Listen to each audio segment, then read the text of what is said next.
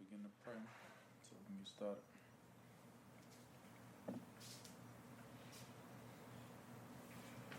Okay. Dear Heavenly Parents, we come to you in prayer saying thank you for another day that you have given to us, that we may be able to get into your word, that we may be able to learn and grow. We thank you for your patience, your grace, your mercy, your long suffering, your kindness towards us, your power, your strength, your grace. We pray that you continue to work in all of us that are of Israel, and that you will grant us the same, that we may be able to walk as you are in this world. And we thank you that you give us rest, peace, salvation in times of need. We pray for all those that will be entering in, that they receive the same meat and wine in which we drink and eat. Thank you for your love and kindness and your care. Pray for your spirit as we go into your word, spirit of truth, spirit of understanding, spirit of wisdom, spirit of knowledge. And in your name we pray forever and ever. Hallelujah. Hallelujah. The erasers.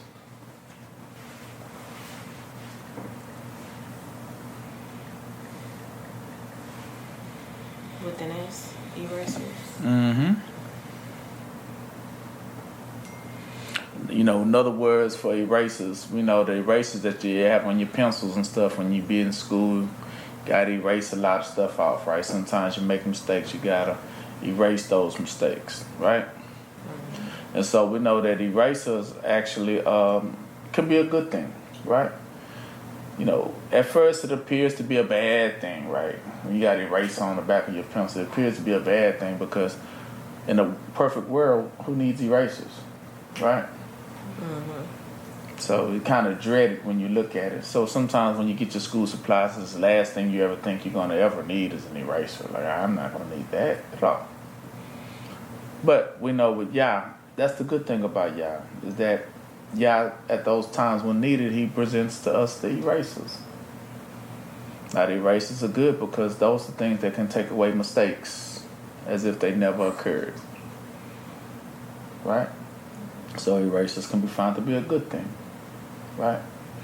What are some erasers that we dread to see coming, but after it's done, we say, oh, okay, I get it. And then the world's a better place. I can even name one insect that's definitely in the category of an eraser. A fly. We dread them when we see them coming, but we know that they're definitely there for a good reason because they just said something dies, right? An animal dies in the middle of the street, and its carcasses is just laying there, right? The fly will come. We dread it because we're like, ooh, flies are so nasty, so nasty, so nasty. But give it a little time, and what does it do to that dead meat? Makes it disappear. As if it was what? Never there. Mm-hmm. And then the world is a very good, better place, isn't it? Because at first, when a dead thing lays there, for sure it starts to stink, doesn't it? Mm-hmm. And it corrodes as its carcass decomposes.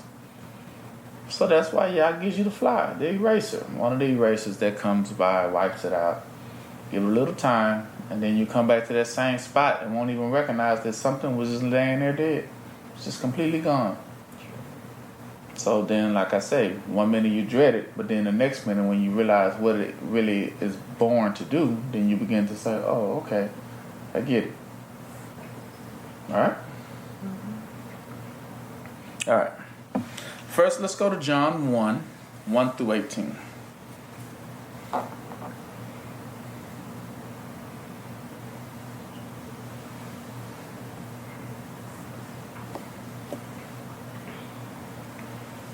Now, in the beginning was the Word, and the Word was with Yah, and the Word was Yah. The same was in the beginning with Yah. All things were made by him, and without him was not anything made that was made. Right? So what did he make? Everything. Everything. Who made it? Yeah. Did Yah make it? Yeah. Mm-hmm.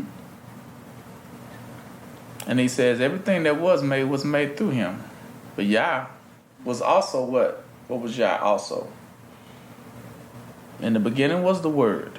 And the Word was with Yah. And the Word also was Yah. The Word. The Word. And that same was in the beginning with Yah. So when Yah was creating everything on earth, he also had what? The Word. So why did he say that he had the Word in the beginning with him? And that all things were made by him.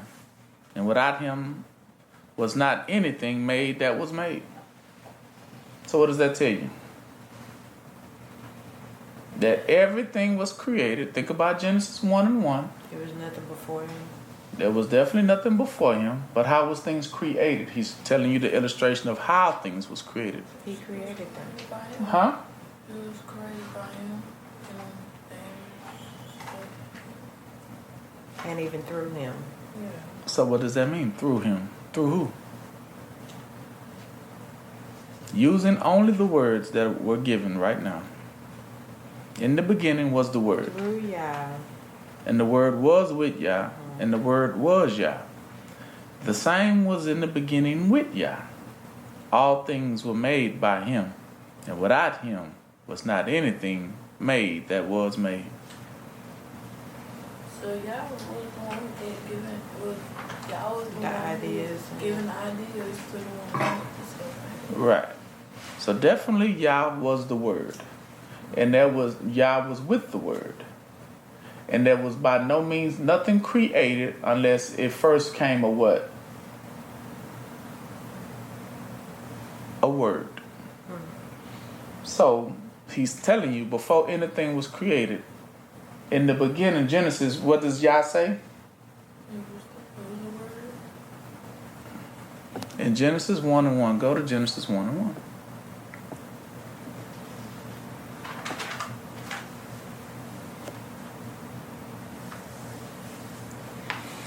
In the beginning, Yah created the heavens and earth. And the earth was without form, you see, and void. And darkness was upon the face of the deep. And the Spirit of Yah moved upon the face of the waters.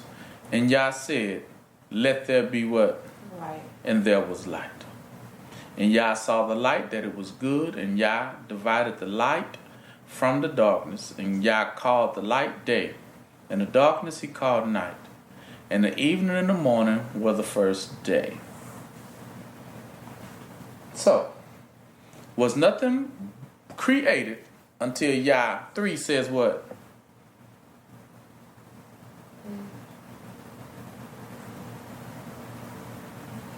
Genesis 1:3 says what?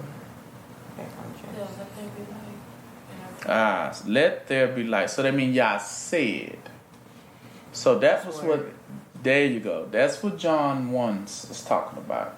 Nothing was, the Word was with Yah. And the Word was Yah, meaning everything that Yah wanted. And nothing was created until Yah first said, let there what? Be light. So that means he spoke it. So he didn't make nothing without doing what first? Speaking. That's what it means. Yah is the Speaking word. word. He has to speak it first. So there's nothing created unless Yah gives it permission to be what? Created through his word. That's what it means. The word goes out and it doesn't come back what? Void. So once he speaks it, it goes into existence. So that's what it meant. In the beginning was the Word, and the Word was with Yah. All right? Let's go back to John. Back to John 1. There's nothing, everything was created by the Word, and the Word was with Yah.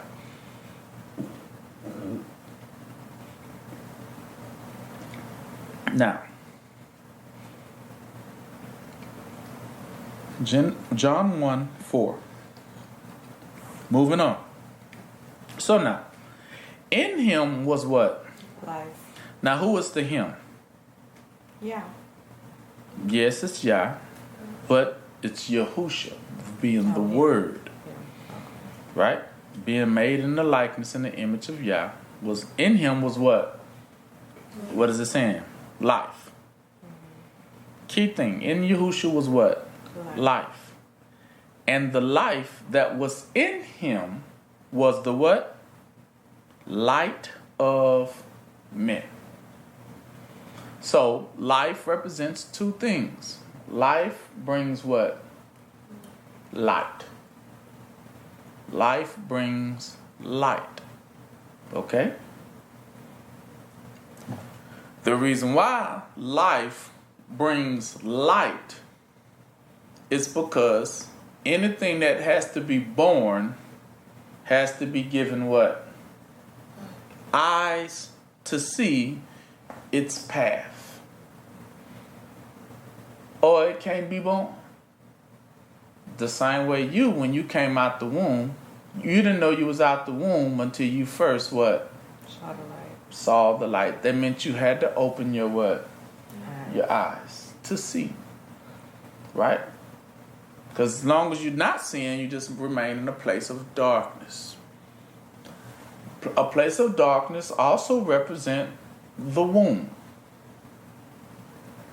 The womb represents a place of what? Captivity. Long as you're in darkness, you're not allowed to move, per se. Right? Can't move in darkness, can you? Because you don't even know you are moving. This is that proverbial treadmill. Going nowhere. But until you receive your vision, then you begin to see the path that is what? Ahead of you. Right? Other than that, you're just walking in a circle. You need vision to see the path that is what? Ahead of you. That's what he was referring to in 4. In him was life. And the life was the light of men, like the flashlight. You can't see nothing if you can't see where you're going if you ain't got no light, right? You got to be able to see. You need clarity to see. So he's telling you in the beginning the world was just full of what? Darkness, meaning nobody could see nothing. No one was going anywhere. No one was ever going to make it out. You're just in complete darkness, right? No one goes nowhere. That's what darkness means, and that is a state of captivity. Darkness also, what is darkness? It is called Blindness. It is called blindness. Why is it blindness? Because you what?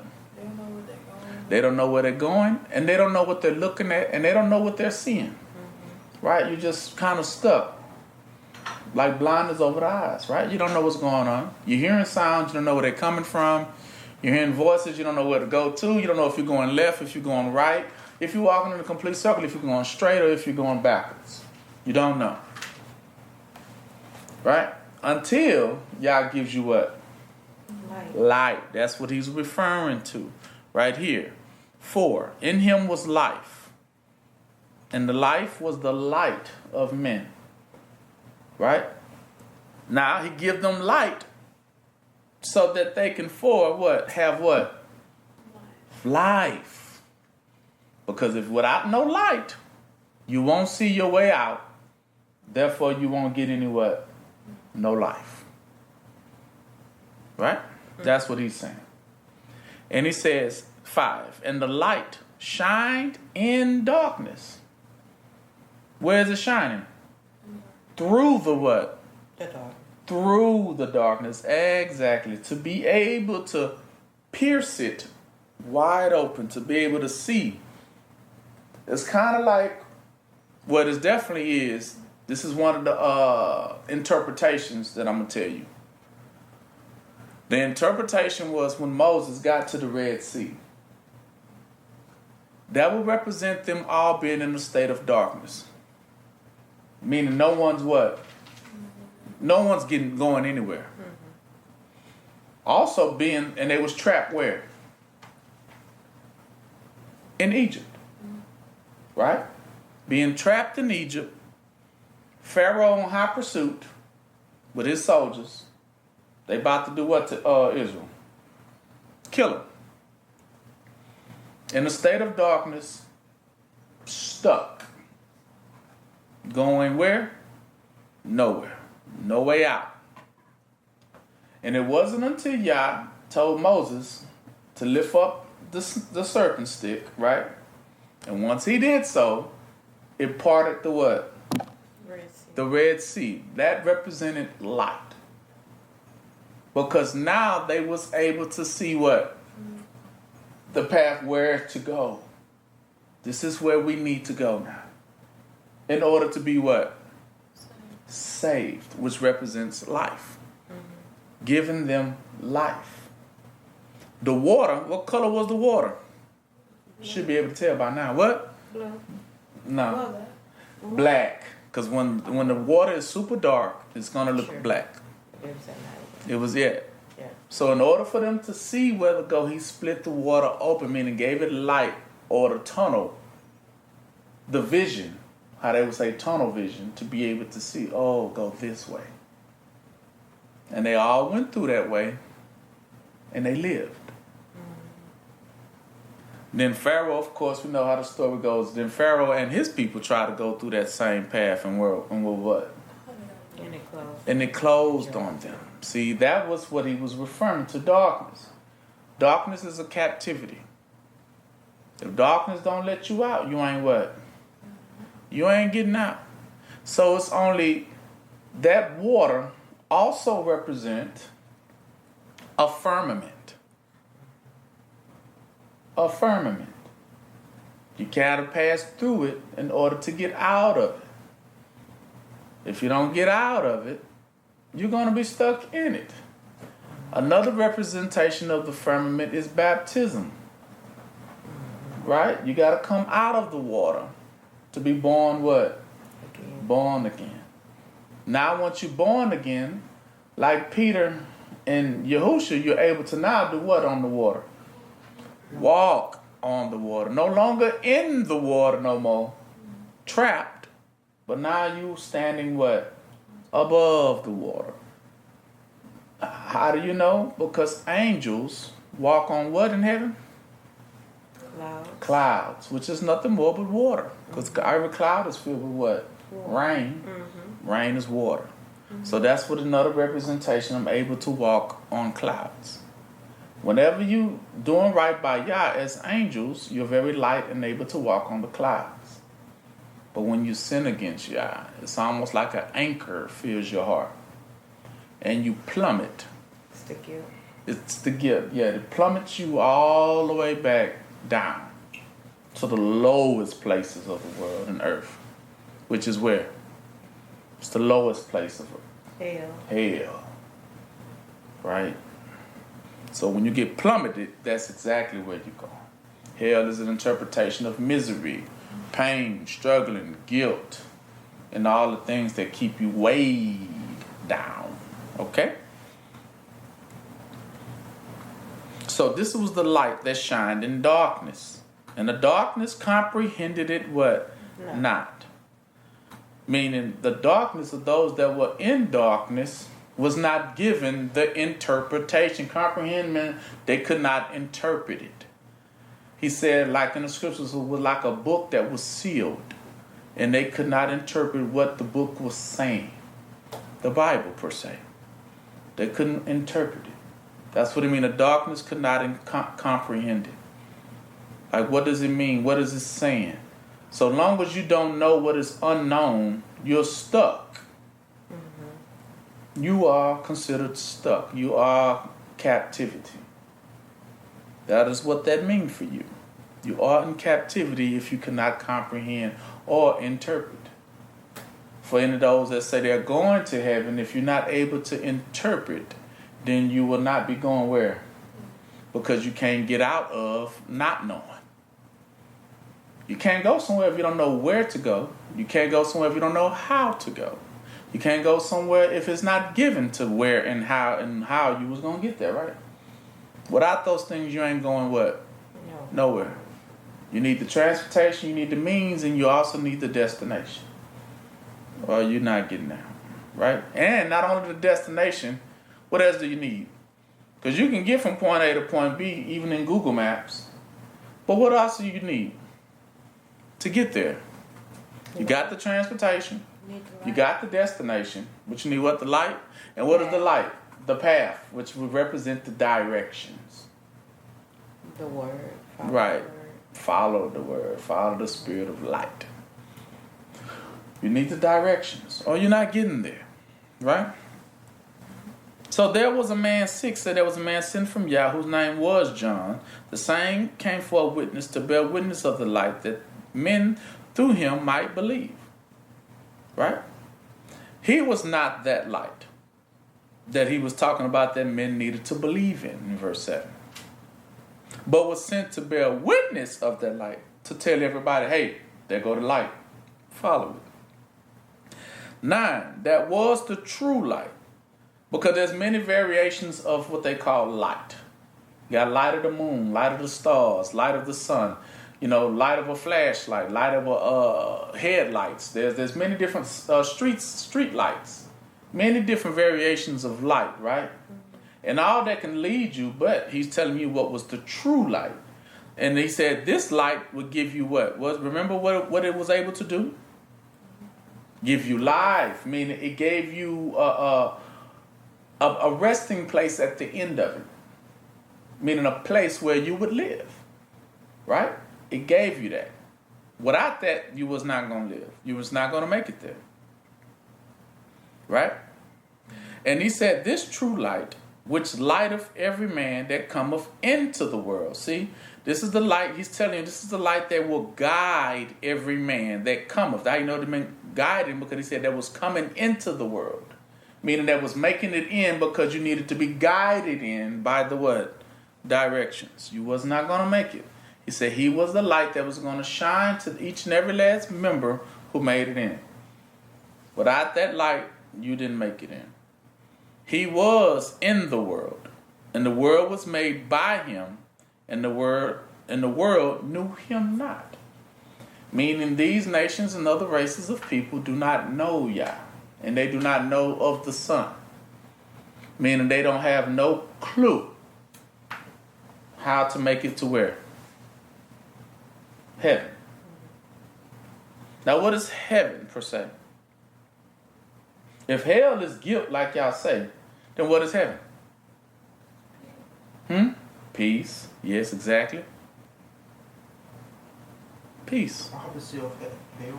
What is hell then? Hell is guilt, we have described. Guiltless. There you go. There's no guilt. That means when there is no guilt, that takes off what they call the proverbial chains. Now you're able to move when there is no guilt. But whenever there's guilt, you are chained down. You can't go nowhere. But whenever the guilt, remember Samson, once he got all his hair cut off, what they put on him? Bunch of chains. Couldn't go nowhere then. Stuck. Right?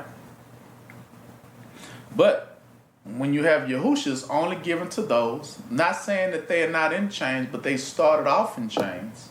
But Yahusha is the one who comes through that spirit of light that does what to the chains? He breaks the chains. He breaks the cords. He breaks off the knots and things they've used it in sentences and judgments that people have used against you. He breaks the witchcrafts. He breaks the spells. All the things that people have used it to bind you down, Yah has now sent his son to do what? To break you free from all of those things that kept you what? In that state of what? Misery, which they just said is hell for you.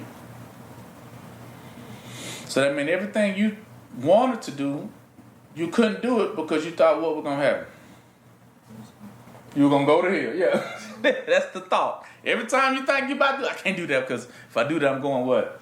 Going to hell. If I do that, I'm going to hell. If I do that, I'm going to hell. With you being that way, there's no way you can truly move. There's no freedom of movement with a person like you. Because you will always fight yourself, and it's you wrestling against your own self to break free to doing anything good because you're so afraid to do something good because you're thinking that if I do it, I'm going to go to hell. And I'm already in hell. and everything's scary and and that's how you always are in that state of hell.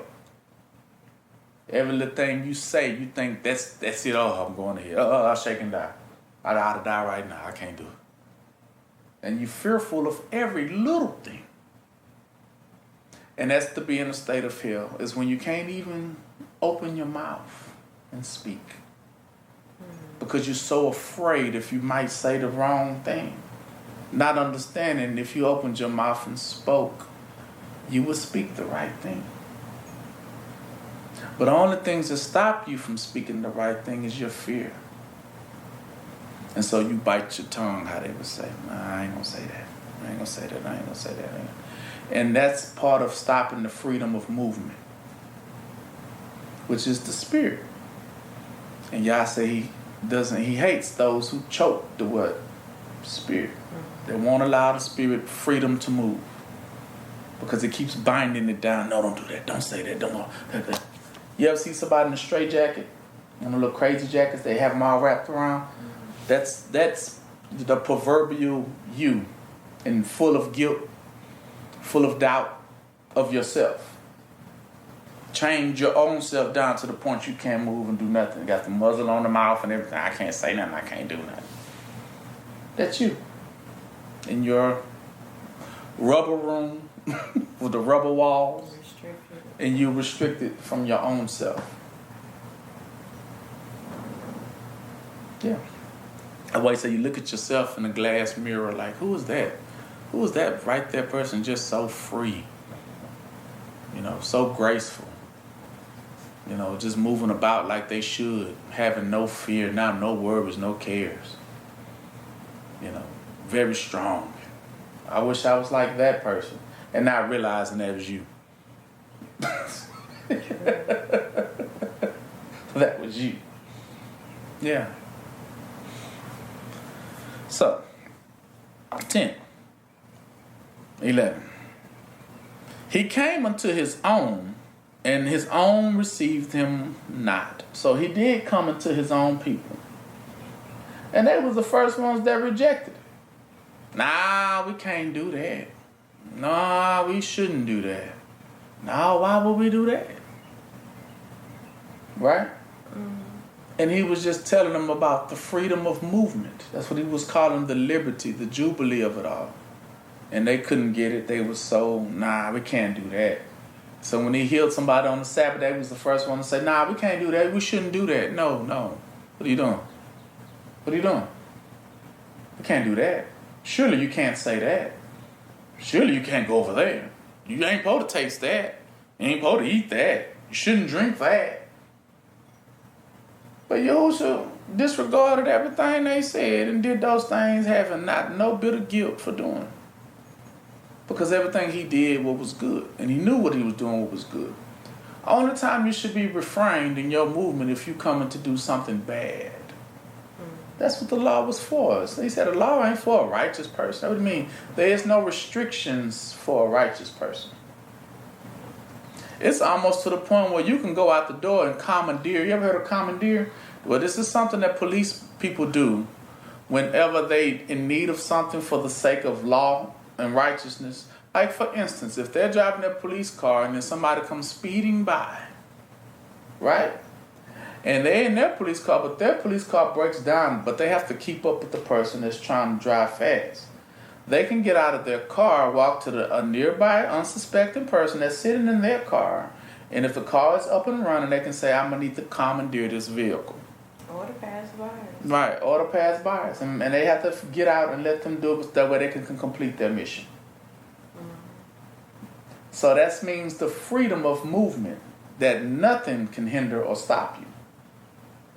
That is the commandeer.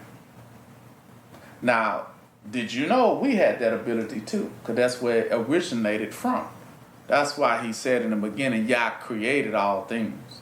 And all things was created by him and for him. So that meant there was nothing that was not his right to take if he needed to do so. Nothing. There was nothing out of his reach, basically. If he needed it for a purpose of, but what is the purpose he could use it for? To complete the mission. To complete the mission. Now, what is the mission of every police? Should it be? Protect and serve. To protect and serve. Now, another way of saying protect and serve is righteousness. So anytime for the sake of what? Righteousness, everything can be commandeered for the sake of righteousness only, though. This, every pastor knows. That's why you see these pastors will use this ability to gain the things they have gained. Saying, well, this is for the Lord's work. That's how they would say it. Oh, if I need this for the Lord's work, I need that for the Lord's work. And so they would be having jets, mansions, bunch of cars, big buildings. But they said they needed it all for the work of what? The Lord. See, because they was using the ability of what they call to commandeer. But it was a manipulation because they never did use it for those purposes. It wasn't for righteousness, as you can clearly see. Now, the same way they use this ability, governments use this same ability too, which was given by Yah, but it was only given to the righteous. That's why he said the righteous, there is no law for the righteous because they're not under what? Restrictions. Y'all still with me? Yes. Understand. What is your power? What is your ability? Okay. Because that was nothing that Yahushua ever was hindered from taking or using, was it? Nothing. That's why they were steady trying to get him to feel something, but he didn't feel what they was wanting him to feel. Right? He was kind of numb to those things. Like they steady trying to make him feel guilty, make him feel fearful, but he just wasn't that type of guy. He was like, I don't feel that. I can't. Right? You know how somebody be telling you, you can't, but then you be like, but I can. Right, exactly. But steady, people steady trying to argue with you that you can't. You can't do that. You can't. But you steady like, but why? Right? But I can. Right? Exactly. So that's what he says. So 12. But as many though, because since his own did not receive him, but as many as received them, to them he gave power. See? He gave them that same what? Power. Same power. To become the sons of Yah, sons and daughters of Yah, even to them that believe on his name of what? Righteousness, that he was sent by the Father. And now he's going to give you some of the things that they carry about within them that others don't have. He says, which were born not of blood, nor of the will of the flesh, nor of the will of man, but of who? Yeah. But of Yah. So he's telling you, first of all, they was not created. He's telling you how they were not created. That's going to be the big difference between those who say they are and those that are not. He said, first of all, they were born not of blood, meaning they was not created by. These are the things they was not created by, meaning given the power by these particular sorts. He said these people gave them no power. You know what I'm talking about? Or much rather, they didn't get their power from them. Or how they would say the authority didn't come from them. Remember we were talking about the power to commandeer? Now the government said we get the power to commandeer by our own selves. By the president said I can come. So that's what it means. This is the people who would love to say where their power came from. You know what I'm talking about? Well, why can you do that? Well, my authority was given by the president. Another person said my authority was given by the police. My authority was given by, they naming people. But not one of them said my authority was given by who? Yeah, exactly. Not one of them would dare say that. So he said, not of blood, meaning my authority was not given because of I was born from, tribe of Benjamin, from this stock. I was from the Edomite. Yeah, we ain't using blood. That's what he's saying. We're not using bloodlines for this one. You ain't gonna be talking about because the power of the bloodline. No. Then he says, well, nor of the will of the flesh.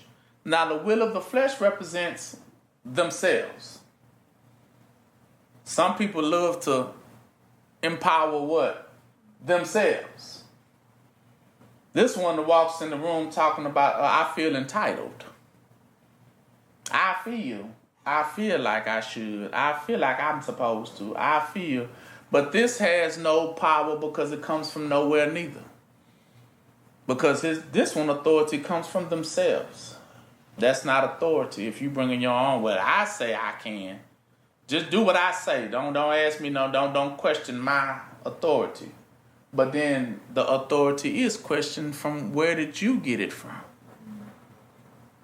But these are the ones that love to say, don't even ask them that question. See how they tricked you? Don't ask.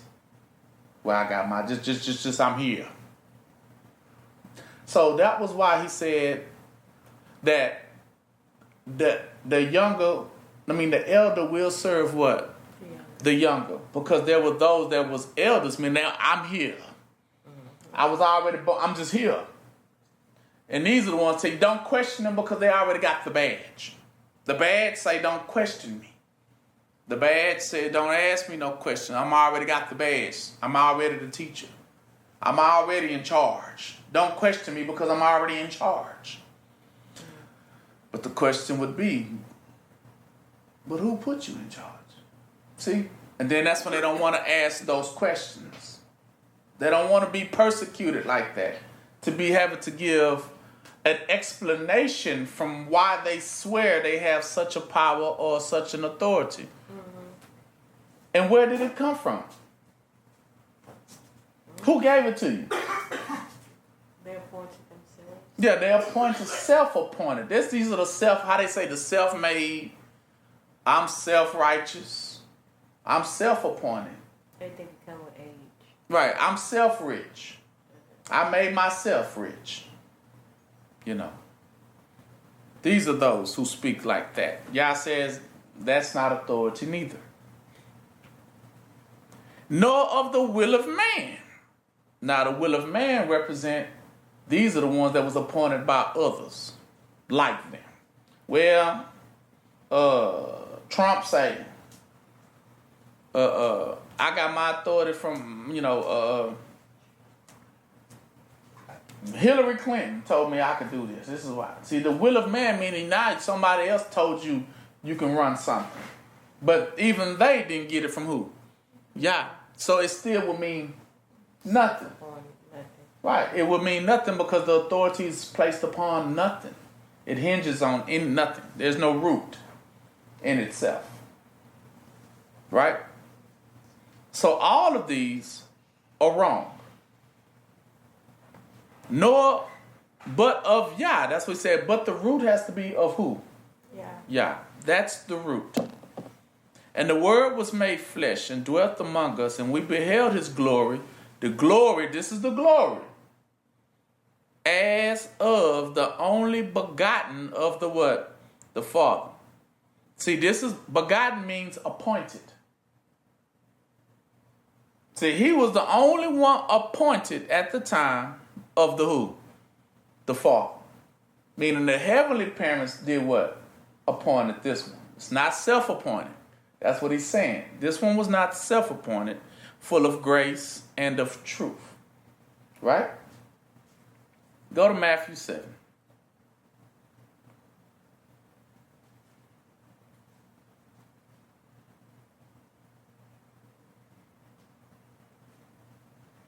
No, not Matthew 7. I'm sorry.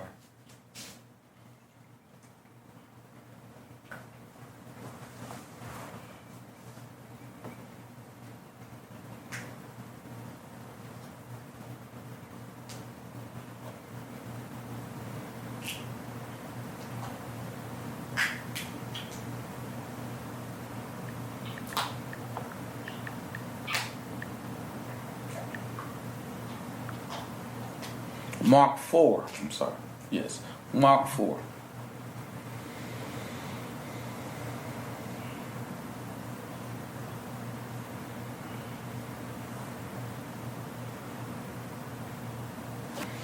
Okay, 4 and 1.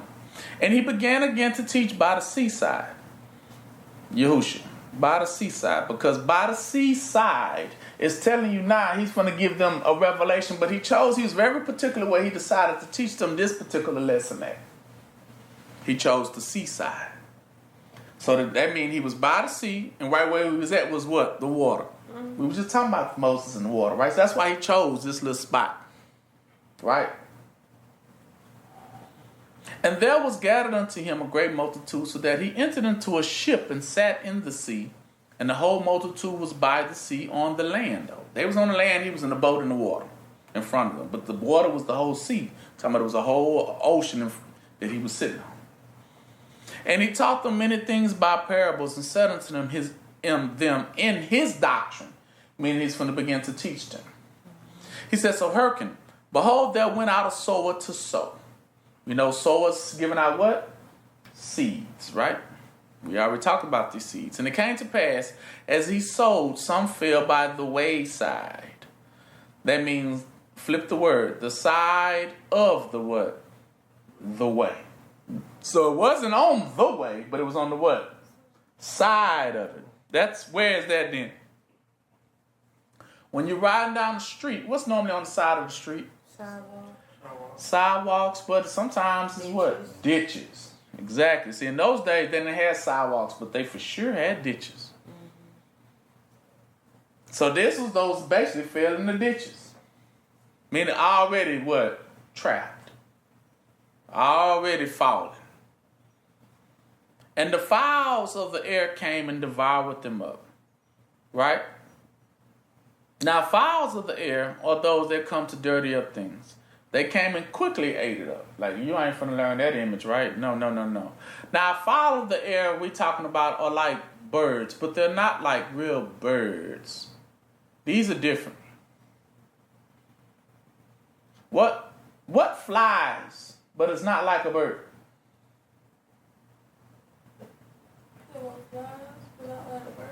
Mm-hmm. Bee? No. So We're not talking about insects. So it flies, but it's not Plane? a bird. No, it's still an animal. Oh. Still talking about animals, but it's not an insect. But it flies like a bird, but it's not a bird.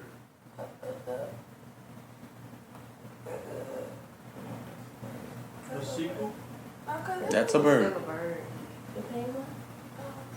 Mm-mm. Which one of those long leg ones, man? True. It's a long leg. It's not a bird? Oh, A yeah. fly, Yeah, dragon? it's still a Mhm. bird. A dragon? Dragons could be placed in that category. Yeah, dragons is a good one too. Because the reason why, for instance, dragon will be put in that category because it flies, but yet it's not a bird. You see, a dragon is a reptile that flies.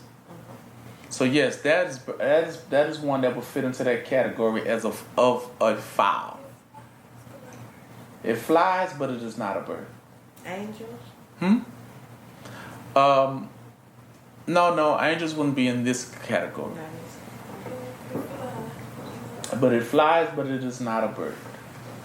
There's another one that flies, but it is not a bird. Dragons is definitely one of them that flies, but it is not a bird because it is a reptile that flies. But actually, the reason why, what makes it a fowl is because it shouldn't be flying in the what? In the first place. Exactly. So that's why he calls these fowls.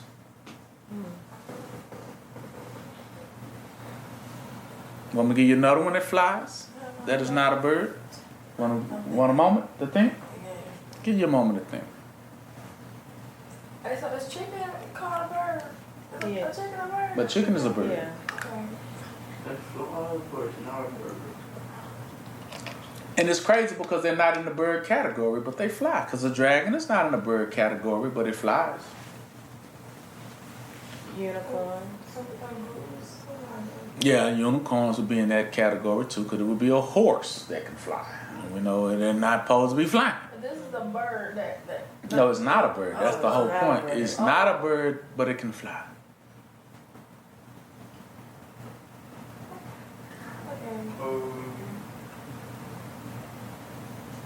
But it looks like a bird. Yeah, because it got wings. Or a hawk. A hawk is a The hawk bird. is a bird. You see that thing mixed up with a lion and a bird? Mm-mm. Mm-mm. Okay. Hawk is a bird. Okay, well, You give up? A griffin? Yeah, a griffin, because a griffin is slash Hawk. lion and bird. So a griffin, yeah, we'll fit in that category too. But actually, it was referring to another one that we know is a bat. A bat. A bat is not a bird, but it flies. A bat was never a bird. I didn't know Hmm? that. I didn't know a bat wasn't a bird. A bat is not a bird. Actually, a bat is a rat. Hmm. A rat. A flying rat. Yeah. It's the rat that flies. We all know that. I mean, look it up. It's in the mouse category. Hmm. Yeah, it flies. So that's what it means. Those that foul up the air, full of things that shouldn't be flying, but they be flying around. You know, they ain't supposed to be there. So a bat. Hmm. Dragon, yeah, bat, dragons. And you know why they ain't supposed to be flying? Because those are creatures of the what? Night. Night. Ah, yeah, that's what makes them fowls. I Creatures. would have known if you said darkness. Mm-hmm. Creatures of the night. Mm-hmm. Like Batman. Creatures of the night. Want to fly around. You know, get into. Now he says, now that's what he was talking about right here. And he says, and it came to pass as he sowed, some fell by the wayside in verse 4, and the fowls of the air came and devoured it up. Ah, like dragons and bats. Because a bat is a rodent. It's in the rodent family. It's in the rodent family. It's not in the bird family at all, but it's in the rodent family. You already asked, is a rat a rodent? Yeah, like a rat. Oh, you said it's the only mammal that's capable of flight. Mm-hmm. Of the what family?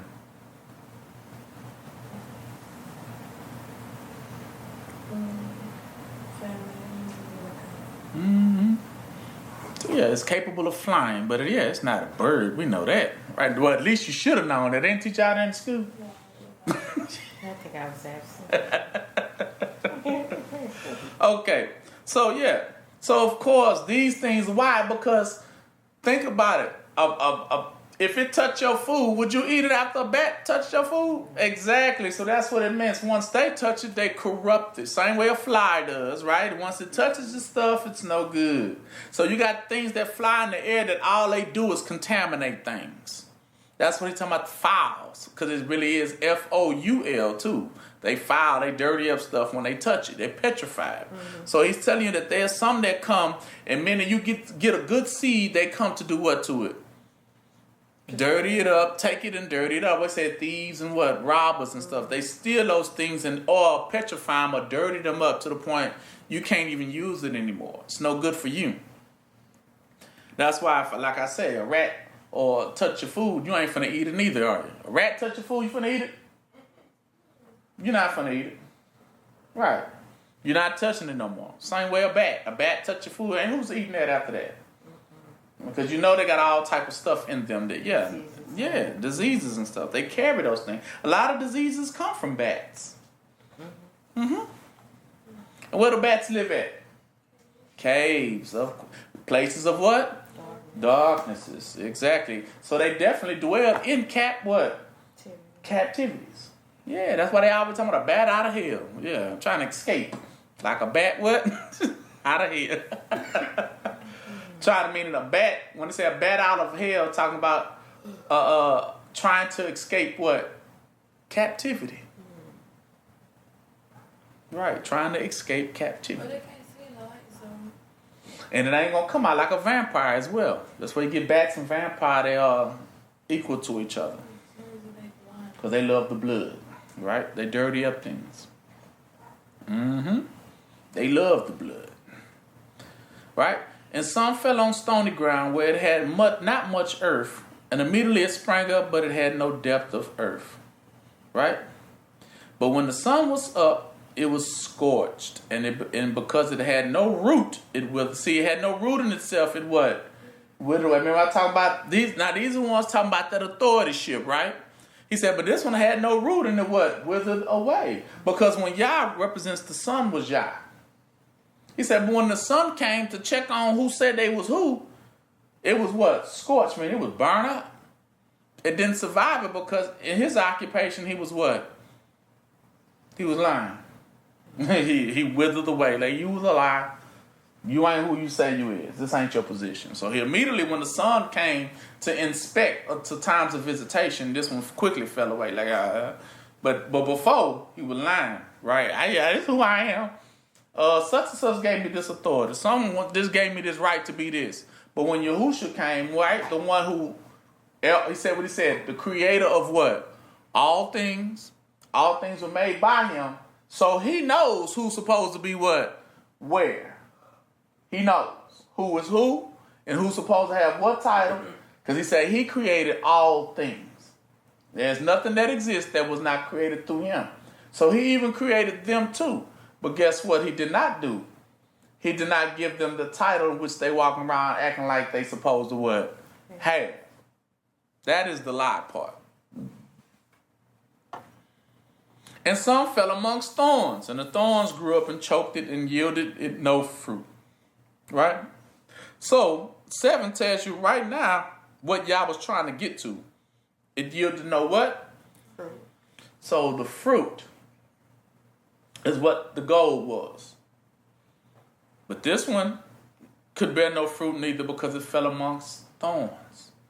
Thorns represent thorns and thistles. These are the things that come to choke out that word as well. You know what I mean? Meaning when you get that image of that seed, it comes to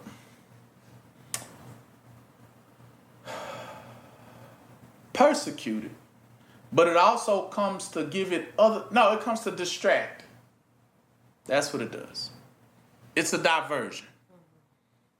The thorn is a diversion. Right? And therefore you yield no fruit because you've been given a diversion. Another path. Right? And you went after that and you yielded no fruit because now they was able to get you off course. So that's what thorns are there to do. Do what? Get you off course. Get you off course. These are the distractions, the advertisements, the things that can get you off course and have you going another route that Yah did not put you on. Because you didn't bear no fruit going that path. Meaning it's a dead end. Mm-hmm. And somebody's trying to set you up to make you go down a dead end. There's no life that way. Right, and there's no life that way. See, that's the point. Yeah, life. You yielded no fruit. You yielded nothing that was going to get you free. Mm-hmm. It was just a dead end. It didn't get you out. Doing that work did not help you. Yeah, it just drained you, and then you didn't get nowhere with it. Right? Going nowhere fast. Now, 8, but the other fell on good ground and did yield fruit. See, that sprang up and increased and brought forth what? Some 30, some 60, and some 100. And he said unto him, he that has an ear, let him hear. And when he was alone, there were about just him the 12, asked of him that parable again. You see, in the beginning, he said he was speaking amongst a bunch of people by the seaside, remember? Mm-hmm. And he knew everybody wasn't going to get it, didn't he? So it came back up 10 when he was just with the who? With the 12. Just the 12 now. And they asked him of that parable again. They saying basically probably wait till later on in the day when they got along. Now this became now of a private what? Interpretation. And so he begins to break it down to them, right?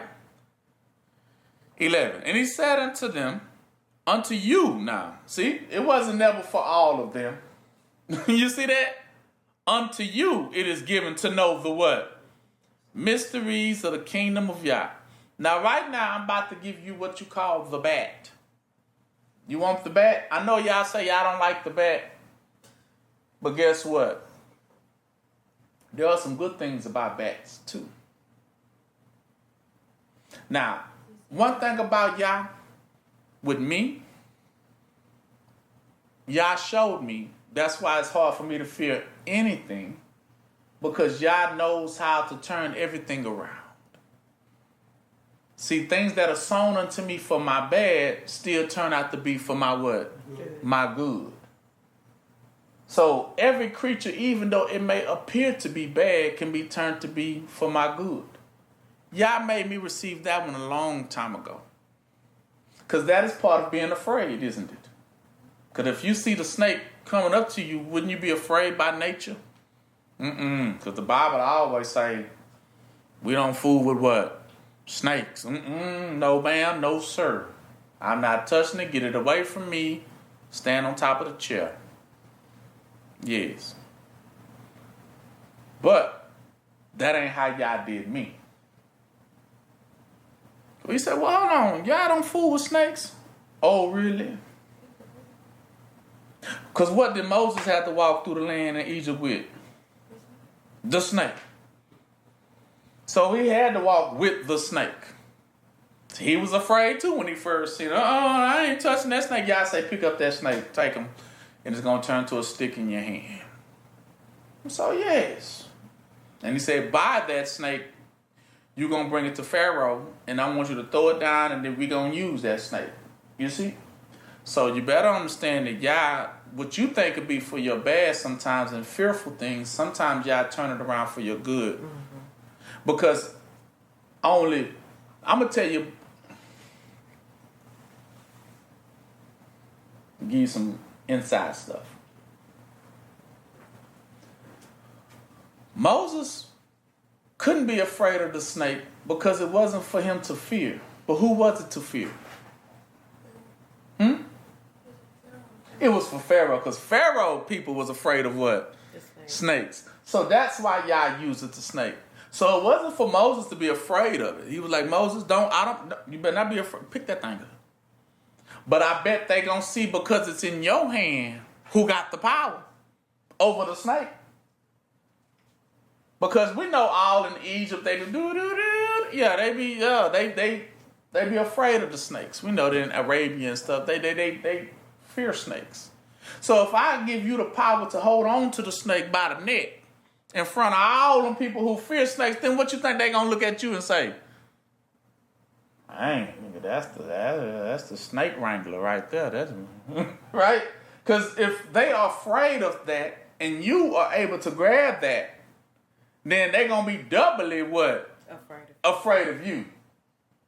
That's what that was representing. Because this is something they fear. Like, can't nobody deal with the snake. And look at him just holding the snake playing with it like a pet. So they're going to be doubly afraid of you. So you got to understand. Yah will allow you to do something because he knows what they are afraid of. So Yah will give you their fears and put it in your hand. And say, now go to them. Bring it to them their own what? Fears in your hand. So that's what he was showing them, that I'm carrying y'all fear in my hand. And if y'all do right, you'll make it. But if you do wrong, this snake gonna do what? Tear y'all down.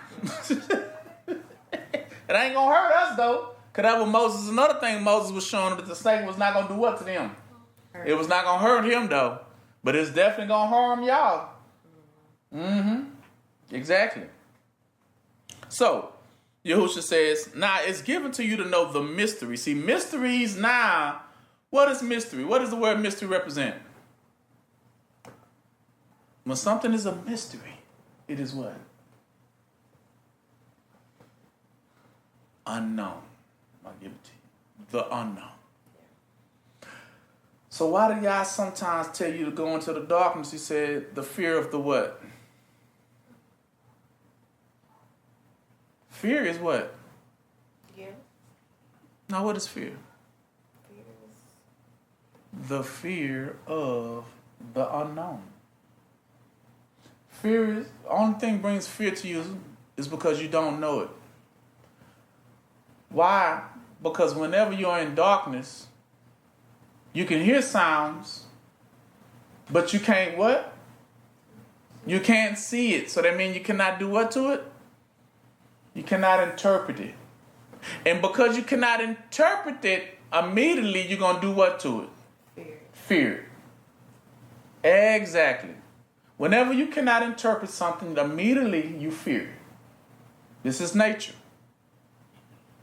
So when you see the snakes slithering on you because you don't know how to slither, immediately you're going to get what? Afraid of it because you can't interpret its presentation. It scares you. Right? Because the first thing you want to ask it, are you coming for my good or are you coming for my bad? That's what you wish you can ask it, right? But it comes too quick before you can really get it out your mouth, right? And now you just don't know what it's coming for. And then at that moment, because you don't know what it's coming for, what you normally do? Huh? You what? You get scared and do what? Huh? When you get scared, what do? Some of us freeze up. You ever seen those type of people? Yeah.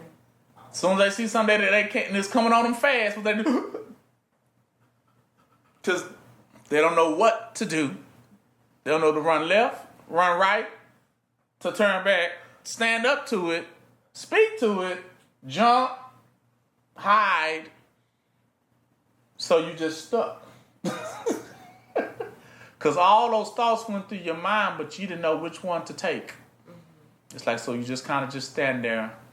Some people faint. Like, oh. The fear is off.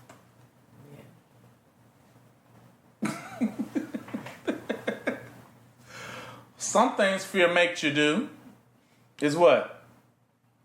Lash out. Now, those that do that too. I've seen it personally, firsthand. Some people, when they get fear, they attack because they have what? Fear. Now, I'm going to tell you who does that. Some Edomites do that. When they get afraid of something, they lash out at it because they don't know what to do with it. They don't know how to embrace it. So the first thing they do is try to what? Kill it. They rather kill it. How they say, shoot first, ask questions later. Because that's when you don't know what you can. No one knows if it's harmless or will it come. But you just know, shoot it down. How do you know? That's what they do first. Every movie tell you that. Let's say an alien come out of space right now. Yeah, exactly. They're going to bomb it, shoot it down, kill it first, and then try to dissect it later. Like, okay, now let's be reasonable with it. It's dead. Let's just see what this can do. You know, it's dead now. Now you want to dissect it after it's dead. Meaning you want to be reasonable because it's dead. It can't fight back. But while it was alive, right? You were so afraid of it. The first thing, the initial thing to do for Esau when he sees something comes that he cannot explain. That's what they call it, UFO. Unidentified, meaning uninterpreted, flying object. What do they do to it? Shoot it down.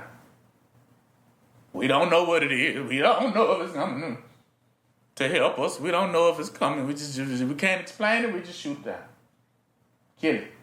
And then try to explain it afterwards. Oh, that was just something, you know. Don't worry, y'all, it's dead now. That's the most important thing. It's dead now. We shot it down. We're about to go back to work. You know, it won't bug us. Then they'll pull it behind the scenes and put up the tents, and they be experimenting on it. Okay, let's see what this thing really can do. Then they want to ask it, what is your name? Like, no, you could have asked that when it was alive. So, the unknown is what people fear. Now, that's the mysteries of Yah. Those mysteries, he said he doesn't give it to everybody because that's, of course, they don't know how to handle it, first of all. So he says, I will give unto you the mysteries. So like going back to the bat and the snake.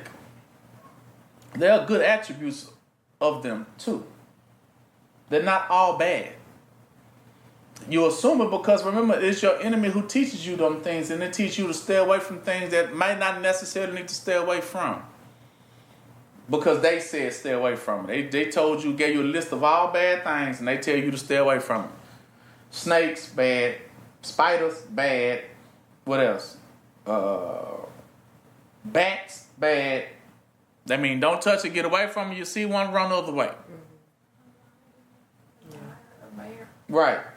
Now, but they're not all bad. Like, for instance, the bat, per se. The essence of them you can receive. They're not just all bad. But think of the bat characteristic. It stays in the dark, right? It hides in caves. But let's flip it. What can it do in the cave? It can see. So it actually has the ability to see what's in the darkness. And it's not afraid of the what? The darkness. It's not afraid of the darkness. And it's actually able to see what is in the darkness. Now, wouldn't that be a great attribute to have? Mm-hmm. That you, first of all, you would know you will hold no fear of the unknown.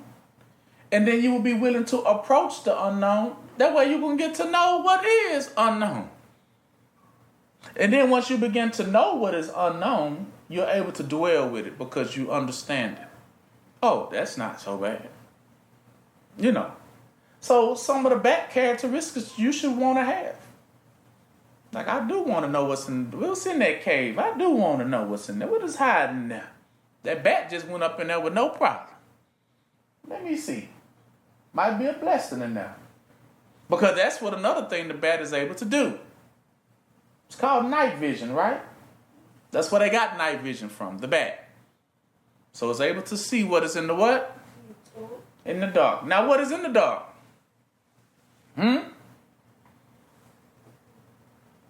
Everything you don't know. Everything you don't know. Even about yourself. So I would love the eyes of the bat to be able to go within myself, in my cave of thoughts, and find out everything that I didn't what? About what? Myself. And that's a pretty good attribute then, huh? So, strive to have that spirit. To not just say, oh, it's a bad bat. No, I don't want the spirit of the bat. No, I actually do. I want to know what's the unknown. Because these are the things he's talking about right now. It is given to know the mysteries of the kingdom of heaven to you. But unto them that are without, all these things are done in what? Parables. Meaning it is done that way they're not able to what? Interpret. Right? Mm-hmm. Without. Where they are without. That means they're not able to come what? Within. See, meaning they're not able to go into what? In the cave. Are you? You say you should be. You should be. We're capable. You are capable of it. Because what he says, unto them, I ain't given the way to go in, but unto you it is. But unto them it's done in similitudes, that they were not under what? Parables. Listen, let me tell you what another word for parables means. He says, to them that are without, I've given them the toy versions of what it means. But unto you, I have given what? The real version. Now you understand it. Now you will understand it. See, I did that. 12, he says, the reason why he did that to them, give them toy versions of truth. 12 is that seeing they may what? They may see and not what? Perceive. See? Meaning not to interpret and never to understand. And hearing they may hear it, but they will not what? Understand it. At least at any time, they should be converted. And their sins should be what? Forgiven them. See? Because that's all it's a matter of. Now converted and their sins should be forgiven. What is that he said that they have the ability to do? What would Yah was going to do for them? Convert them, first of all. And then he was going to forgive them of all their sins. What he was going to do to them? Give them light. Give them light. Give them life. Clear their what? Conscience. Clear their conscience. Meaning clear their guilt. Exactly.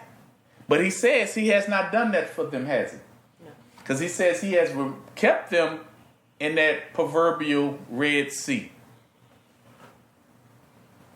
They don't escape it. So he's basically kept them in what? Darkness. He has kept them in darkness. These things they won't see. There is no light given unto them. There is no light. That would mean that root.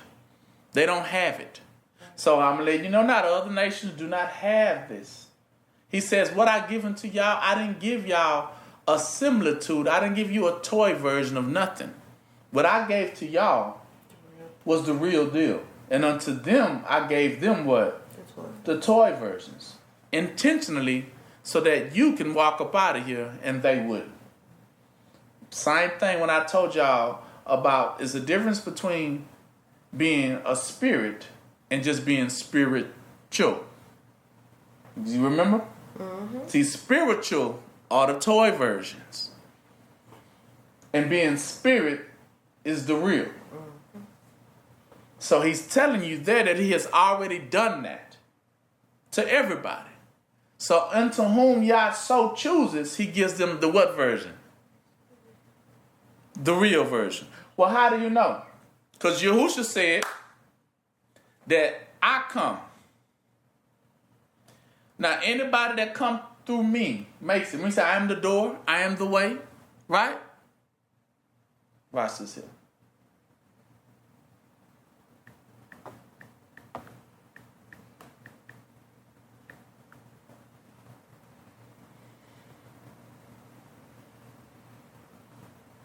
Go to 1 John 4 and 2.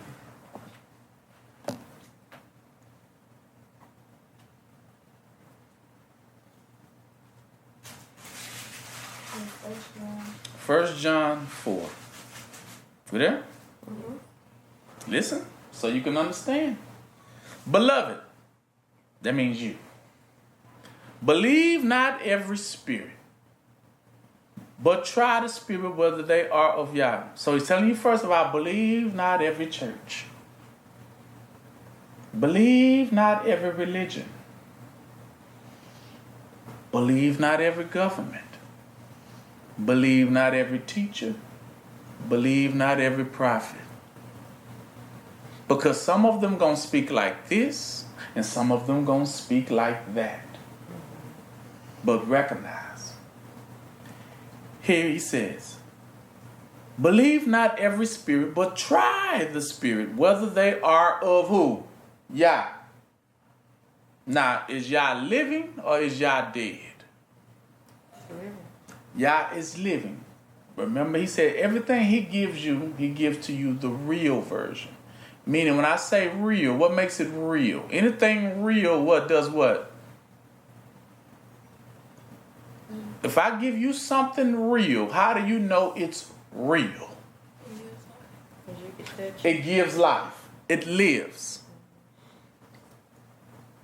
How do you know? Everything Yah gives you, what? Lives. How do you know? Rain comes from heaven. What's in the raindrop? Water. Life. How do you know it's life in the water? Because as soon as that water touches the ground, what grows? Living things. Because the water has life in it. You hear me? Everything Yah gives down to the raindrop has life in it. So there's nothing he gives to you that is dormant or dead. So he's telling you the spirit of Yah. But many false prophets are gone out into the world. So hereby know them now.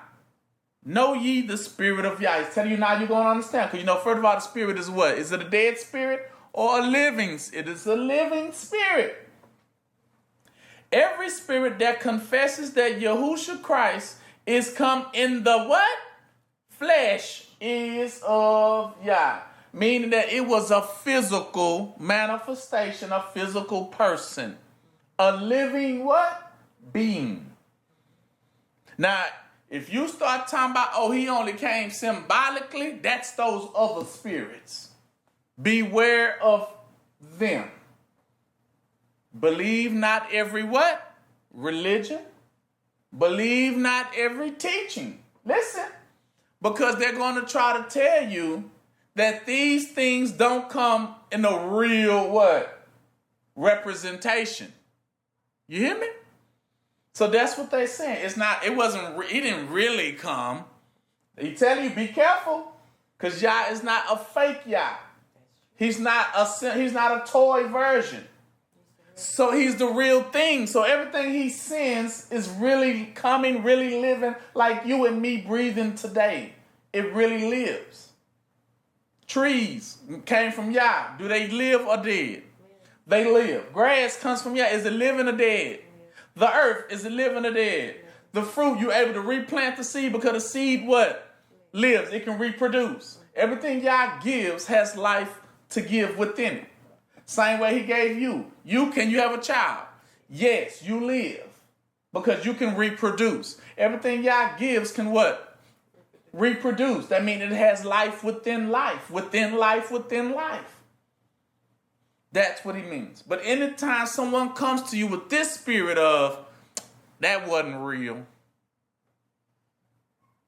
He not talking really. Not really real. He said, believe not that spirit.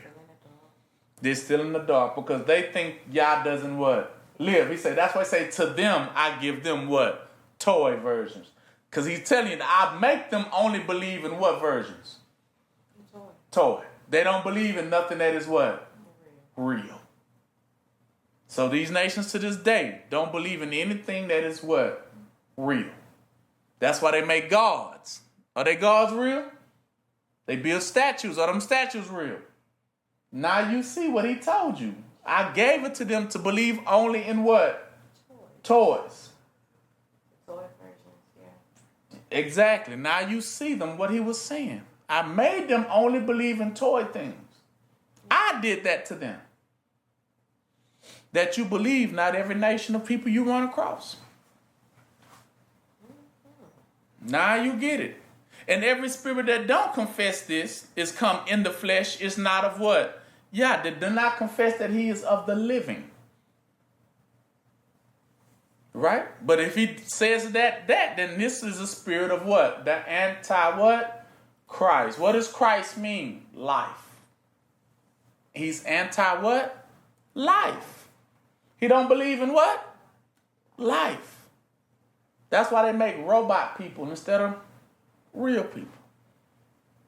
They make AI because they believe, and they put their trust in what? AI. See, they believe in dead things. They put their trust in dead things. They create money. Is money living? Money is what? It's not living. Money is dead. They put their trust in what? Dead things. He's telling you. 4, but you are of Yah. See, little children that have overcome them, because greater is he that is in you than he that is in the what? The world. What is in you that is greater? Because you have what in you? Spirit. You have life. That's the greater. That's what he's telling you. You have something in you that they don't have in them. Life. That is greater than death and weapons of death. What you have in you. Not understanding when you build a statue, what you didn't realize was how much greater you were than that statue. Because guess what? Oh, think about AI. Why you will always be greater than AI. AI is a toy. It's not real. And what it'll never, ever, ever be able to do? Not give life. Before it can give life, it has to first what? Live. So that's what will make you greater ever than AI will ever be, because at least you live at least once. That can never say that. Will never be able to say that. So you will always be greater because at least you can always say, well, at least I did live at least once. I lived. I was alive once. But everything else that you see that is created around you will never have that satisfaction to say. That couch can't get up and say, well, at least I lived once. No, it's dead. Huh? Yeah. So those things will always be jealous of you, because one thing it knows you have that it'll never have is what? Life. That's the great. I always say greater is he that is in you than he that is in the world. The world don't have what in it? Life. And he says, they are of the world, therefore speak they of the world. I mean, that's what they give heed to. And the world heareth them. See? They only believe in what? Dead things. They put their power and trust in what? Dead things. So he said, they hear, but you are of Yah. He that know of Yah heareth us, and he that is not of Yah heareth not us. Hereby we know the spirit of truth and the spirit of what? Error. So we know those that don't have it. Mm-hmm.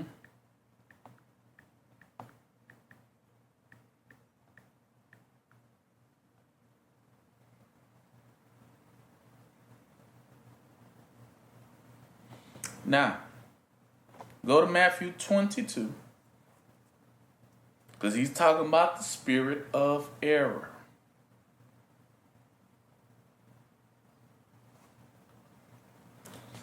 Matthew 22, go down to 29.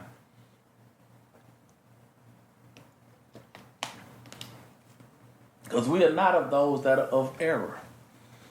Look at it. Yahushua answered and said unto them, you do error. Knowing, and he gonna tell them what they error at. You knowing not the scriptures, nor the power of who? Of Yah. For in the resurrection, talking about those that will be resurrected, they neither marry, nor are given in marriages, but are as the angels of Yah in heaven. Listen. Now, you actually asking, who is he talking about right here? For in the resurrection, they, who is this they? In the resurrection, they neither marry nor are given in marriage, but are as the angels of Yah in heaven. Who is they? Y'all asked about angels earlier. They said there's something that flies too, that they got wings, that ain't a bird. You said angels do that, right? Yeah. All right. Okay. So he says these, when they are resurrected, they are not given into marriages, but are as the angels of Yah in heaven.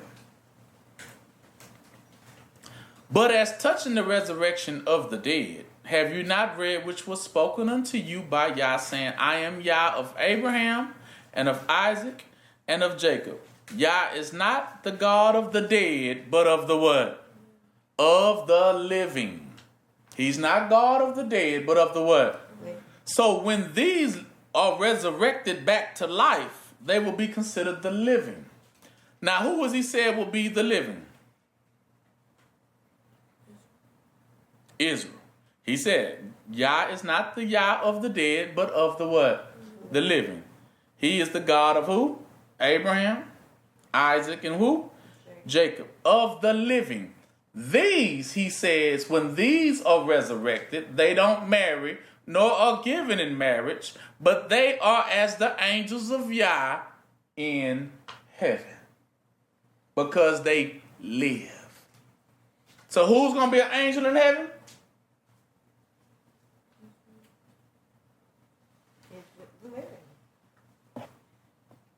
Israel. I know. You said, well, I don't get it.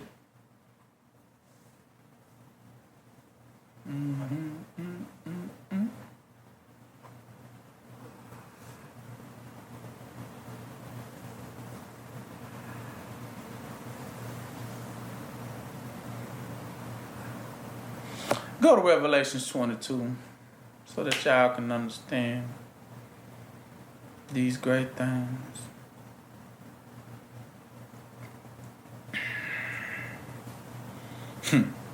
When I read it, I was like, wow, okay, they're 100% right. When he says he's Yah of the living, and they said they become angels from the resurrection. Right? Listen.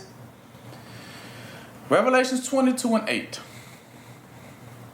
And I, John, saw these things and heard them. And when I had heard and seen, listen, I fell down to worship before the feet of the angel which showed me these things. You heard?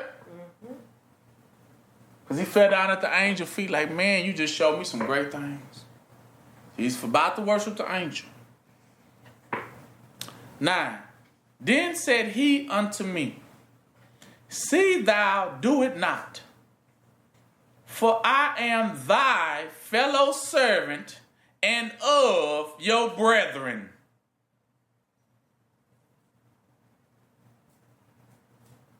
He was of who?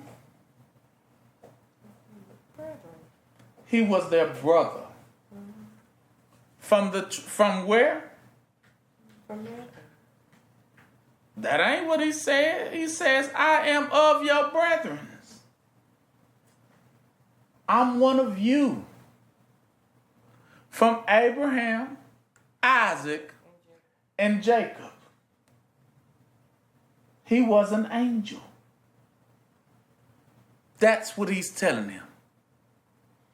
That's why he said, don't bow to me because I am one of your brethren. Y'all didn't see that? Yeah. Let me read it again.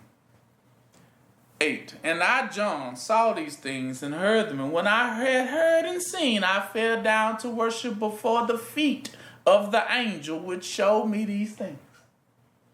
Then said he unto me, see thou do it not, for I am your fellow servant and of your what? Brethren.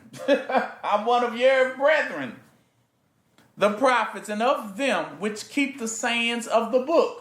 But who you supposed to worship? Yeah. Worship Yah. You see this? So he let you know that what he said in the resurrection. He said he's not the God of the dead, but of the living, of Abraham, Isaac, and what? Jacob. And he says when they are resurrected, they become like what? Brothers. Siblings. Yeah. What verse were we just on? Go back. Because y'all missing it. What? Going back to that one? Mm-hmm. It's in Matthew what?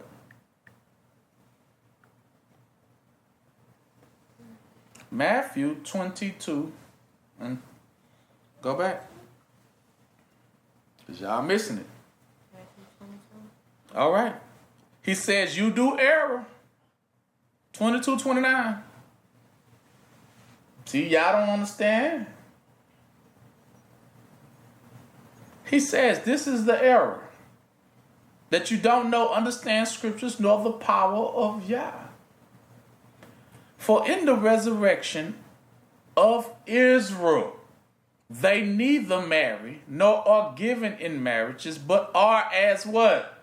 Angels of Yah. They become the angels of Yah. So that you didn't understand, they weren't talking about nobody else. He even tells you, but as touching 31, but as touching the resurrection of this dead, meaning to raise them from the dead, have you not read which was spoken unto you by Yah, saying, I am the God of who? Abraham, of Isaac, and of Jacob. God is not the God of the dead, but of the what? Living. Okay, Revelations 22.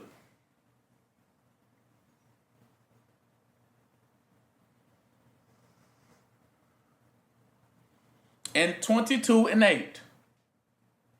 And I, John, saw these things and heard them. And when I had heard and seen, I fell down to worship before the feet of the angel, which showed me these things. And then he said unto me, see thou do it not, for I am your fellow servant and of your brethren, the prophets. He was of Abraham, what? Isaac, and Jacob. You remember he said those that are in the resurrection of Abraham, Isaac, and Jacob become what? Angels. He was a what? Angel. And he said, I am of your fellow what? Brothers. I am one of your brothers. That's why he said, don't worship me, but worship Yah. So that you will understand that when he says in the resurrection, he's talking about to take you from amongst what? The dead. He said, you're not given into marriages at that point. You become as angels. But we're going to find out what happens to the dead, though. What will happen to the dead? All right. John 3:36.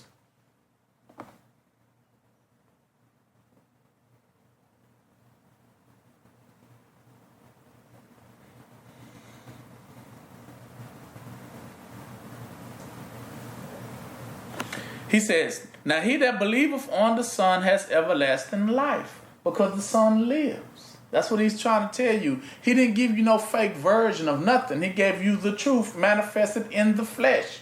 A real physical specimen, a special person that was the Son of Yah on earth, walking and talking in the physical body. That's what he said. I don't do nothing. He said, for those who have other spirits and other religions and other teachings, this is what they teach. That stuff is just only symbolic or toy versions of things. It's never the truth. But he's telling you the truth is what is real. That's what he's telling you. I'm not going to do anything in the symbol of nothing. He says, I don't even teach. My Abraham, Isaac, and Jacob were never taught symbolically about nothing. He that believe on the Son now has everlasting life, but he that believe not in the Son shall not see life, but the wrath of Yah abideth on him. So he's telling you, I have already reserved those other nations to only have what? He said, I give them just parables. What he said, I give them toy versions to keep them what? Right where they are at. But unto Abraham, Isaac, and Jacob, for their lineage, I give them real things. I give them life. That way they're able to interpret the difference and not fall for the spirit and tricks of people who only got symbolic things. That's what we tell you. Don't believe, test them. Find out if their spirit is true, if their religion is true. Because he said this is how you will know. Because the religion is not based on what type of things. Listen. If your religion is based on toy versions and symbolic versions of things and spiritual versions of things, it is not the what? Real thing. It's not the real thing. So that religion is a what? False. It's a false, it's a lie. He said, I don't even do, that was I'm the God of the living. I don't even do toy nothings.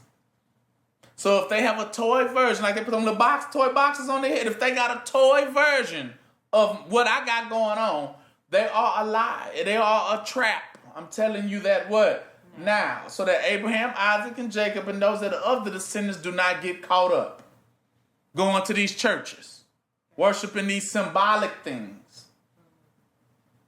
I don't. How do you know? Watch this here.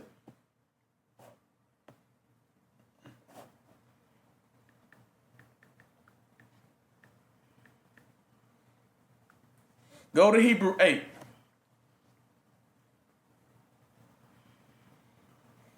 8 and 5.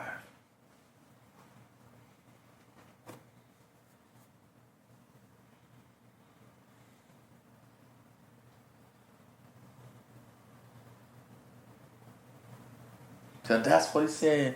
Greater is he that is in you than they that is in the world. Because they don't have the living in them. They only worship toys and symbolic things. They don't. That's why they build little statues. Because they don't have the living. Real. They don't have the real. They don't have the truth. Truth is what is real. Truth is what is real. Everything that is not truth, meaning it is a lie or a copy of the what? Truth. Because truth is what? Real. It's real. Or orange. You open up the orange. You bust it down slice by slice. You get the seed in it because it's what? It's real. Mm-hmm. Or you can get you a plastic orange. That's them. They will give you a plastic orange. Yeah, here you go. And you're looking at this is plastic. It's not real. Right? That's them. He says, I give them only fake versions of it. I never gave them the truth. Truth meaning I never gave them what was what? Real. He admits it. So that you will understand. Not to follow behind them. Go down to 8.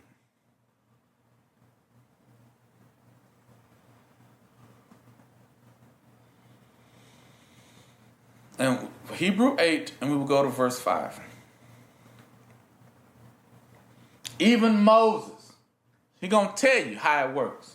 For those who follow behind Moses, he says, who serve unto the example and shadow of heavenly things. Heavenly means real. Real things. He said he had an example of the real thing. A shadow copy of heavenly things. as Moses was admonished or warned of Yah when he was about to make the tabernacle, the first toy. For he said, see, says he, that you make all things according to the pattern showed to thee in the mount. So he showed Moses a real thing. And he told him to make a toy what? Version of. That's what he's telling you right here. He gave him a shadow, a copy, an example of the real thing. He says, make this according to what you just saw. Real. Wasn't no robot dancing. No, it was the real deal. And he said, make a copy. And not all those who jump behind Moses running after that copy of things. But it was never the real what? That's how Yah says, I will use Moses to create such a cage, such a prison for a lot of people. It separates the real from That's what wheats and tares are. It separates real from fake. That's what he was doing. I'm going to create, so religions are necessarily nothing but what they call strongholds or prison captivities to hold fake people who like fake things. They're going to run to the fake. But those that are real run to what is what? Real. So I don't want, how we would say it, I don't want no fake love, but I want somebody who truly what? Loves me. That's what it means. You don't want nothing that is fake. You can't even stand, I can't even tolerate something that is fake. But give me what is real. See, that's the difference. But if you desire fake things you shall have. But don't think for a second that you have obtained anything real. So that also meant that there is what they call a real salvation coming pretty soon. But not all are going to be able to obtain it because a lot of them didn't take the real door. And they took a fake door. I'll take door number 2. I'll take door number 3. That's what they did. Took fake versions of salvation. That's what they basically took. Fake versions of salvation. Right? That's why he said, these children who became sons and daughters of Yah was not created by what? Mother, father. That's what it means. Fake versions of me. Copies. No. But they obtained the real deal. They obtained the real deal. They didn't obtain the fake thing. They obtained the real one. That's what I mean. All Israel what? Ain't Israel. Not everyone obtained the real. Some of us obtained what we thought was real, but it's going to come out to be what? Fake.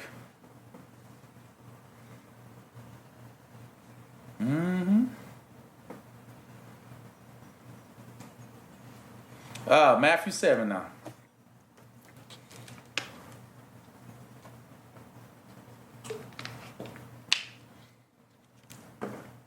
So now whenever we look at something, we determine the realness from it, from the fakeness of it. That is what we are judging in our scales.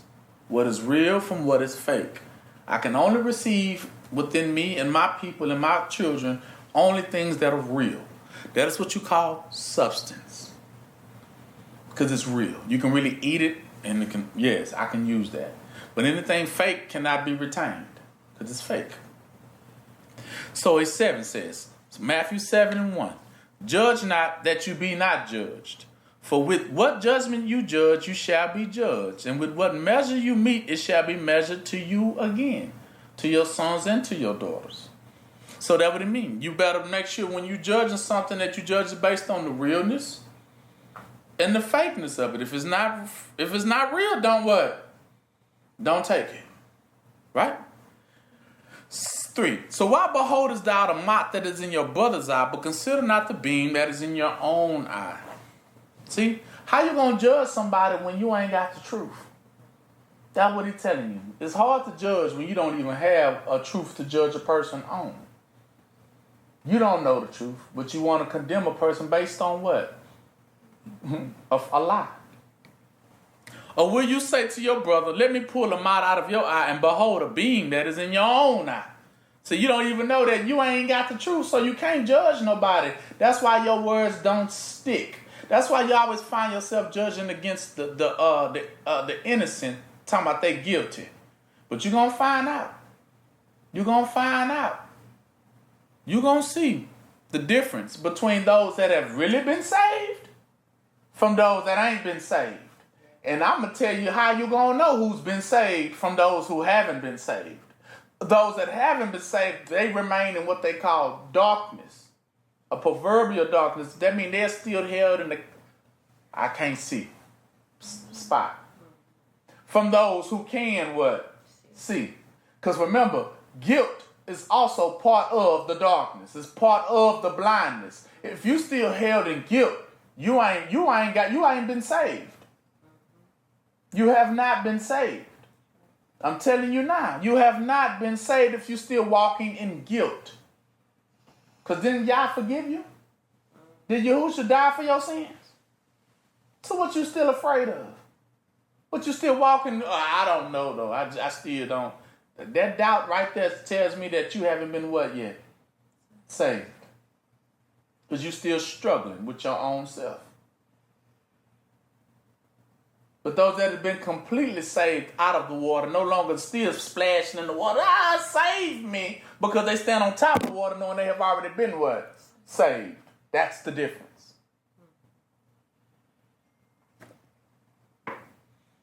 5, thou hypocrite, first cast out the beam out of your own eye, and then shall you see clearly to cast out, see the darkness out of your brother's what? See, that's what he means. You can't clear. That's why you can't say. It's hard for another person to save somebody, because that's what I'm telling you. You got to save yourself first.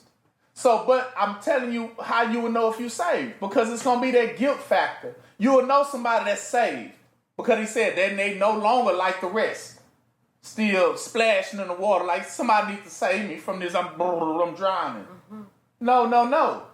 They definitely on a whole nother what? Level of, baby, you need to, let me help you up right quick.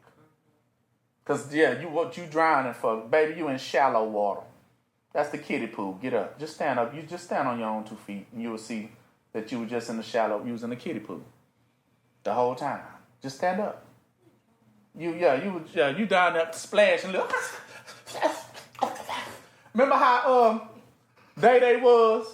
When the girl pepper sprayed him, and the daddy had to pull the water hose and sprinkle him with water hose, but he was acting like he was dry. And like, just get up. Just get up. Right? You good. Just get up. This is called getting up from your sick bed. That's that sickness of feeling so I can't do that. I can't do that.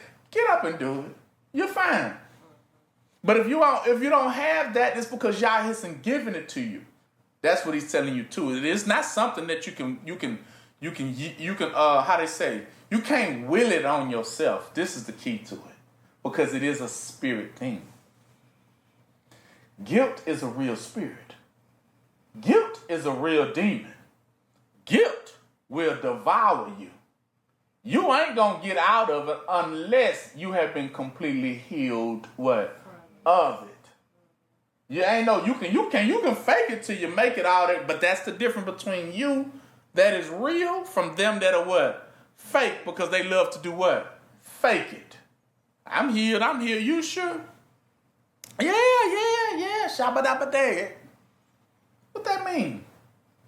I was speaking in tongues to show you that I was healed. That ain't what healing looks like. Right? But they want to fake it. I got the spirit. They fake it to show the other one, really to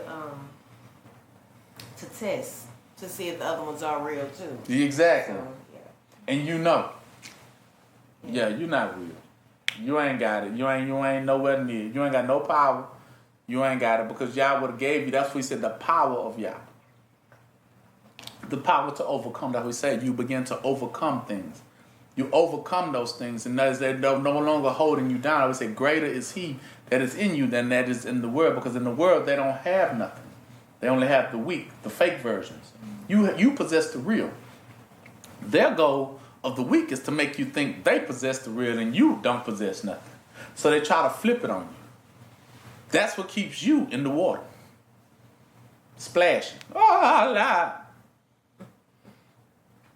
Yeah.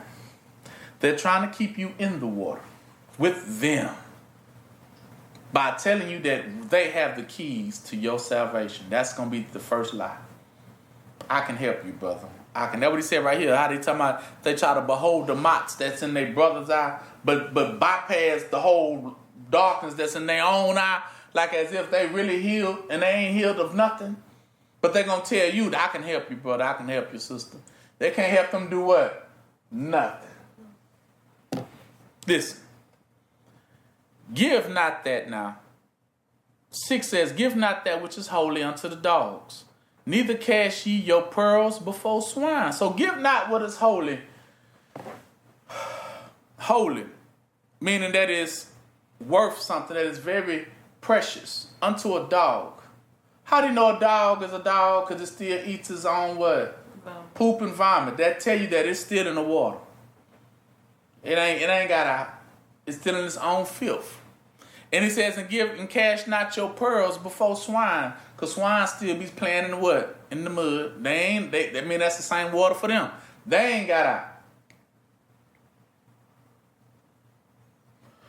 Now, holy actually would be representing like a diamond. If you gave a diamond that is so precious and expensive to a dog, what would a dog do to it? He'll put it right in his mouth and do what? Swallow. Either swallow it Tear it up. or do what? Or go bury it in the backyard.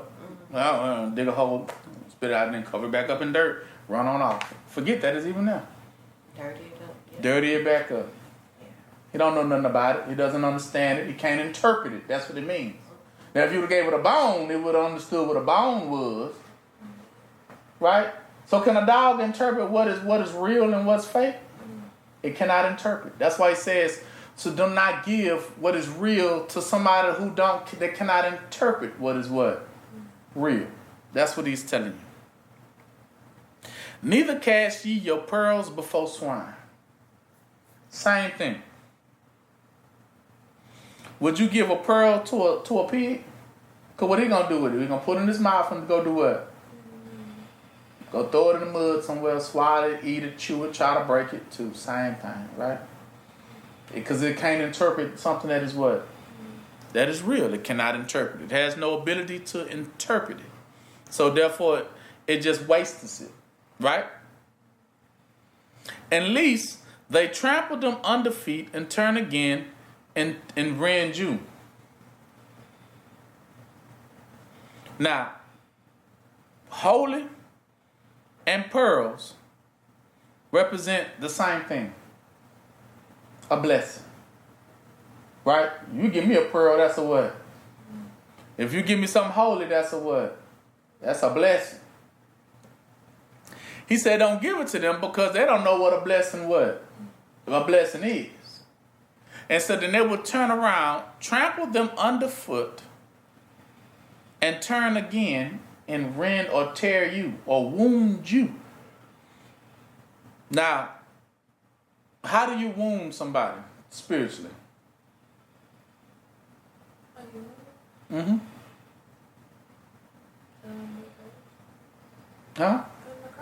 A curse. You're 100% right. That's what a curse is. A curse is a wound. When Yah delivers a curse to you, he gives you a sentence of something that is still true, but it's going to hurt you because it's so true. And it cuts you. It wounds you. Like I tell you, you only got 1 day to live. And if that's so, it's going to cut you because now you know, dang, I only got 1 day left to live. And you're going to run off understanding that I only got 1 day left. And that's going to wound you because you only got 1 day left to live, right?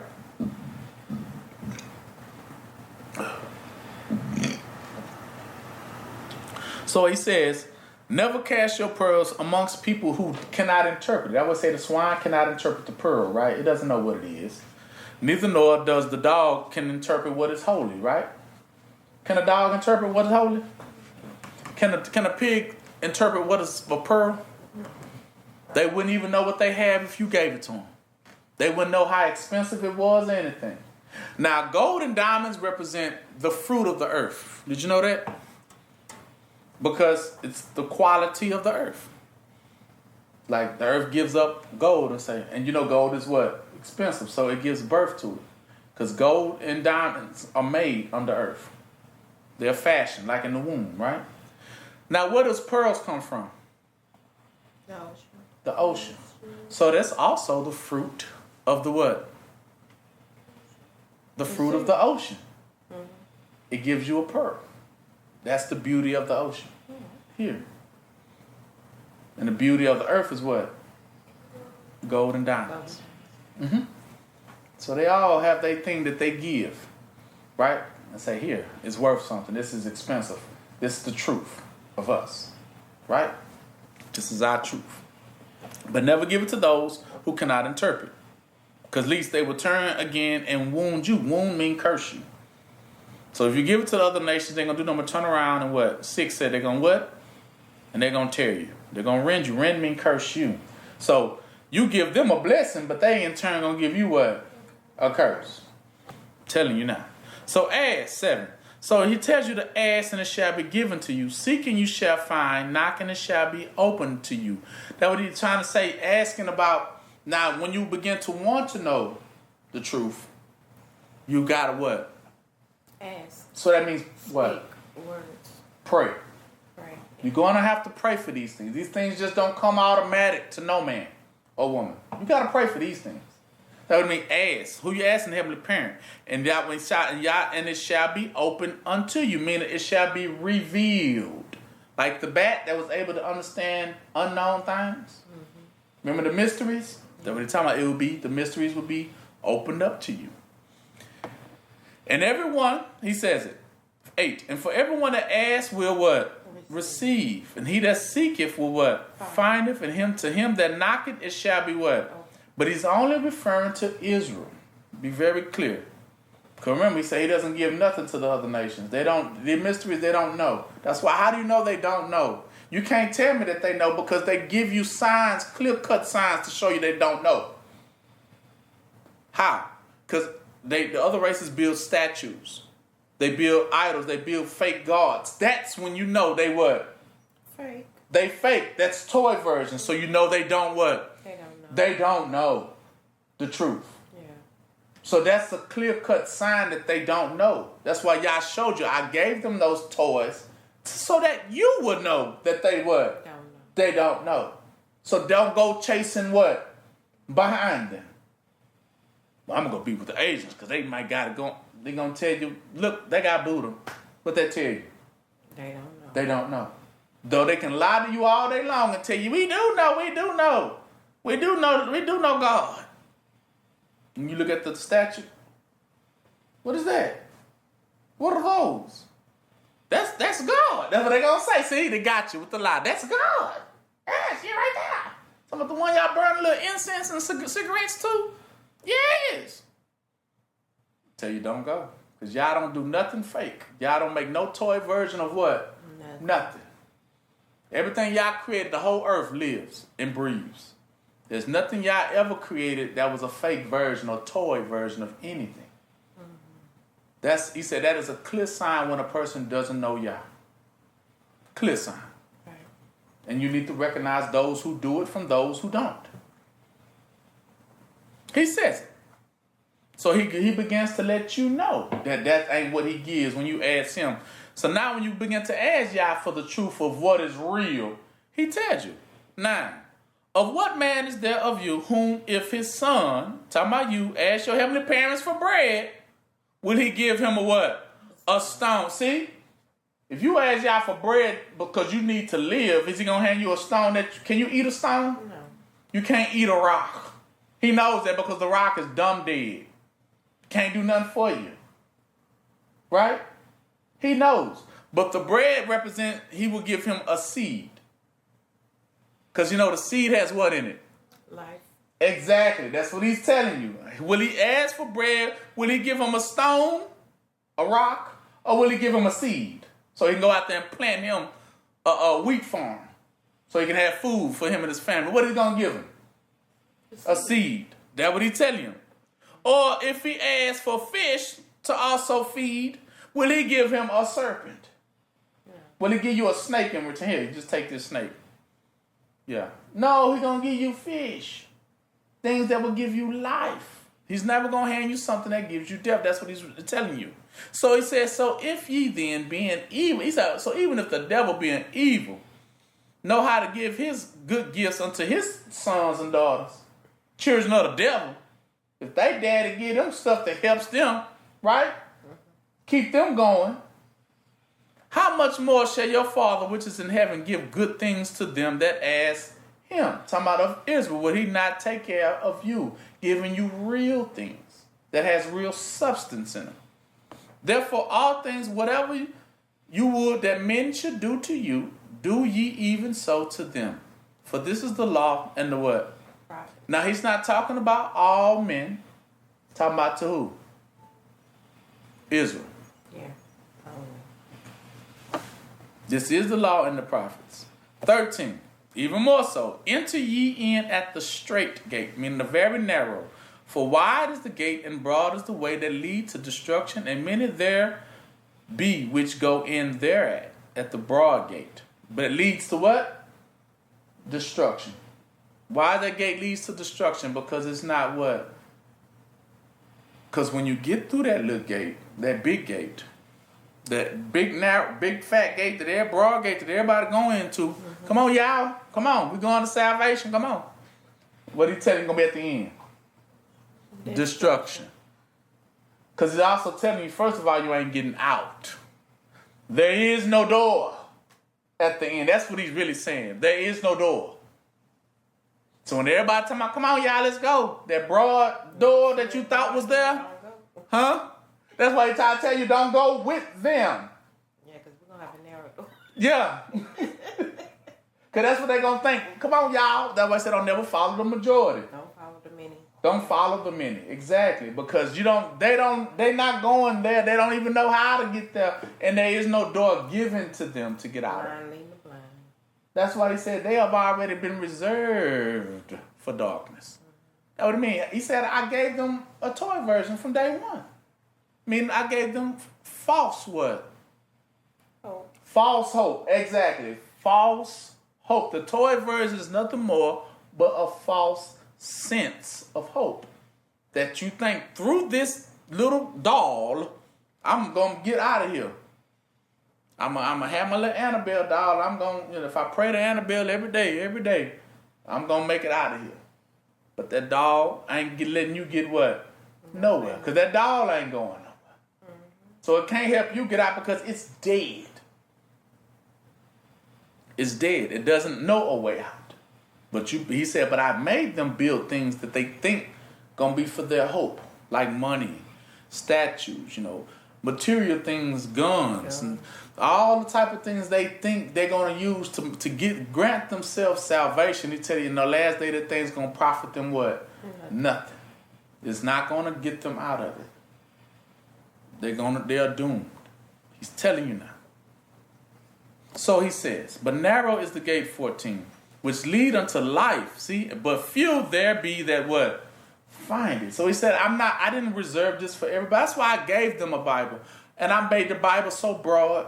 I said you can translate it to as many languages as you want, but you will never get the interpretation from it.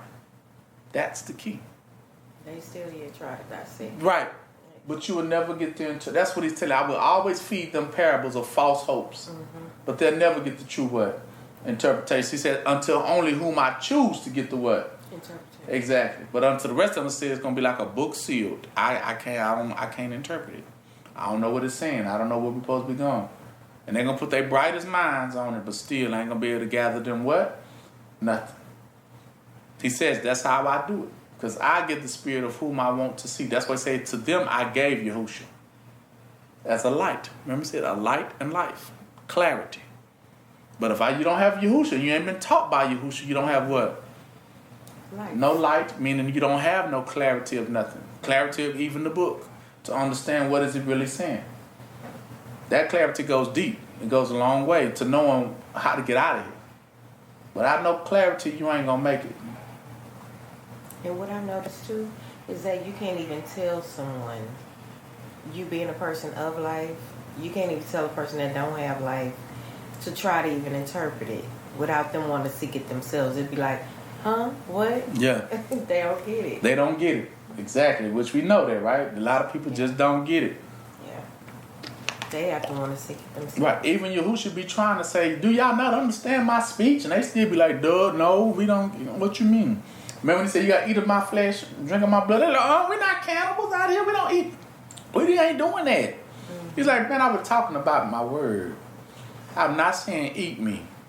But see, you take everything, you just don't get it. Right. You don't understand it. You cannot comprehend it. You cannot interpret. He says, so therefore, beware of false prophets which come to you in sheep's clothing. But inwardly they are ravenous wolves, meaning they got sharp teeth. This is representing those that they have a sharp conversation that only leads to you being what? Wounded and torn. Their conversation leads to down paths that doesn't lead to life, but it end up getting things taken and torn from you. Watch that conversation, check them by the teeth. Like how Red Riding Hood was like, oh, what big teeth you have. Yeah. He said the better to what? To eat you with. Yeah, for sure. These teeth ain't for licking lollipops. They for chewing flesh. I mean, it's for ruining you. Right? Be careful, because my teeth ruins. Right. He said, but you shall know them by what? 16 say you shall what? Their fruit. You will know them by their fruit. That's what he means. This is the teeth he's talking about. Do men gather grapes of thorns? See, that's the teeth. Like flowers have thorns on them. He said, now do you want to, because that's sharp, ain't it? Do men gather anything from things that'll hurt them? That's what he's saying. Do you gather grapes of things you can eat? But do you gather your teachings from those who give you teachings that are sharp, vigorous, that are hefty? You need to do this, that, this, and third, fourth, and fifth, and sixth, and seventh. I got to do all that? That's sharp teeth. Because they know all that going to get you what? Killed and torn down. You ain't no way you're going to be able to achieve it. And they know also what is another thing, the torn down part they're looking to do. Why do you think people ask you to do so many things? Y'all had to reveal it to me one day. And I said, oh, I get it. Like at jobs. Why do jobs always want to take you out of your comfort zone or position that you normally used to and good at? Why do you think they want to do that?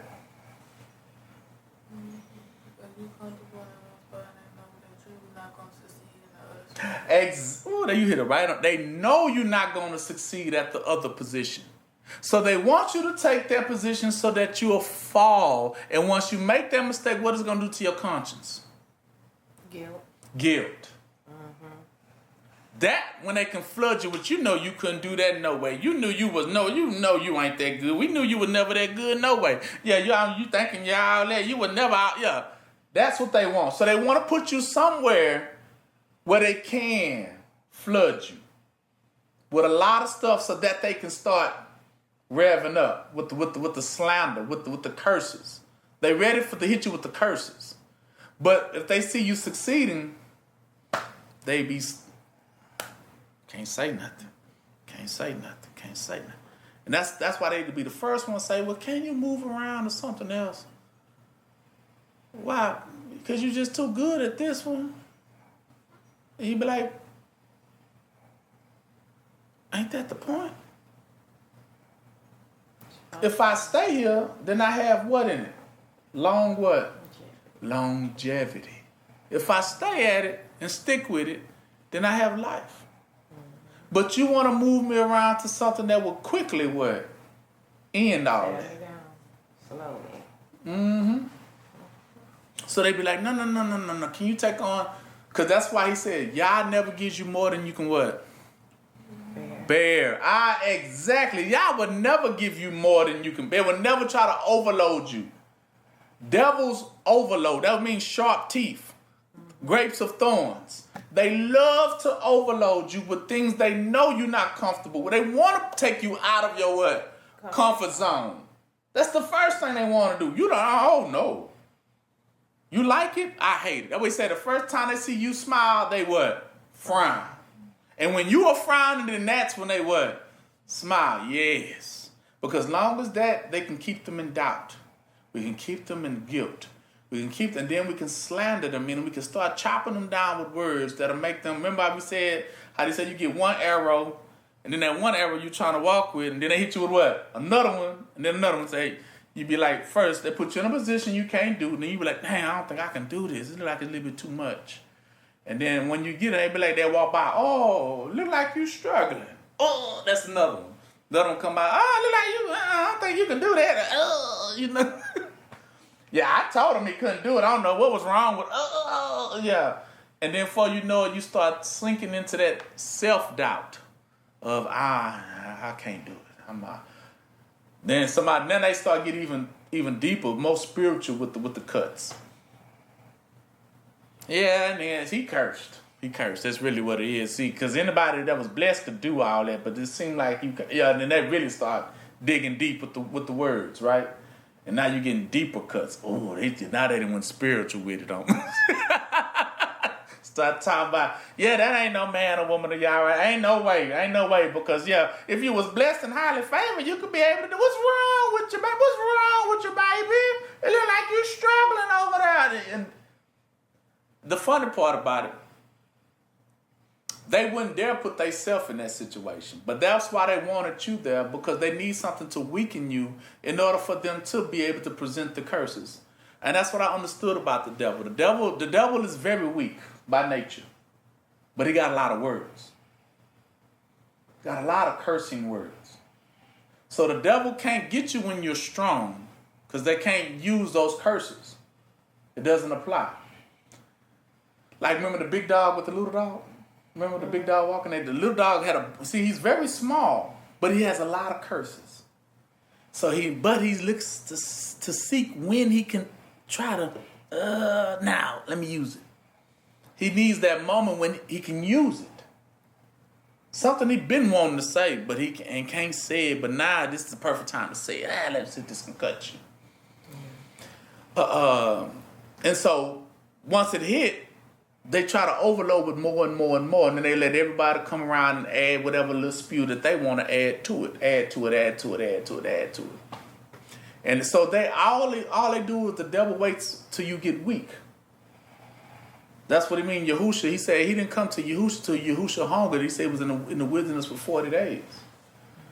And then the devil seeing his weakness, that, he's tired now. He's tired. Okay, now here come the devil. Acting like he's big and strong. But no, he had to wait till he reached such a weakness within himself, being hungry, that now he want to start asking them questions and trying to challenge him. You sure you say you the Messiah? You sure you the Son of God and all this stuff? It don't look like it from, why you so tired then if you the Son of God? Son of God ain't supposed to be tired. Y'all know Son of God supposed to be tired. He look like he real tired. That ain't no something. Ain't no way you Yahushua. You lying. Just kill yourself. You know you lying. This ain't no. And so, but Yahushua knew throughout all that staggering that he had to what? Keep his head going, like, nah. One thing I learned about a king is that a king is always in the midst of those that are not kings. So being that king might be the only king in the room, who cheers the king up? You see what I'm saying? So understanding that means of those that are, I don't care if they princes, princesses, queens, and everything going down, jesters, jokers, everything else, but beneath the king, peasants, all of them don't have the conversation that's necessary to provide substance to the king. The king only eat king meat. He can't eat princess meat. You know what I'm talking about? He can't eat prince meat because it won't sustain him.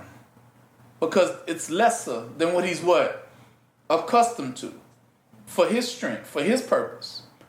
So he has to be presented with something that is stronger than him to keep him going. But he don't normally get that from those that are of under him, right? Because they don't know what to tell him to make him feel better. Like, what can we tell him? I mean, we looking up, because normally they're looking up to the king, right? To stay strong. That's where they get their inspiration from the king. But if the king is weak, then what the people under the king gonna do? right? Because they don't know what to tell them to get them back right. You know what I'm talking about? Because they only know what they got from the king. That's what they chewing on, right? We chewing on king's meat. What he gave us to eat. That's what we eating on, right? That's basically, okay, and then go in the kitchen right now. What you eating on the food that the daddy put there? So that we eating what the daddy eating on. You know what I'm saying? That's why normally that's why a lot of times, as a girl, I'm going to tell you this now. A lot of times what girls love to do, and I used to wonder when I was little bitty, but I understood it. A lot of times girls and women love to do is when they see their man eating a plate of food, I don't care if they plate super large. I don't care if they got 7, 8 plates in front of them. What's she gonna do? She gonna go to his plate. Because they wanna see what it's like. Maybe he got something different in his plate. I know he gotta have certain seasoning. He might got something different. Because his plate, I don't know. Because we know whatever he eating, he getting strong. So we want to eat what he eating. I want what he's got. I had to be like, I want what he having. I want the same thing. No, matter of fact, I don't need another plate. I'm just going to eat off that plate because I know the secret's in his sauce. Whatever he's eating, that's where the secret's at. So I need some of that sauce. And that's how she's looking at it like, okay, I need strength from him, so I'm going to eat off of his plate because I know whatever he's eating, that it must be good. Because he's eating it and I can see the strength in him. So, and we know strength, and that's how she's looking at it. I know strength coming from food. So what is he adding different to his? He putting extra something in his little food. I don't know, it's extra slap your mamas or something. It's something he putting in his food. But I need to see. I need to investigate this for myself. And then she go over there and she nibble off of it. And she feel like, right? It don't be nothing different than what she got on her plate. But just it just feels like it tastes. It's just I know it's something in it. I just know, and I'm gonna get down to the bottom of it. But it's a nature thing because, like I told you, everyone wants to see what that one is eating because that's what the strength is, and they be like trying to see, okay, let's see if I eat that, can I be as strong as that? You know what I'm talking about? That's the mindset. So that's the thing.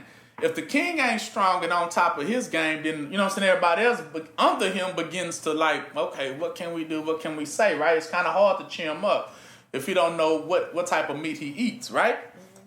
So most kings, all kings, when they look for their strength, that's why I say a lot of them have to learn how to what? Pray. Because they're not going to get it from all. But sometimes, don't get it twisted, sometimes they have those words. Because don't get it twisted, sometimes my child will come in and inspire me. Sometimes my woman will come in and inspire me. You know, but if I'm only just that to get me going, what if they don't? You know what I'm talking about? So I can't survive off that alone, and I can't clinch to that only. Like, okay, because I can be sitting there all day waiting on you to say something. You just keep walking past. I'm just sitting there just waiting on you to say something good to inspire me, to get me going. But if, you know, and you don't even know you need to, and I'm just sitting there waiting on you to, you know, but if that's all it's about and I can't go no other source, then that's all I'm waiting for. And sometimes it just doesn't happen. Sometimes it don't happen. Sometimes they get caught up in their own little business and they handle it, and they forget all, you know, then they got to come back and look every now and then. Let me help.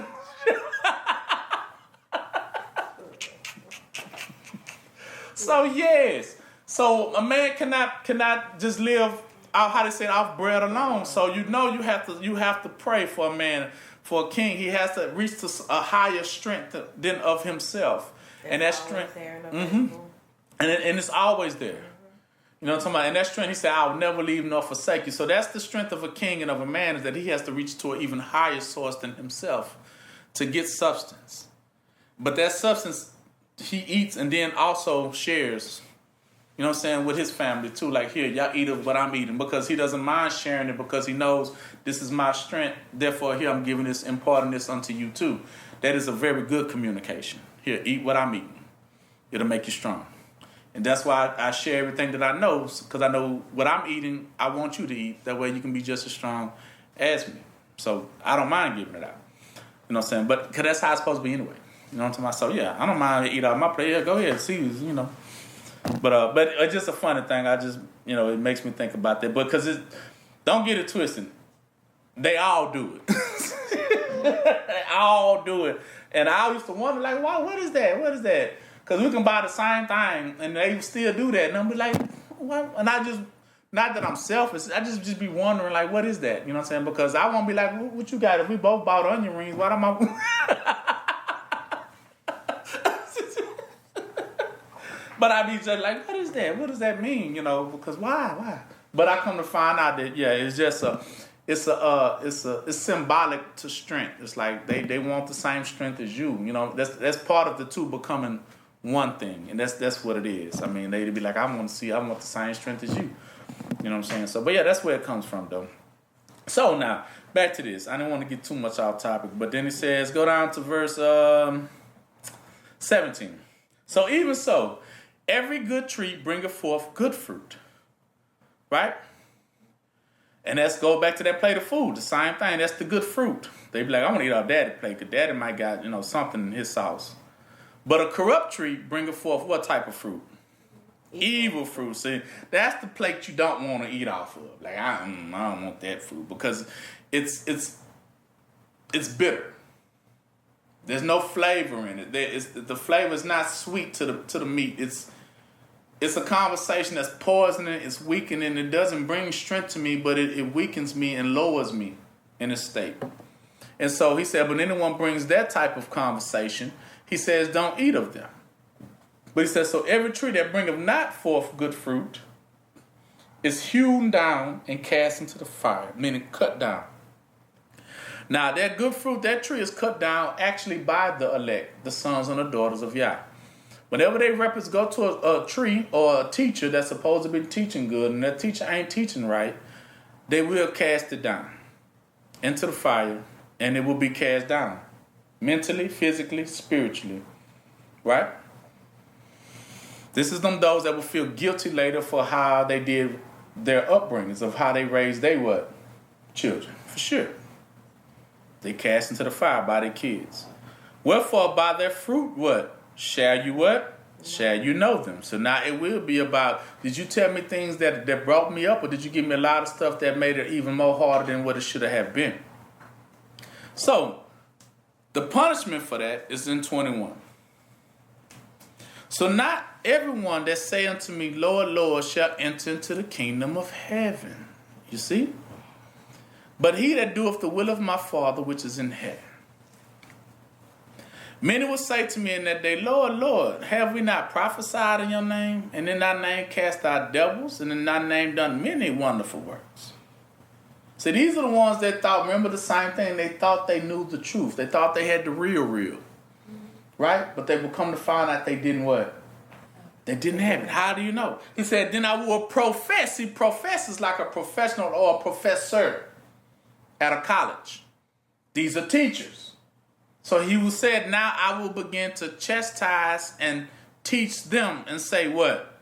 Meaning you never knew what was real from what was fake. And depart from me, ye that work what? Iniquity. See, Yah will tell them to their face, get away from me.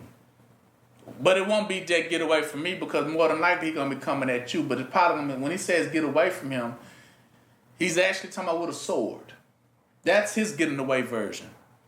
His getting away version of getting away from me, meaning now don't go to another room. No, get away from me, period.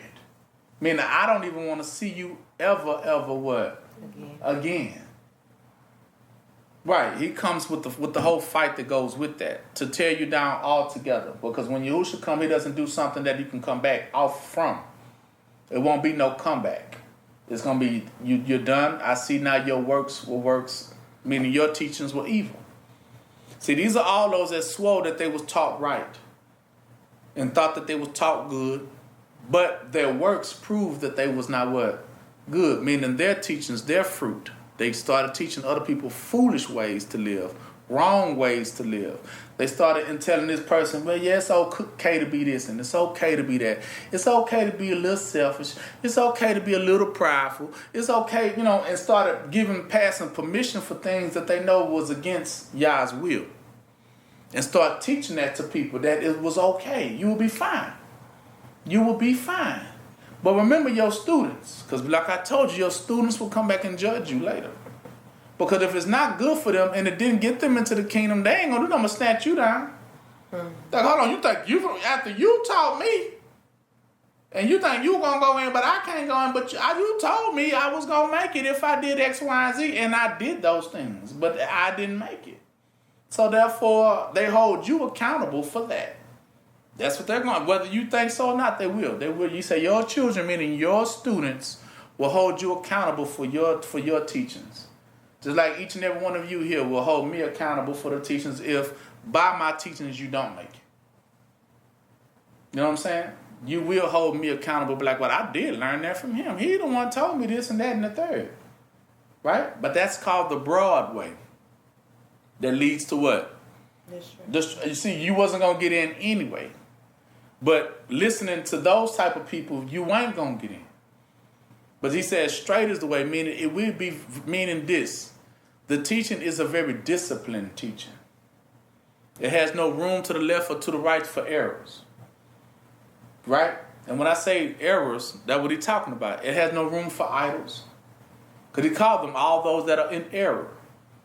It's not going to have room for errors. You can't bring errors what? With you. That's called baggage. You can't bring it with you. So that's why I tell you, be born again and circumcise yourself. Cut off those things that defile. Cut off things that corrupts another person. Meaning don't even use it. Don't teach it to them. If you know it's no good, don't teach. Don't do evil for you. Well, they taught me this. I'm going to tell them that too. Some people told me to go get that money. I'm going to teach somebody, hey, go get that money. But then that's going to be an evil teaching that they're going to turn around and say, well, you told me to do that and I did it and now look where I'm at. Now, I got to go to hell. Why you can't too? And they will hold you what? Accountable for that teaching. You taught them that. You said. Now they're going to say, you said. So you have to be careful what you tell them. That's what he's telling you. You have to be, because it's a very disciplined. He said narrow, meaning it's disciplined. It's not too far left. It ain't going to be too far right. But it actually is a balanced teaching. It's teaching you how to be balanced, sober-minded, right? Not drunken to the left or just staggering because you didn't learn too much of one thing or too much of the other, and now you done lost balance and stuff, and you become blind, and because you it's not true, it's fake, right? So you got to give them the true, the pure essence, the true life of how to make it, and not tell them nothing outside of that. And that is our discipline every day. That's our fasting every day. It's to never tell you nothing outside of what is just true. Some people will beg you to tell them what they want to hear, but you can't what? Do that. You can't even do that. Yeah. Man, just tell me everything gonna be all right. You be like, but I can't. Like Esau will actually literally beg you to tell him that everything gonna be. See, those one of those Zion songs. Tell me everything gonna be all right, but you can't. I can't tell you that. They're gonna hate you. They're gonna despise you. But what? Does it matter? Because your job is to tell them what? The living. Yeah, tell them what was true. Tell them who was going to make it, who was not. Right? Okay.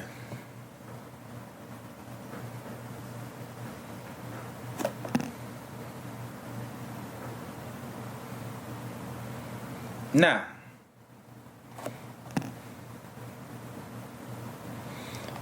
let me see, make sure.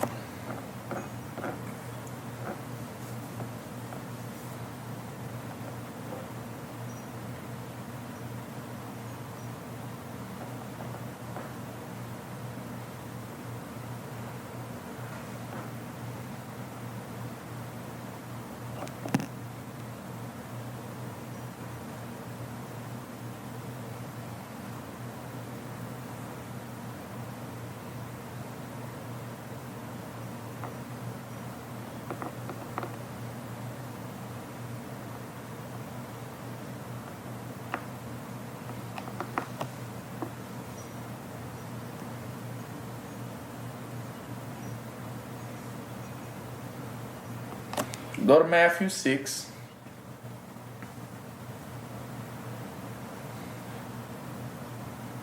$19.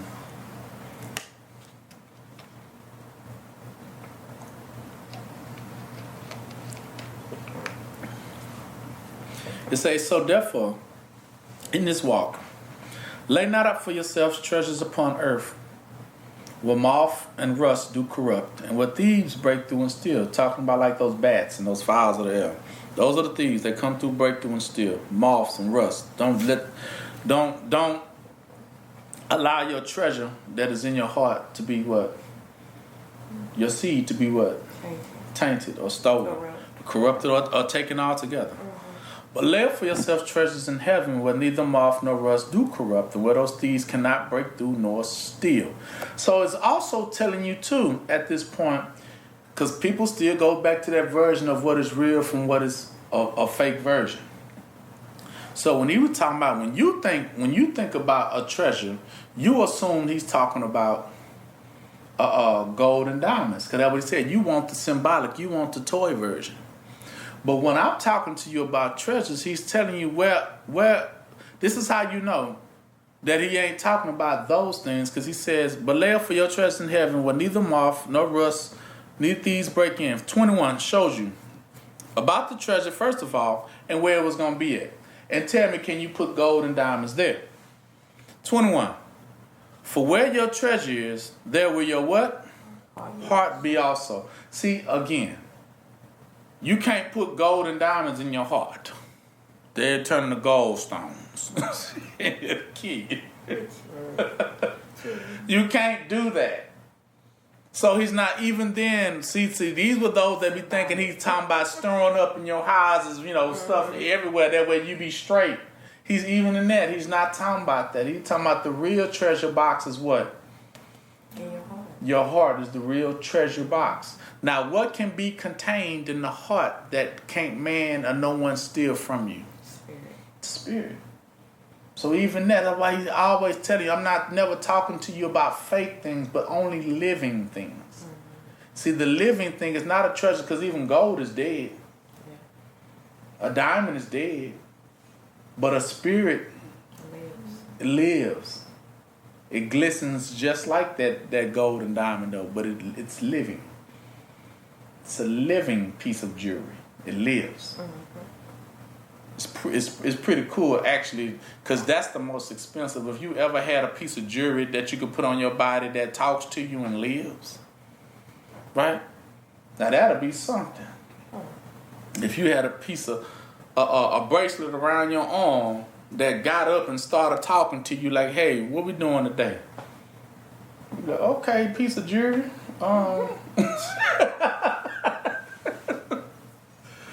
That's what he mean. Now that's expensive, right? To have jewelry that walks and what? Talks. That's expensive. Because everybody else got jewelry on them, but it's what? You think it's expensive, but that jewelry is what on them? It's dead. It don't do nothing. And you thought that was expensive. Wait till you see the jewelry that Yah gives you. Right?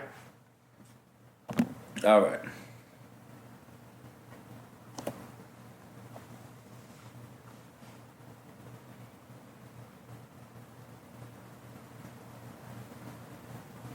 Now, back to the sewing of the body.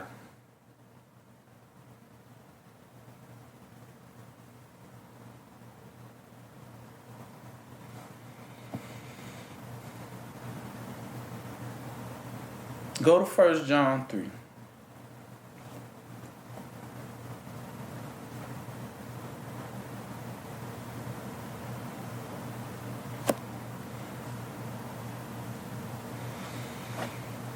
Now, eraser. Now, the eraser is very good because it's able to erase those things that is in you that are hurting you. Mm-hmm. But it's also able to erase those things that's on the outside of you hurting you as well. It does a twofold thing. Inwardly and what? Outwardly. That's how strong it is. So it's going to begin to tell you when these living erasers are manifested. Right? He said, behold, 1 John 3 and 1. Behold, what manner of love the Father has bestowed upon us, that we should be called sons and daughters of who? Yeah. Of Yah. Therefore the world know us what? No. Not, because it knew him not. Remember he said he didn't never give them the real version, but he did give the sons and daughters what? The river. The real version. So beloved, therefore the world, he said, doesn't know you, right? So now that we are the sons and daughters of Yah, it does not yet appear what we shall be, right? Because remember, we're still growing. We're still learning. We're still shaping out to what we're going to become. But we know that when he shall appear, we shall be like who? Him. Yahusha, see? So we know the essence of all of this is to turn us into what? Yahusha, inwardly and what? Outwardly. For we shall see him as he is. See, this is that image too that you were seeing in your dreams. Like, who was this person? It was really you, but it's also who? Yahusha in you as well. It's just the same. And every man that have this hope in himself purify himself of that old image, even as he is what? Pure. So he's telling you, in order to receive that new image, you got to cut off what? The old image. You have to cut it off. Meaning you can't use those things. You can't serve two masters. You can't have that old one wanting to still do things like Venom. The old Venom still holding on to that, his way he talking, and still trying to reach for this new image too. You can't have both. That has to prepare itself to be a vessel to receive what? The new. Right? So you purify yourself. Even as he is pure, meaning you start beginning to cut off those other nations and their teachings off of you. Like, I can't do that. I can't use that. I can't fit that. It's not for me. So that you can receive the living Yah. You got to cut off the dead. That's what he's telling you. You got to cut off the dead skin. Remember how that when circumcision was cutting off the old foreskin of your and taking it off. That way the new trimmed version of you can survive. Right? 4. But whoever committeth sin transgresseth also the law. For the sin is the transgression of the law. You see that? For sin, meaning that guilt and stuff, is a transgression of the law. Because you're not supposed to have that stuff in you. Right? So when you can't walk properly, if you're still fidgety about who you are, that doubt will hurt you. And you know that he was manifested to take away our what? Sins. And in him is no what? See, that's the key. In him ain't no sin. So you can say all that way everybody else and not in him. So, and he told you, don't forget, because now you forgot all about what you just read, because some of us do. We'll forget all about what we just read and get to this point where, yeah, you right, only Yahusha can have that in him, like only Yahusha ain't got no sin. But then you just go back to what you just read. The hope was that you became what? Just like him too. So you had to walk with no sin just as well. And don't forget that part. The quick to dismiss it from yourself and say, well, that's apart from me. You know what I'm saying? Yeah, he clean, but I can never. Ain't that doubt? And ain't that guilt? Yeah. See, you got to learn to separate yourself from those things so that you can receive this, what they call high calling. To be called a son and daughter of Yah is a very high and it's a very honored call. It is a very, it is prestigious to be called a son and daughter of Yah. So, but you know you can't be called to still in your mess. Right? You can't be a peasant and then be called to be a queen. Right? You can't be a thotty and then be a queen at the same time. Because them two would never, you know what I'm talking about? They're going to be a conflict of interest there. Right? Because a queen got to take care of her people, but a thotty on the other version just looking out for what? Herself. So it's a big difference. So you can't be both at the same time. It's going to hurt you. You're going to be at a conflict within yourself. So that's why some things you have to let go to achieve the other things. You know what I'm talking about? Greater things you can achieve if you let go of the older you, the old model that is inconsistent with that change. You got to say, okay, that I can't be because I need to be that. Because when they give you the image, that's what he tell you to conform to that what? The image, meaning if I see it, that's what I have to become. So it ain't no doubt that I can become it not only I will become it, but I have to what? Become it. And ain't nothing gonna stop me what? From becoming it. Even myself. You know what I'm talking about? And that's what I mean, dying unto ourselves. It's like I'm not even for letting myself, meaning the doubt in me, to tell me that I can't. So I'm asking y'all to heal me of my doubt, so therefore I can go on, because I don't even need it in me, so that I can go forth. You know what I'm saying? So you have to ask and pray for these things, which Yah will give it to you. But you just have to receive it. But once you do receive it in faith. Faith means having no what? Fear or doubt within it, or no guilt of receiving it. That way you can go on and become that great person that Yah wanted you to become. You can't drive your world looking in your rear view all the time about the old you, wondering how she or he doing. I wonder how they doing. You can't keep revisiting them. Let them go. You gotta let that part of you what? Go. And understand that he was manifested to do away with those things. See, the image Yah gave you of the Son is, Yahushua was there to create in you your way of what? Escape. He's created for your way of escape. That's why you have to go to him. Like, I need to become that. That'll get rid of the old me. You know what I'm saying? I need to become that. Right? You should want to desire to become that. Because it takes away, that image takes away all the sin. That's why you were saying when you seen that image in the mirror, like, wow, that person right there didn't have no fear about them. They wasn't scared. They were looking strong, mighty. Yeah, because that was you without the what? Without the baggage. It's you without the baggage. Without the doubt. Without the fear.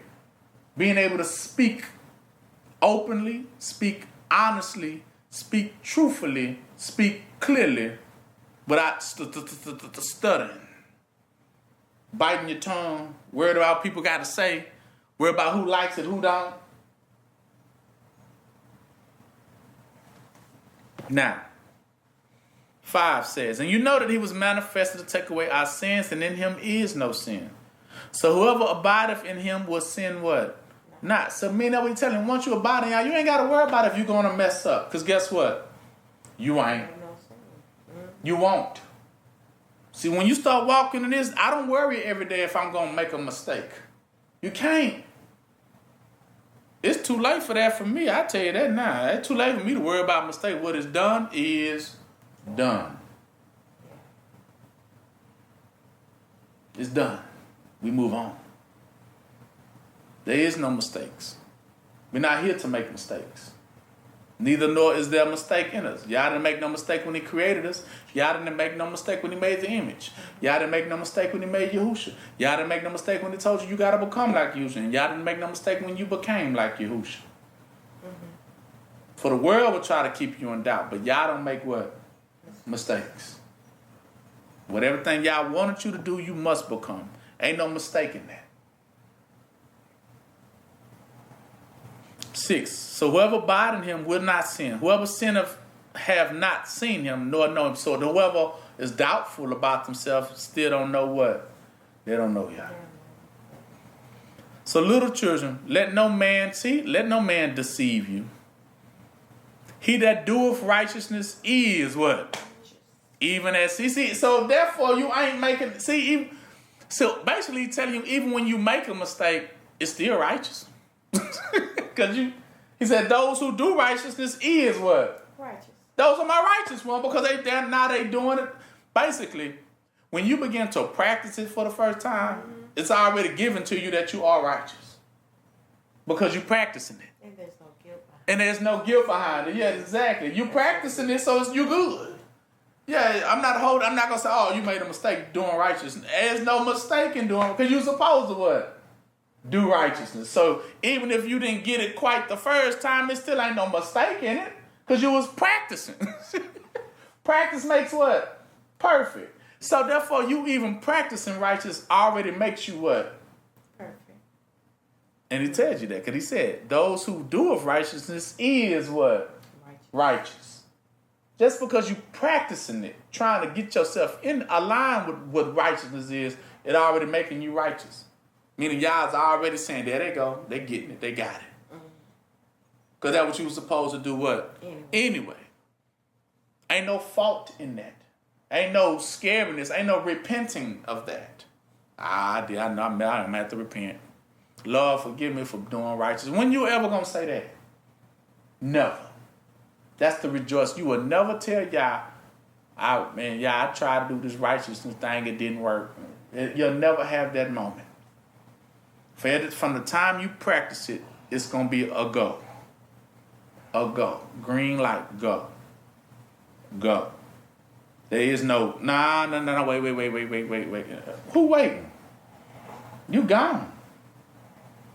That's what he meant. He frees you from that sloppiness of not moving to the green light to now you can what? Go. The doors provided, doors are open, promises are blessed, effects take course, you begin to align with things and everything's a flow now. Mm-hmm. Now you're flowing with it. And you're starting to gain steam and traction. You're starting to pick up what? Pace. You're starting to, like a snowball, you start off small, then you're starting to get bigger and bigger and bigger. Yeah, because now once it gets going, like a bowling ball, it can't be what? Can't be stopped. So therefore meaning it'll never pump somebody red light, green light. Red light, green. No, it's just all what? Green. Go. And it's gonna be scary how fast you going. It's like, dang, I ain't gotta slow down. And y'all's like, no, keep going. Let's see how fast you can go. You gonna see. Listen. So little children, 7. Let no man deceive you, trying to tell you what? Stop. Stop. You're doing too much. You're gonna have people out there trying to, you can't say that. You can't do that. You're doing too much. But remember Yahushua, when he got going, who gonna stop him? He started out small. Yeah, he was turning water into wine. Okay, let me see how this worked. Yeah, that worked. Okay, y'all didn't cast me down. He looked up, y'all didn't get me. Okay, let me see what else I can do. He did that one. Then he looked up again. Okay, y'all gonna get me for that one. Y'all didn't get me. Okay, let me do this one. Okay. Let me do a little bit more. Let me do a lot more. Let's see. Okay, I'm gonna keep going. And so that's what rejoicing is that every time in battle you're gonna start getting victory after victory after victory with no shame on your account, meaning no repentance, no having to regurgitate, no having to go backwards. Mm-hmm. And it's your enemy that's steady gonna get rebuked. Every time you do something, you be thinking, oh, they finna call, they finna come get me. But he gonna end up getting the other person. Boy, I told you not to mess with him. You know what? Yes. They ain't gonna say nothing to you though. They tell you to keep on going. Because they can't tell you, one thing that you kind of find out with Yah is they can't tell you not to do righteousness and live godly because that was what you was called what? To do. So if you're doing righteousness and living godly, that is one thing they can't red light you on. Mm-hmm.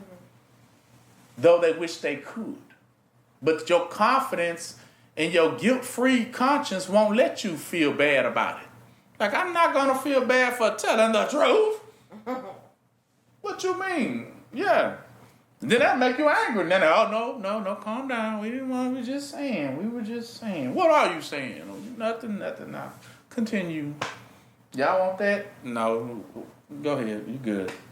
So they ain't even going to want the smoke of it because they know you good. They know you telling what? The truth. And they can't argue with it because they know it was the truth. Mm-hmm. Truth shuts all their mouth. Right?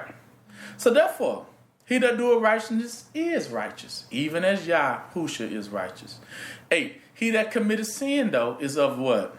Anybody who got doubt is of what? The devil. For the devil sinned from the beginning. For this purpose, though,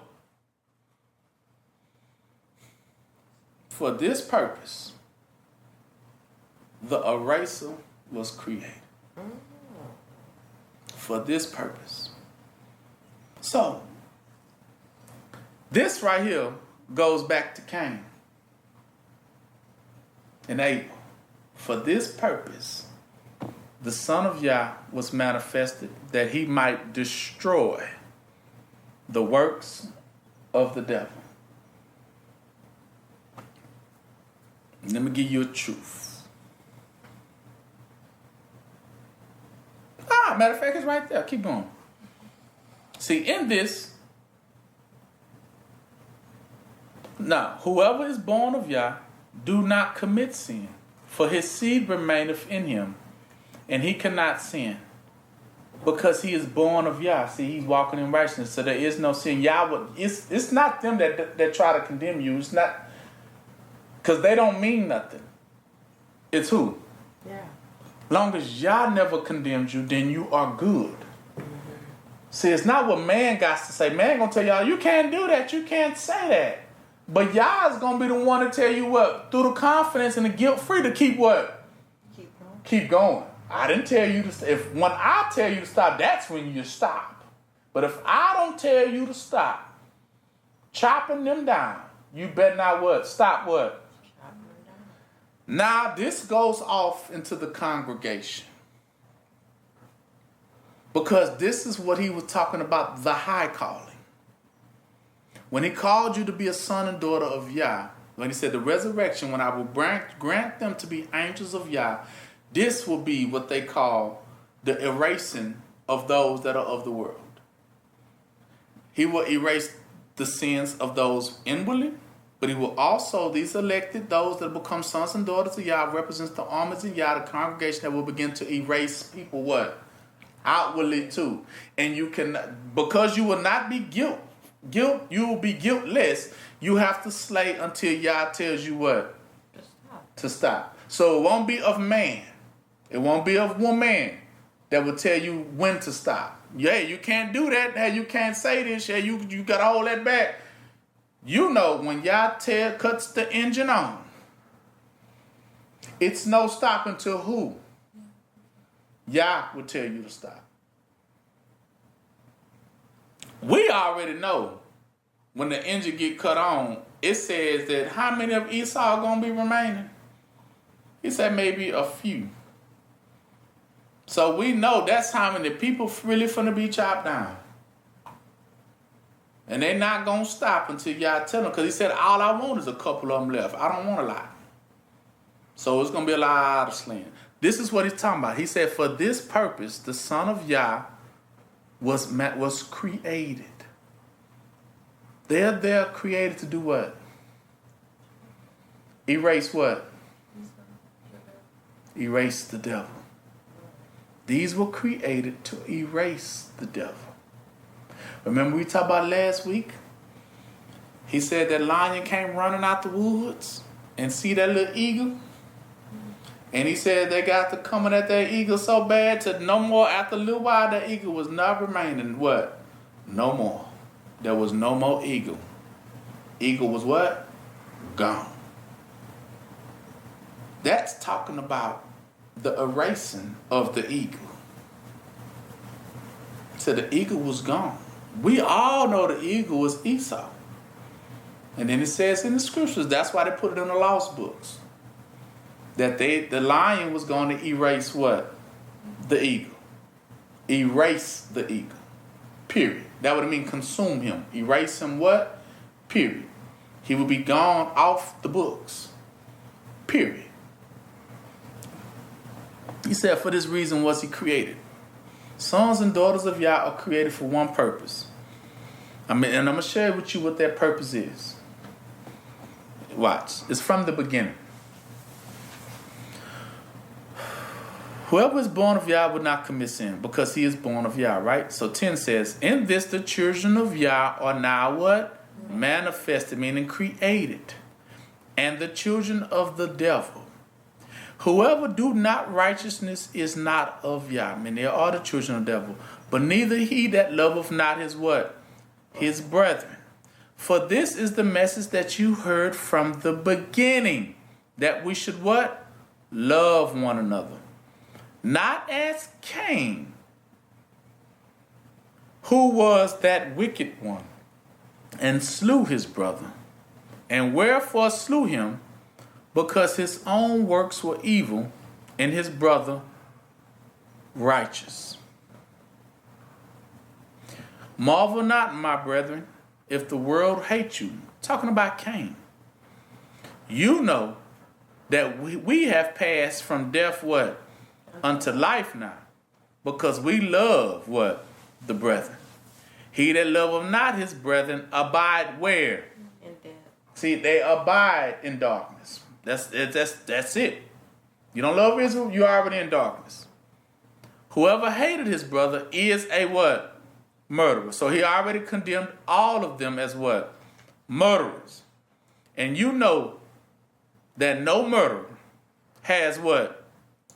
Eternal life abiding where?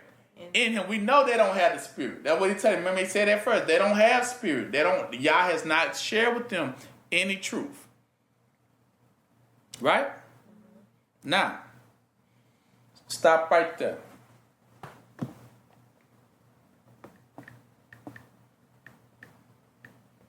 Now go to Genesis 4.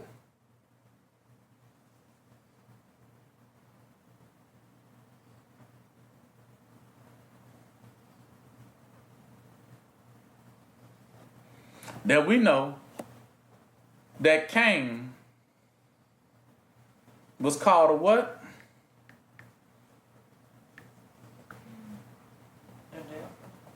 Let's go down to verse 10. And he said, what hast thou done, Cain? The voice of Abel, your brother, blood, cry unto me from the ground. And now are you cursed from the earth, which has opened her mouth to receive thy brother's blood from thy hand, righteous blood. So, when you tillest the ground, it shall not henceforth yield unto you her strength. Who's the strength? Who's the strength? Yahu? Yahusha was the strength that he said Cain and his descendants will never have. That's why he said, I hid myself from them. And what now you will become? A fugitive and a vagabond shall thou be in the earth. And Cain said unto me, Lord, my punishment, see, because you didn't understand that was his punishment, is greater than I can bear. Behold, this is the punishment. He finna read back to Yah. Okay, this is what you telling me, because Yah just read, he said, a fugitive and vagabond shall I be in earth. But Cain understood the interpretation of what he just told him that this meant for him and his people. Listen, he said, so Cain said, okay, so let me make sure that I'm correct. You have just driven me out this day from the face of what? The earth.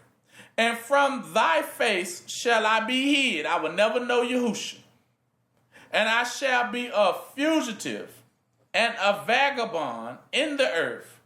And it shall come to pass that everyone that findeth me shall slay me.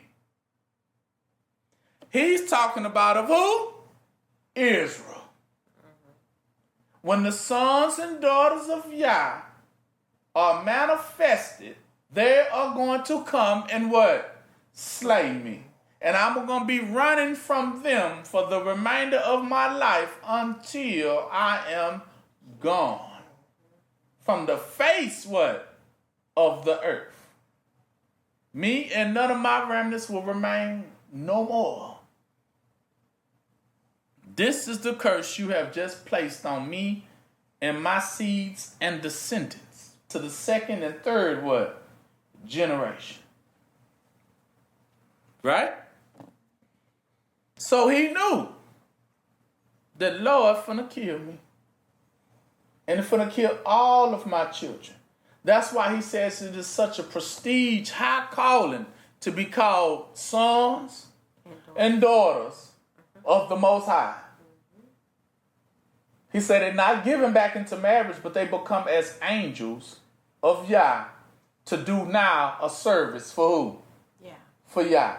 He said for this reason were they manifested. Watch this here.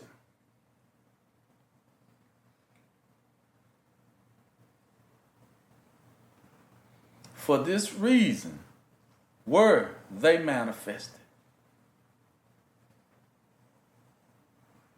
Genesis 9, 1 through 7.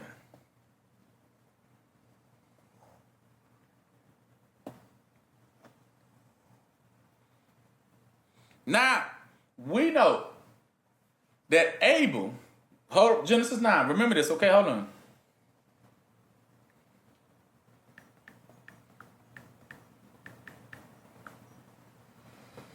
Matthew 23:35, we're going to go right back.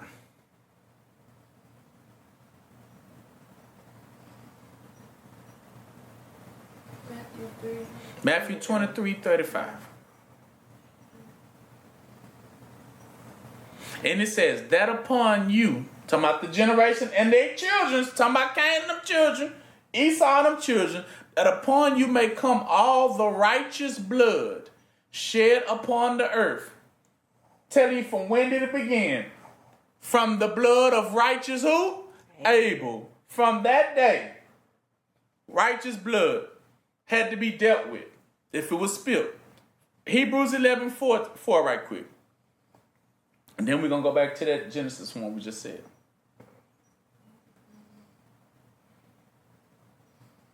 Hebrews 11:4.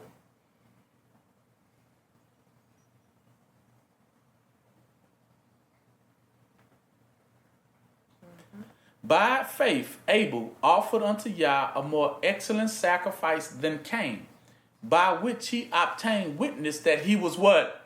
Righteous. Yah testifying of his gifts, and by it being yet dead, he what? Speak from the dead, right? So now I go back to Genesis 9. We there? Yes. And he says, and Yah blessed Noah, his sons, and said unto them, be fruitful, multiply, and replenish the earth. And the fear of you, Noah, and the dread of you shall be upon every beast of the earth. Why you think so? The fear and dread. Oh, we didn't know that Noah, they feared and dread Noah and his sons and daughters. We didn't know that. Because his sons and daughters brought in what you call righteousness. And when they brought in righteousness, he said from that point on, what came after Noah? Anybody remember? Moses, right? Mm-mm. What you mean came after him? Well, Moses, The flood. the flood. And what did the flood do? It killed the rest. It killed everybody that was left. Everybody was left, it killed. It took Noah, his sons, and daughters, put them on that ark, closed the door, and everything that was outside of that door was slaved. That was slaved. He said, the first time I brought upon y'all water, but this time it will be by fire. Now listen, that's what he means the dread. Because he's telling you, when Noah came, Noah was a son of what? Yeah. See, they was dancing and partying until Noah was born. And then they got to looking at each other. What are you here for? 'Cause he ain't like us. We damn, we got our religions, we good, we having fun, yeah. What are they building a boat? What are they doing? So they got the asking each other, you know him? I don't know. But he here. He looking at us too.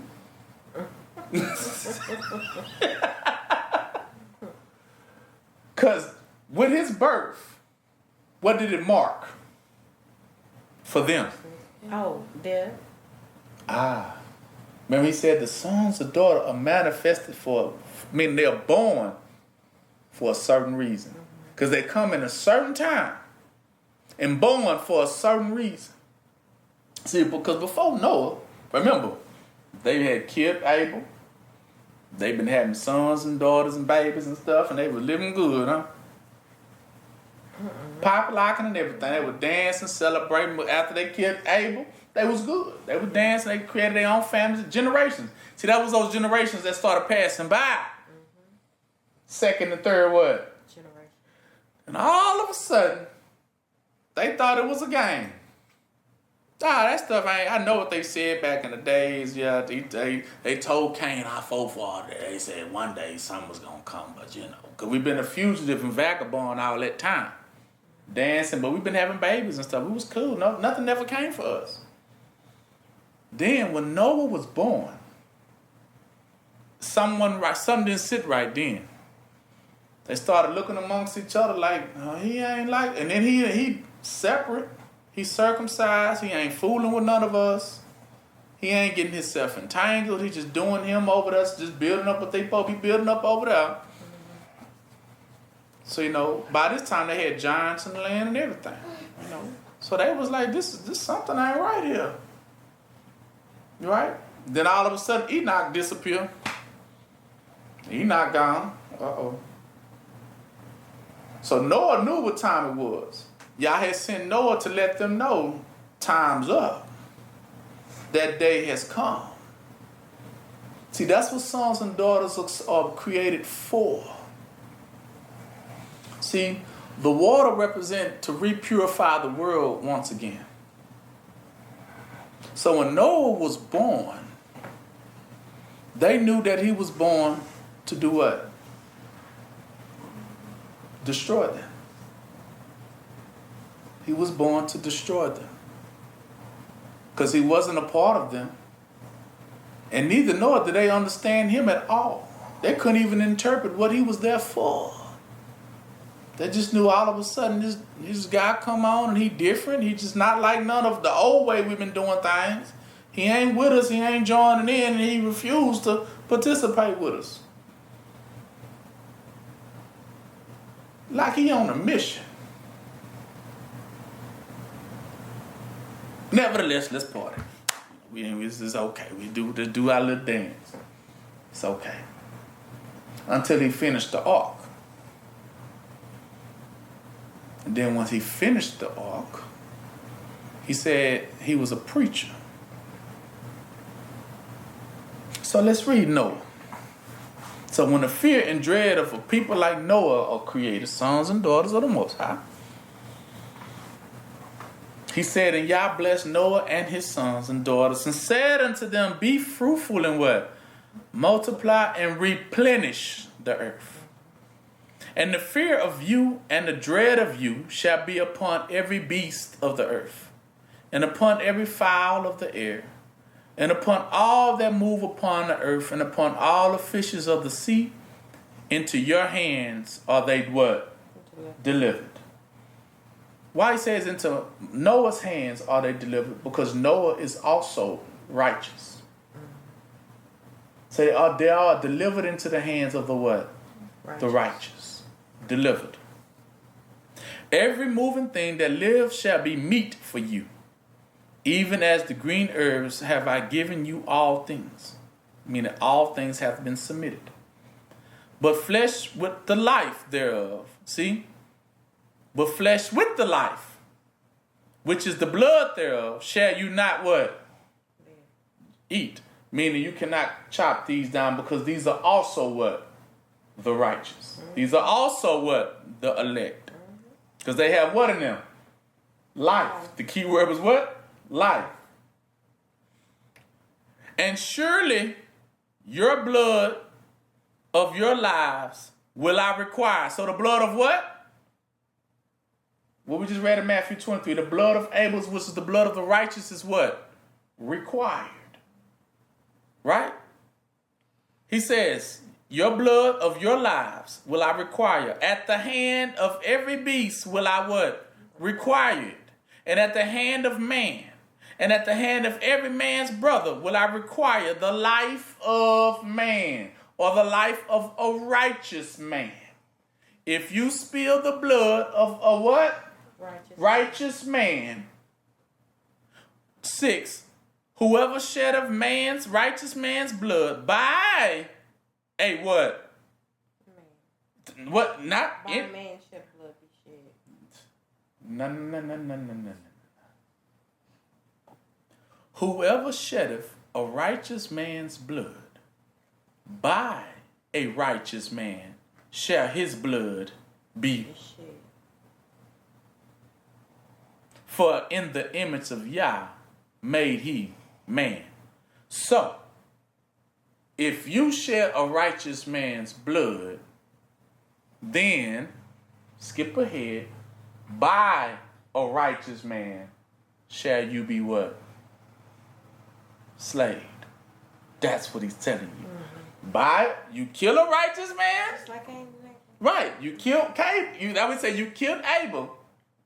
So he created who? Noah. Another righteous man to flatline all of them. That's what he's telling you. Surely blood of your lives will I require. He said from the blood of Abel all the way down. If you kill a righteous person, their blood is required by my hand by sending y'all now another righteous person that comes to do what? Kill you. That's what he's saying. You reap what you sow. You kill a righteous man, you will die by the hands of a what? A righteous man. That is what he's saying right here. That's why he said, and that dread is upon the face of the earth. That is that dark cloud that looms over people's head all the time. That is the anguish, the guilt. When they see another righteous person, they know what time it is. The guilt kicks in. Because they see now, they begin to look within themselves, and they don't see in themselves what they see in this one. I don't see that. That's where that fear comes in. I don't got that same life that person got. That person speaks with a spirit. I thought I had it until I seen it. Then I knew I didn't have it. That right there, my friend, is darkness in itself. That's when the whole room goes dark. It takes one righteous person to make the whole room go what? Go dark. Remember Lot and Sodom and Gomorrah. One righteous man dims the light of all the rest of them in the room because they don't have no what? Life in them.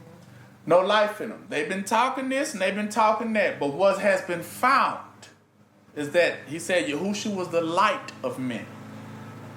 He is the spirit in man. He is the light of man. If you don't have light, you don't have Yahushua, you don't have spirit, you are in darkness. And if you are in darkness, you are chained to meet the righteous one who comes for the blood that is spilt. He comes to redeem. So that meant for anybody who has spilled blood, it might not have been you, but it might have been your forefathers. See, that's the catch. Remember, he said he will visit it upon the second and third what? Generation. He said, I got mercy and grace, but it by no means will clear the what? Guilt. Clear the guilt and the guilty. See, you might not have done it, but it might have been your forefathers that might have done it. So you've been partying all this time because you thought wasn't nothing coming. But if you start seeing certain people being born, he said that is why they are born. To execute what? Justice, vengeance, and avenge the righteous blood spilt on the earth. That, my friend, is what eraser means. They come to erase. Because they have to clear the blood that has been spilled. And you by no means will you escape them because Yah sent them. People think they know the Bible, they don't. He said for everything you do is going to be put back upon your head. Head means your children. You do something back then, you thought you got away with it, you don't get away with nothing with Yah. He gonna send somebody that's gonna come that is a descendant of the righteous, and they're gonna come in born in another timeline to come back and get you. That's why he put them on the ark, removed them from that situation, and took them to another timeline, and then let them all out that ark saying, now, go avenge. You're going to see. Watch this here.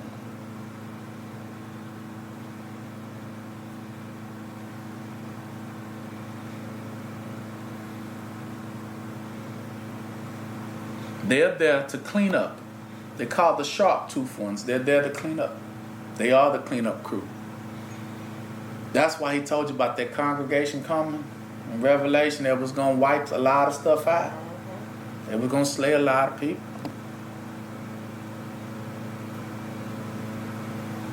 All of this you can see. Go to Micah 4, 11 and 13. It's a lot of people going to be trodden underfoot.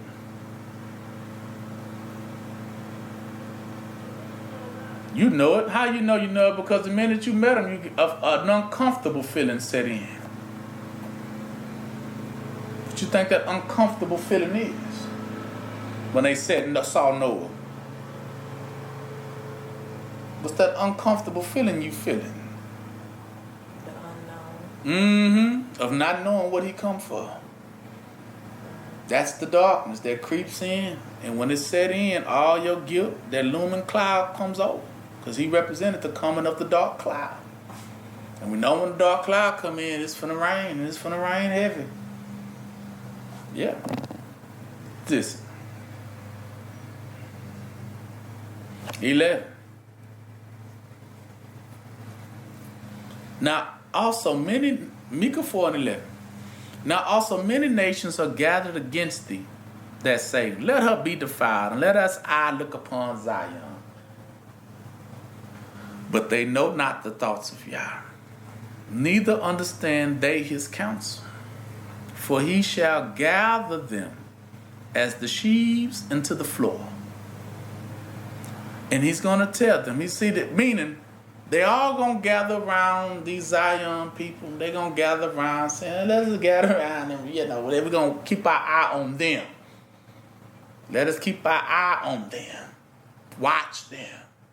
So we need you to set up. We need you to get right there, surround them. Make sure we can keep an eye on this one. Because they heart, they know something ain't right. Why are you there? They nervous. We've been partying. Why are you here? So surround them. Keep an eye. Eavesdrop. Give as much information as you possibly can. We know something ain't right because he ain't with us. We offered him the cup, but he ain't drinking. So what is he here for? Because they know not the thoughts of Yah. See, Yah don't never forget. He doesn't forget. He said, the year of vengeance is in my heart. To not forget, but to make sure I repay. That I repay. So he gathers them around him as sheaves into the floor. And then he will tell that one to arise and what? Thresh. O daughter of what? Zion. For I will make thy horn iron, and I will make your hooves brass. And thou shalt beat in pieces many people. And I will consecrate their gain unto the Lord, and their substance unto the Lord of the whole earth. So they're going to surround, but they don't know what they're surrounding for. They think it's to monitor that one as if Yah ain't taught them to come for a reason, thinking that they was going to keep an eye on this one. But much rather, Yah has used that one to keep an eye on them, that none of them escape. 3. Joel 3. For behold, in those days, in that time, when I shall bring again the captivity of Judah and Jerusalem, I will gather all nations, and bring them down into the valley of Jehoshaphat, and I will plead with them there for my people and for my heritage Israel, whom they have scattered amongst the nations and parted my land, and have cast lots for my people, and have given a boy for a harlot, and sold one of my children, daughters of Zion, for wine, that they may drink. Yeah. And what have you to do with me, O Tyre and Zidon, and all the coast of Palestine? Will you render me a recompense? I would say, will you reward me? He said, but if you recompense me swiftly and speedily, will I return your what? Recompense upon your own what? Head. You slay my righteous ones, I'm just going to send you one coming right back at your sons and daughters. Because you have taken my silver and my gold and have carried it into your temple, my goodly pleasant things. Yeah, the children also of Judah and the children of Jerusalem have you sold in slavery unto the Grecians, that you might remove them far from their borders and inheritance. But behold, I will raise them out of the place wherever you sold them at, and I will return your recompense upon your own what? Head. You're going to reap what you what? Sown. And then I will turn around and sell your sons and daughters after all this is done into the hands of the children of what? Judah. He's talking about, I will now give you over to the sons and daughters of righteousness. Remember, I will deliver you into the righteous hands. That's what he's telling you. And they shall sell them to Sabians, to a people far, for the Lord has spoken this. So he says, proclaim ye amongst the Gentiles, say, prepare what? War. Wake up the mighty men. Let all the men of war draw near. Let them come up. Beat your plowshares into what? Swords. And your pruning hooks into spears. And let the weak say what? I am strong, because no matter what, you're going to have to fight today. So assemble yourselves and come, all you heathens. Let you know, ain't talking about Israel. Come, you heathens, and gather yourselves together round about. Thither cause thy mighty ones to come down. From thither means bring them close. Let the heathens be wakened and come up to the valley of what? Jehoshaphat. For there I will sit to judge all the heathens round about. Put you in the sickle, for the harvest is ripe. Come, get you down, for the press is full. The fats overflow with y'all teaching, for their wickedness is what? Great. Multitudes in the valley of decisions. For the day of the Lord is near in the valley of what? Decisions. And the Lord shall roar out of Zion. That's how you know it's that lion. And utter his voice from Jerusalem. And the heavens and the earth shall shake. But the Lord will be the hope of his what? People. And the strength of the children of what? Israel. See, he ain't going to get now. They could talk about the shake. That's them. Because they won't have what in them? No strength. See, your presence already sucking the strength right up out of them. And they're going to be shaking. Shaking means fear, guilt, anguish. Because you know something bad's coming and you can't prevent it. Like they know something bad coming. This whole country knows something bad is on the horizons. But they got to ask themselves, when did you start feeling that way? When did you start feeling that way? They're going to say, when I start seeing people like that, I started feeling real weird. Yeah. When I started seeing Noah's coming,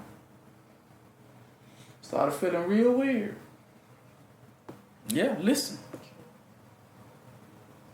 So shall you know that I am the Lord, your dwelling. Yah dwells in Zion, my holy mountain. Then shall Jerusalem be holy, and there shall be no stranger pass through her anymore. And it shall come to pass in that day that the mountains shall drop down new wine, and the hills shall flow with milk, and the rivers of Judah shall flow with waters, and the fountains shall come forth of the house of the Lord, and shall water the valleys of Shittim. Egypt shall be a desolation, and Edom shall be a desolate wilderness after this all said and done. Why? For the violence against the children of Judah, because they have shed innocent blood in their land. Innocent was righteous blood. Innocent blood is the righteous blood. He said the dread will come. But Judah shall dwell what? Forever. And Jerusalem from generation. For I will cleanse their blood that I have not cleansed. For the Lord dwelleth in Zion. When he said cleanse, he's talking about I will revenge. I will revenge their blood that was spilled. I have always desired that. What did he say? Watch this here.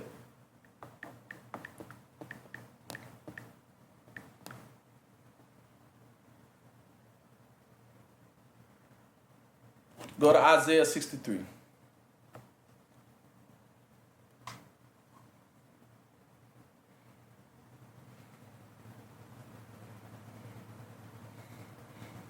Look, who is this coming from Edom with dyed garments from Bosra? I mean, all his garments, his clothes is covered in what? Die.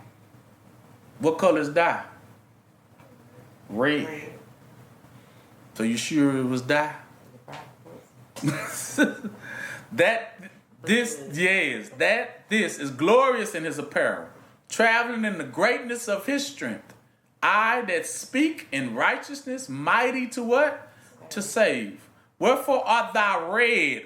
That's the color you were talking about, the dye. You thought it was black ink? No, it's red, baby. It's red. In thy apparel. And thy garments like him then trended in the wine fat. That's like somebody that's sitting there busting up grapes, stomping on them. I have trodden the wine press alone, and the people there was none with me, for I have trimmed them in my anger, and trampled them in my fury, and their blood shall sprinkle upon my garments. See there, let you know what it was that was dyed his garments, was their blood that sprinkled upon his garments, and I will stain all my raiment. For the day of vengeance is in my what? Heart, to pay them back. And the year of my redeemed is what? Come. The year meaning the day that I will recompense has now what? Come. It is time to pay them what? Back. This is what the Lord was speaking on. That he will pay them back. Making Jacob a new sharp instrument.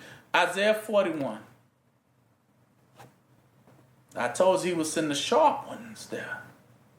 That knife is sharp. So go to Isaiah 41. We there? Mm-hmm.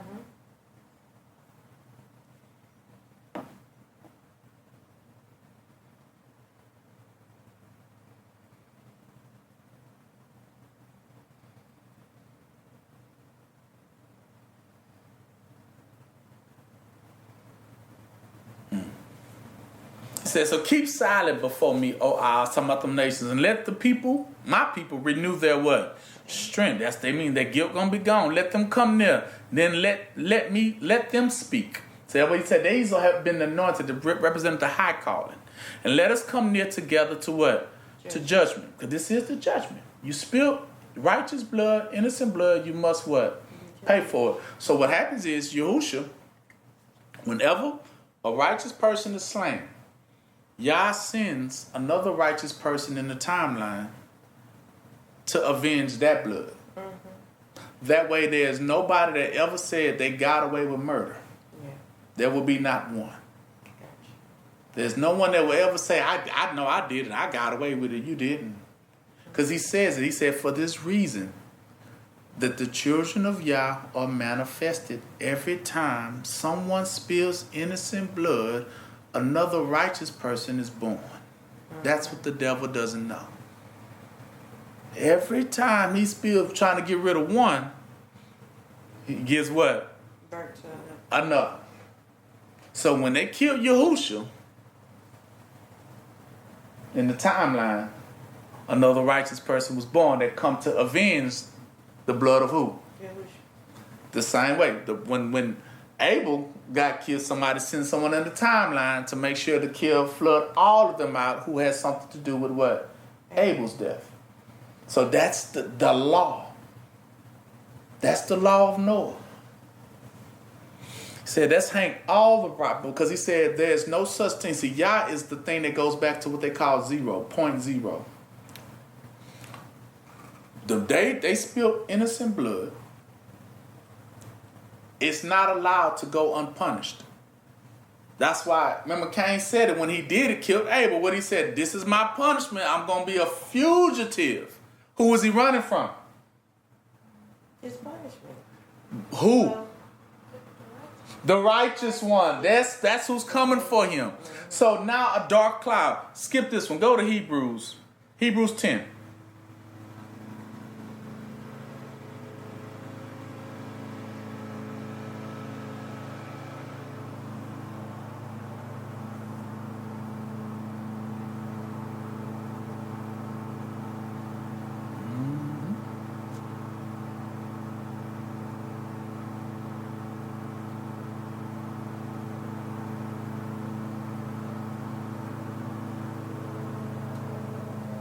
Go down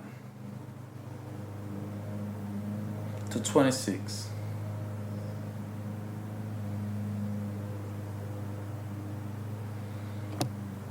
Now understand. For if we sin willfully after we have received the knowledge of the truth, therefore there remaineth no more sacrifices for what? For sins.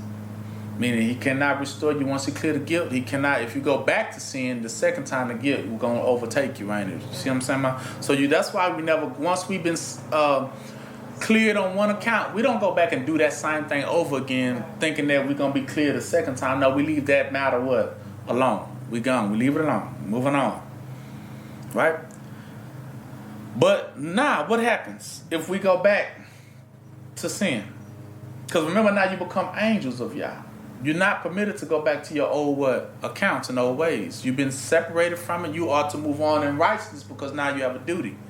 But if you ever was to go back into the ways of your old heathens, because you didn't understand what he saved you from, first and foremost. See, the thing, when Yah pulled you out, same way he pulled Peter out of the water, when Yah pulls you out, Yahushua pulls you out, it's because Yahushua knows what's going on in the water. He knows what's going on. So he pulls you out to save you from that fate. See, everybody else that's left in the water, they have to suffer a same fate. They all in it together. But if Yah pulls you out, don't look back. That's what Lot's wife did, remember? Not understanding if we pulling you out is for a purpose. See, the angels pulled Lot's wife out for the sake of what was going to happen to what? Sodom and what? Gomorrah. So he's pulling her out saying, okay, you come with me. You won't have to suffer that same fate. Right? But she going a little bit, but then she, you know what, though, but what about such and such? I want to kind of go back and I need to go, concern myself with what's going on over there. And she turns into a pillar of what? So. Right. That means she was burned. She was destroyed. She didn't make it out. Right? But he's telling you. So therefore, once you are pulled out, you don't go back. You don't look to go back. Don't try to find a reason to go back. Because if you go back, he said the second time, there's nobody permitted to pull you out what? A second time. You only get one of those. That's why they call it Savior, to pull you out once. Now, if you decide you want to go back, then you're done. You'll know you're done because you'll never feel the same ever again. You will never feel how you feel now if you go back. Because now you knew, I messed up. I shouldn't have came back. And your conscience is a conscious decision that's going to destroy you. He says, 27, but now because you go back, what happens? But a certain fearful looking back for what? Of judgment. You know it's what? It's coming. And a fiery indignation. That means somebody coming back that's mad and upset. Fiery. Upset. Which shall devour what? The adversaries. So he said, I already sent one back to go tear them down. So you don't want to see that angel with that sword. You're going to meet him and you're going to be like, oh, Lord, can you save me, Peter? He already know what he got to do. He and she already know they chopping it what? They call mowing the grass. You hear the mower? They mowing what? The grass. That's why they told you, cut your grass and get them snakes what? Keep your grass low. Cut them snakes off because trust me, when that lawnmower come, that's that angel. When that lawnmower come, it's going to trim it down. And anything in the way, does a lawnmower worry about what's in the way? Nope. But what's behind it? Everything that's been what? Chopped down. That's how y'all angels come through. Just like that lawnmower. They come to chop it down and they ain't asking questions. They ain't asking, why you standing before me this day? They ain't asking that no more because that day's gone. Whatever remains was meant to what? And be chopped down. He said there's a certain fearful looking for that judgment. What's the judgment? Now you understand, remember he said when the Spirit comes, it's going to give you three things. Sin, righteousness, and what? Judgment. Remember? You're going to begin to start understanding judgment. What is the judgment? I mean, what's the verdict for people who have not done right? What is the verdict for people who have done unrighteousness. And what is the verdict for spilling innocent blood? See, there is no, and ain't no turn back on that. He said it by no means will clear the guilty. So you know that, oh, this not, he said, I won't even come to them anyway. How you know I ain't came to them? Because if they still talking about Jesus, then you know I haven't came to them. See, they still caught in that copy of real things. They ain't in the real thing. So you already know they already set to be what? Because if it starts right now, you already know what they set to be. Then you already know they won't make it. Because they don't even know what truth is. And he said, for everybody that he has already cursed, that's the curse he has put upon them. The curse of not knowing real.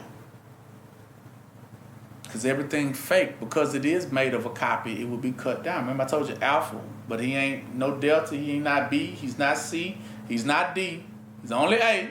So everything other than that gonna get what? Chopped down. He told you that. That's what he meant. He said, he that despised the moral law died without mercy. See, under 2 or 3 witnesses, they died without mercy. How much sore punishment, suppose you, shall he be thought worthy, who has trodden under the foot the Son of Yah, and has counted the blood of the covenant, wherewith he was sanctified, an unholy thing. Because to go back is that mean you calling Yah, well, it's unholy. I mean, I'm not going to use it. I'm not going to apply that. It's another way. But they ran from the only way and have done despise the spirit of what? Grace. 30. For we know him that has said, vengeance what? Belongeth unto me, and I will recompense, says the Lord. And again, the Lord shall judge his what? People. For it is a fearful thing to fall into the hands of the living Yah. Who are the living Yah? Who are the hands? The righteous what? Hands. Yeah, he said it's going to be a fearful, terrible thing to get dealt with by one of those righteous. He's telling you now. Because they're not going to show you know what? They are not. He's telling you now. Watch this here.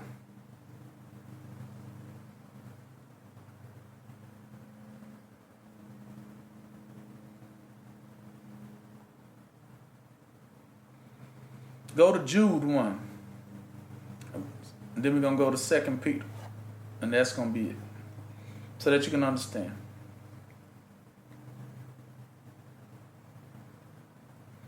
Jude 1 and then 2 Peter 2.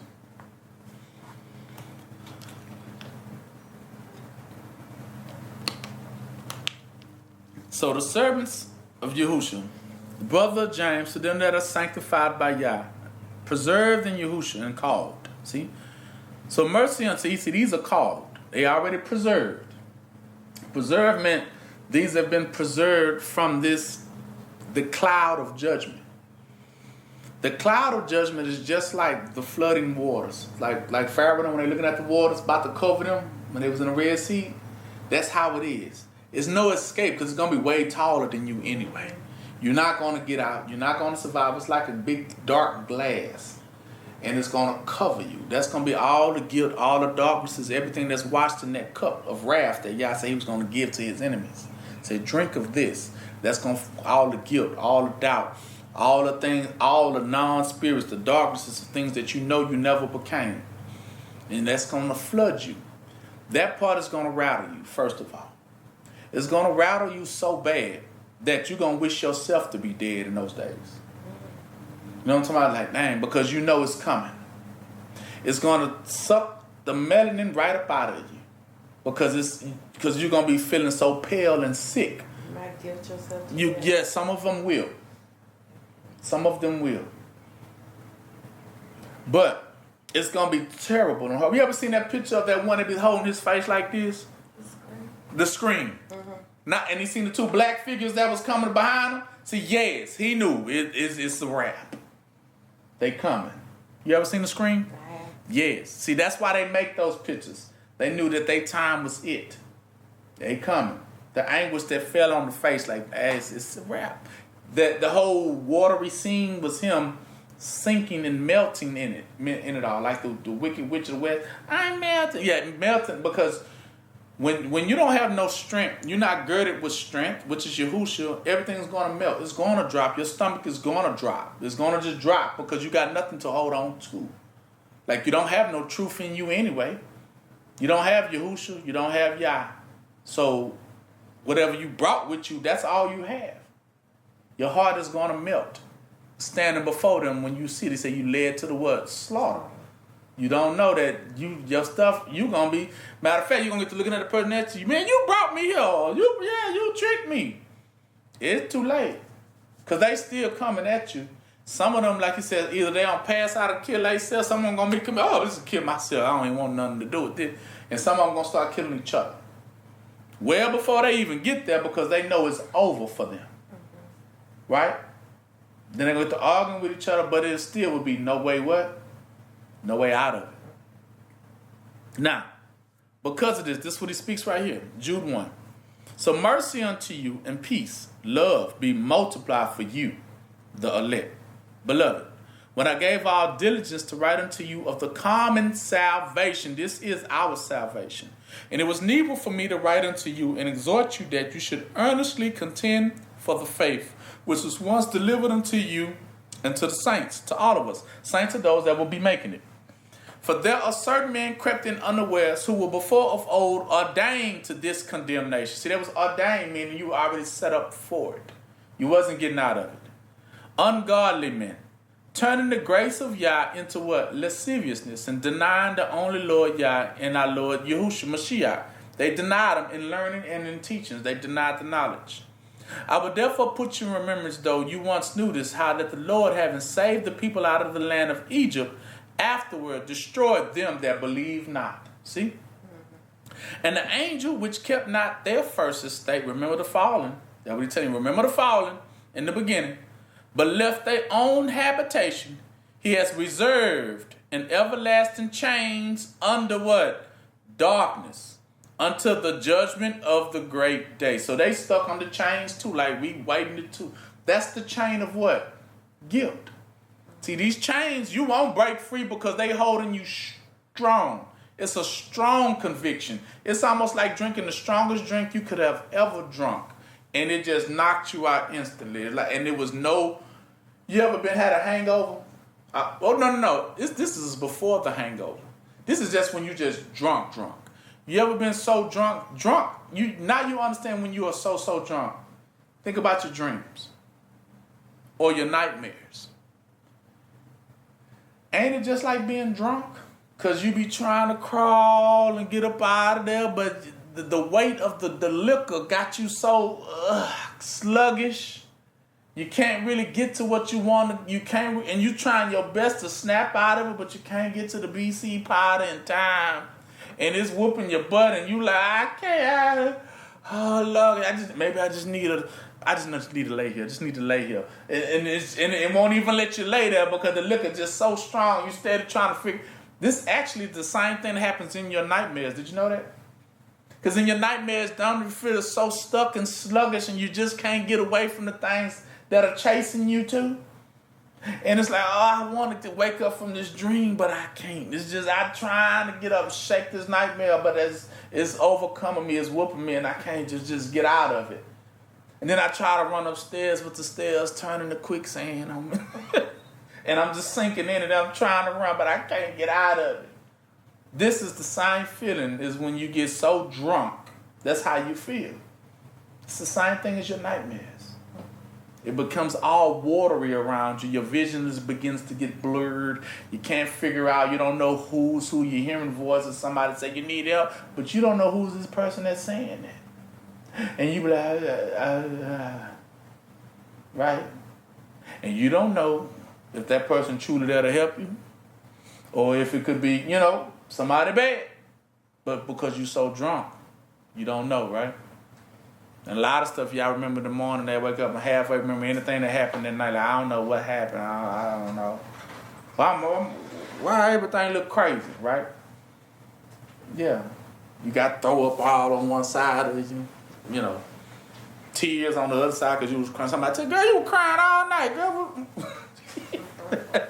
Right? So, but it's bad. But listen. So therefore, even as Sodom and Gomorrah in the city 7, about them in like manner, giving themselves over to fornication and going after strange flesh, are set forth for an example, suffering. They will set an example because they showed you the suffering, the vengeance of eternal what? Fire, how they had to suffer it, meaning they was not allowed to what? Escape. That's what the suffering meant. They couldn't get out of it. Set it for an example, how they couldn't escape it. Likewise, also these filthy dreamers defile the flesh, despise dominions, and speak evil of dignitaries, talking about the elect. Yet Michael, the archangel, who contending with the devil, he disputed about the body of Moses, durst not bring against him a railing accusation either, but said, the Lord rebuke you. See, for these can be rebuked, but the elect are never what? Rebuked. The righteous can't be rebuked. There's none you can tell them they're not doing anything wrong. So that's why the angel got on the devil about trying to rebuke Moses. How you gonna rebuke Moses righteous? What about you? So the angel rebuked the devil and never didn't rebuke what? The righteous. But 10, but these silly speak evil of those things which they know what? Not. They're trying to call you evil and corrupt, not understanding. But what they know naturally as brute beasts and those things, they corrupt themselves, building themselves idols and stuff, because they don't understand it, do they? But woe unto them, for they have gone in the way of Cain, and ran greedily after the error of what? Balaam for reward, and perished in the gainsayings of Korah. See, these are spots in your feast of charity, when they feast with you, feeding themselves without fear, see? But clouds they are, without what? Water. I mean, they're without any spirit. Carried about by the winds. Trees whose fruit has what? Withered, because they ain't bear nobody fruit. They ain't did nothing righteous. Without what? Fruit. Even more so, twice what? Dead. Plucked up what? By the roots. They will be uprooted. That we telling you, they're already doomed for this. Raging waves of the sea. See, we telling you where they at, where they exist. In the raging what? Waves of the sea. That mean they ain't got out of it. They still what? Ever in it. And these are the ones that's raging. These be the high little waves that roar. We're going to splash back down. Yeah, that's all they doing. Rising just to what? Fall. Foaming out their own shame. Wandering stars, he called them. To whom is reserved. See, what is reserved for them? The blackness of darkness, what? Forever. And even Enoch also, the seventh from Adam, prophesied of these, saying, behold, he already prophesied what's going to happen, saying, behold, the Lord cometh with 10,000 of his what? Saints, to execute what? Judgment upon all of them, and to convince all that are ungodly among them of all their ungodly, unrighteous deeds, which they have ungodly what? Committed. And all of their hard speeches which ungodly sinners have spoken against him. So he's telling you what's coming for him. He said, Enoch, that's why Enoch left. Remember, he told him, lay that out there. I'm going to leave this out here for you. I got to go. But just know, 10,000s of y'all saints is what? They coming for you. The righteous are coming for you. Don't get it twisted. And they coming to execute judgment. What is the judgment? Because you spill righteous what? Blood. So, Yah has already ordained from the time you spill righteous blood that somebody has to come and erase you. Don't get it twisted. Sharp. That's the reason why you see sharp things now in this earth. They're already here. Sharp things. Knives, bombs, grenades, missiles. What else? Sharp things. Sharks, wolves. Right? They're already there to make sure you what? Get ate up. They already are set. Bears, lions, tigers. They already set, waiting on you to step a foot out that door so that they can execute what?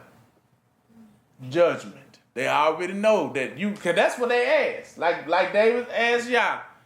He said, yea or nay? And when y'all say yea, nay, he said, and then shall I what? Beat them small. That's what it meant. Then it's a wrap. Your judgment is that you fall. It wasn't no judgment to clear you. You didn't get cleared. Your righteousness didn't clear. You was not cleared of righteousness. You are guilty. Guilty of spilling what? Innocent blood. That's your judgment. Righteous blood. And it didn't matter. It could have been you or your forefathers. See, that's the thing. Just because you can say, well, it wasn't me, but it could have been what? Your grandma, your grandpa, right? And they set you up for what? Failure. Because he said, visit them upon the third and fourth what? Generation. So you didn't, just because you didn't might do it physically, it might have been somebody else who has done it for you. But he already said that Esau had to be eradicated. So you know that his judgment has fallen on his children, haven't it? Mm-hmm. But listen. Therefore, skip down.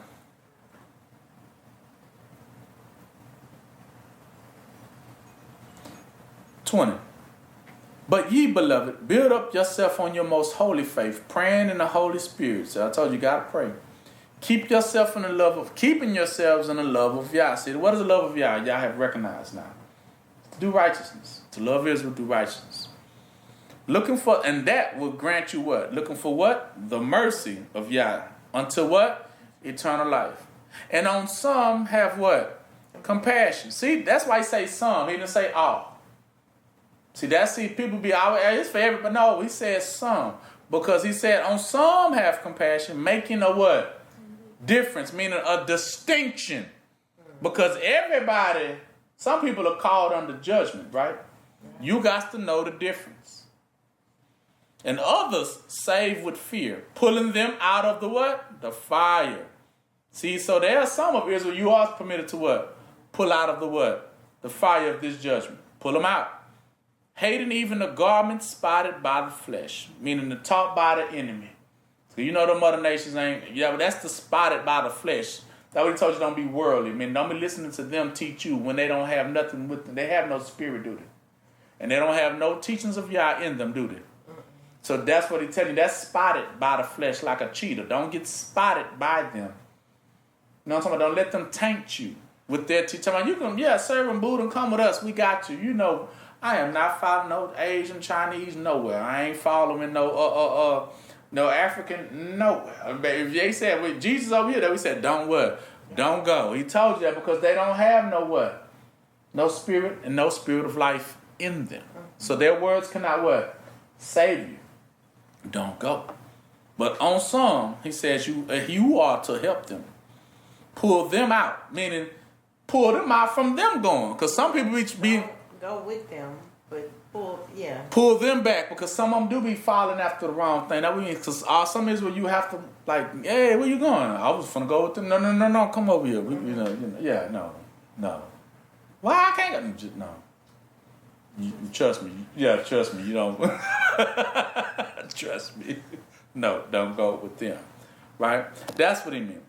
And he says, now unto him that is able to keep you from falling, see, and to present you faultless before the presence of Yah and of glory. To him, the only wise Yah, our Savior, be glory, majesty, dominion, and power, both now and forever. Now go to 2 Peter 2.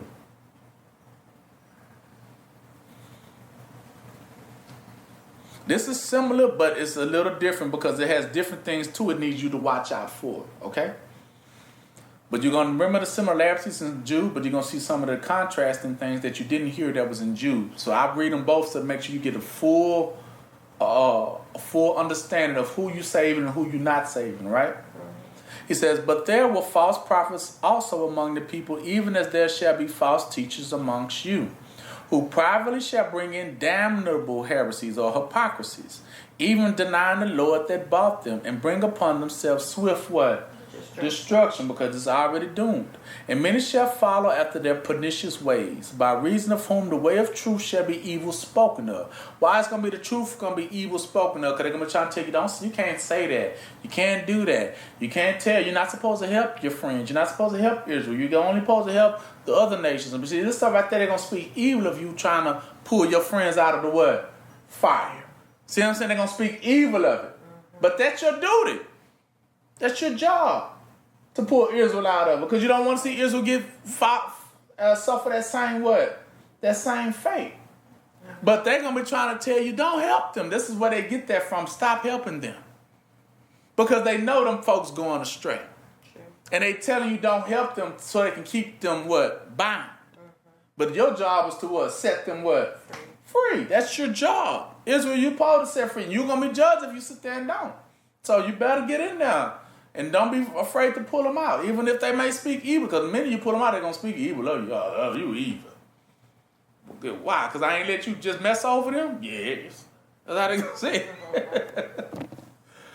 And through covetousness shall they with feigned words make merchandise of you. So they already know they're going to try to make what of you? Merchandise. So you didn't read this one another one, right? Because they want to try to sell you over as slaves and as merchandise. Who judgment now and of a long time lingereth not, and their damnation slumbereth not. You know it ain't sleep now, is it? But if you send people like us, you know that judgment ain't slept. Judgment is wide awoke and coming. For if Yah spared not the angels that sinned, right, but cast them down to what? Hell, and delivered them into the chains of darkness to be reserved unto what? Judgment. Now what is the judgment? What's the judgment? Righteous people coming to slay those who have spilled righteous what? Blood. That is a judgment, guys. Listen, learn it, understand it, register it, put it in your memory banks. Oh, every time you spill a righteous blood, Yah is sending somebody righteous to slay you. So I'm going to get that in, I'm going to lock it in, and just know, first of all, I don't want to slay nobody righteous. First and foremost. But then now I understand who those are. You know what I'm talking about? When I see them, like, oh, Lord. They who they come for. Yeah. You like, please don't be coming. Yeah. Please don't be coming for me. But you know what they looking for, right? But trust me, they'll let you know they ain't coming for you, but they will tell you to step aside for who they are, what? Coming for. Get out of the way. They will tell you that. Get out of the way. How Terminator said, come with me if you want to live. Yeah, because you know he comes to terminate some things. So like Terminator movie, yeah, he came to terminate some things. He said some people gotta go. I came to make sure some people named Sarah Connor had to what? Had to go. Right, remember? I come for John Connor. I come for the boy. Right? And remember he killing everything that was trying to get in the way to protect her from getting got?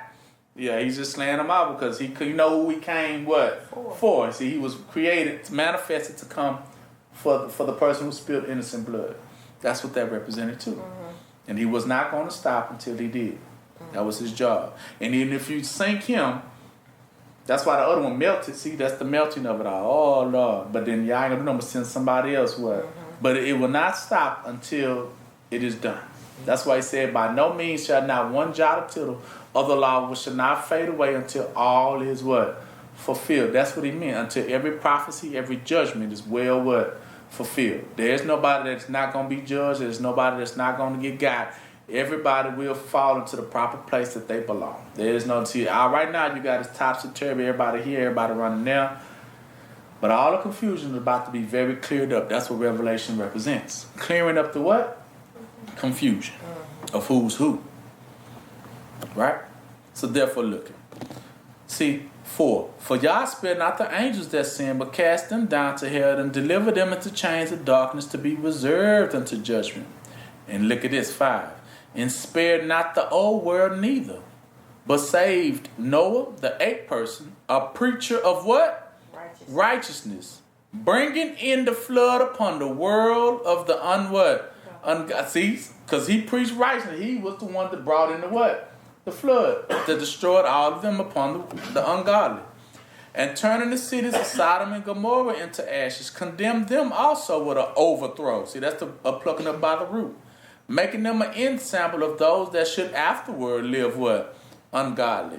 And delivered just Lot, vexed with the filthy conversation of the wicked. So every time, I'm going to be honest, every time I see or hear about somebody getting killed, murdered, sacrificed, I'm always asking myself, was that person righteous or unrighteous? Because I know if for every unrighteous person or unrighteous killing, somebody coming for him.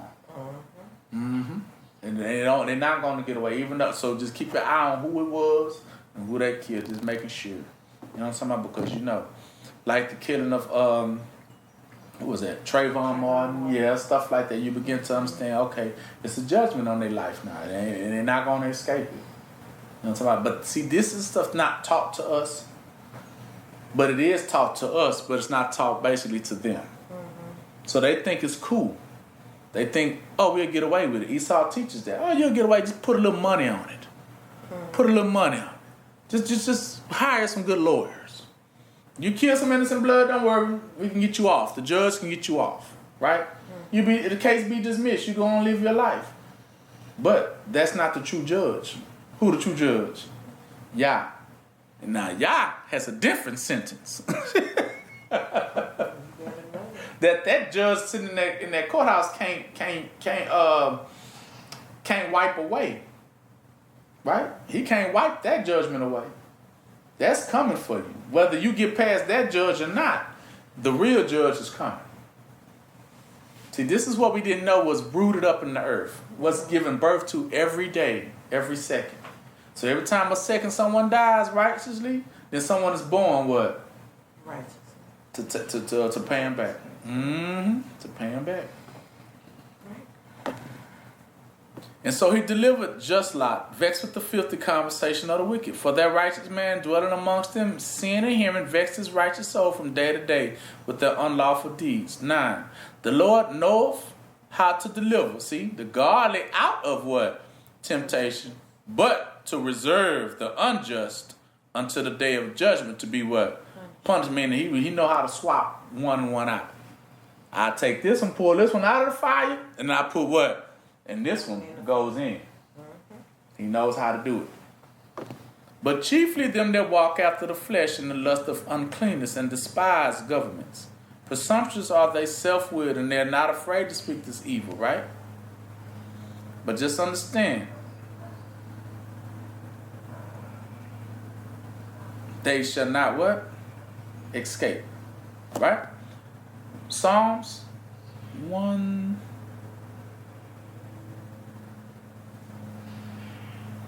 Psalms, I think it's either 149 or 147.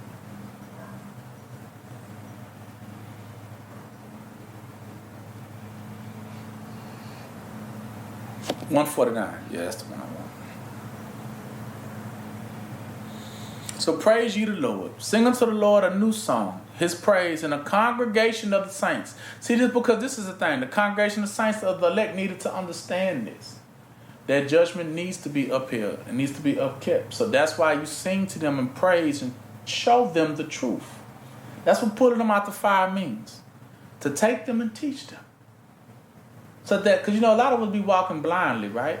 And it takes a good person to pull them out of the fire, and what? It takes a righteous person to teach them.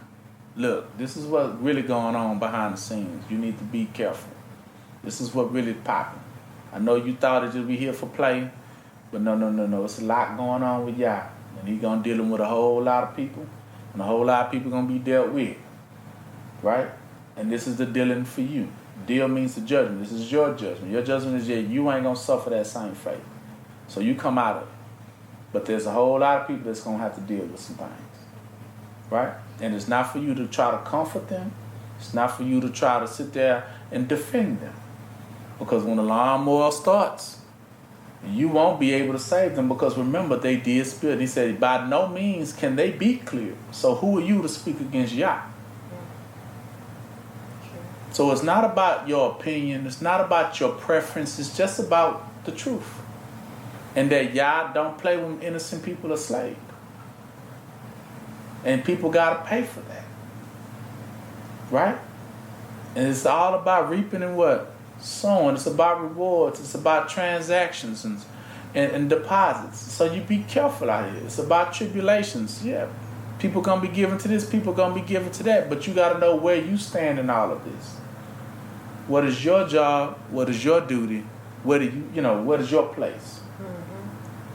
So listen to your place. This is your inheritance. It's not like them. He said Jacob's inheritance is not like theirs. That's what he was trying to say. He not going to fall in that same judgment like everybody else. So they always try to say Jacob right with us. Oh, we together. He just told you, Yah knows how to remove him out at that certain time, right, for that destruction about to hit. Then all of a sudden, he knows how to remove Lot out the situation right before they hit Sodom and Gomorrah. All of a sudden, Lot gone. What a Lot at? Yeah, he gone. He knows how. You ain't got to worry about if he going to remove them in time. Trust me, he ain't never kept one in it. beyond time. When it's their time, yeah, they out the way. You ain't got to worry if they going to be rescued or not, but you better be worried if they what's going to happen to you. They going to be fine. See, some of us permitted to make sure it go down. Some of us permitted to get out of the way of it going down. Some of us permitted to make sure they fall into judgment. It's just how y'all works. You got a place in all this. That's how it works. You will begin to see some of them went into the ark, right? Door closed. They don't have to witness it. They move on right before the slaughter. Now those that was left in the flood, yeah, they got to deal with it. But they wasn't just, see, this is what y'all think, oh, it was just flooding waters. Just dark waters. No. There were angels then that was in those waters, slain, making sure every last person did not want escape. That was y'all. See, they're not going to tell you that part. What was within that flooding water. They just say, oh, just a flood. No, it don't work like that. Y'all sent people to destroy everything left. And he says it's reserved for that to come again. He said, but this time by what? Fire. Didn't he say that? Yeah. Now we know all those that are by fire, those represents the sons and daughters of Yahushua. We know that. Water, fire. By the both, water and fire creates the perfect temperature in the womb to create life. That's why I say when you're walking down a narrow path, on one side is water and the other side is fire. But we know when you put fire to water, depending on how much fire, depending on how much water, it creates the perfect circumstance for life. And we also know it creates the perfect circumstance for death. Right? That's how all children are born in the womb. There's both in the womb heat and water. Right? And they mix together. Gives birth.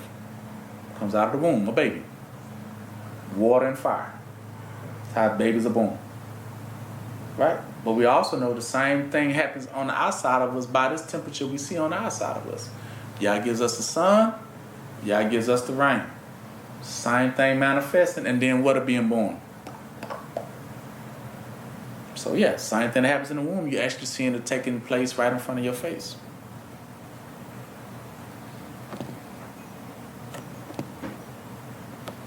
Now, so let Israel rejoice in him that made him. See? Let the children of Zion be joyful in their king. Let them praise his name in the dance. I'm talking about the war dance. And let them sing praises unto him with the timbrel and the harp.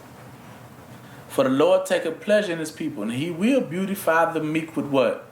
Salvation. See, the meek are those that are obedient. Not worried about your opinion. They're just saying, well, the Bible says you gotta go. That's it.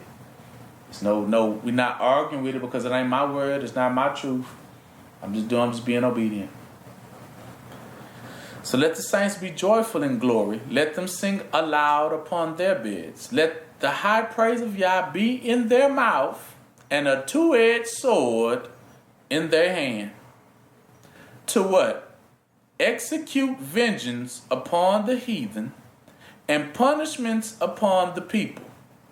To bind their kings with chains, and their nobles with fetters of iron, to execute upon them the judgment written.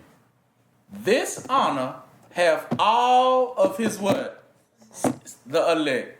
Praise ye the Lord. This is their duty, this is their honor, and that is their glory to do that.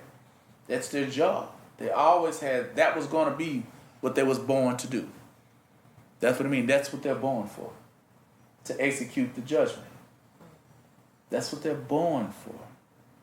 See, when he said Esau and Jacob was fighting in the womb, see, they was fighting in the womb on who was going to be in charge of that. But it was never no fight for Jacob. Sure. Jacob was going to be that anyway.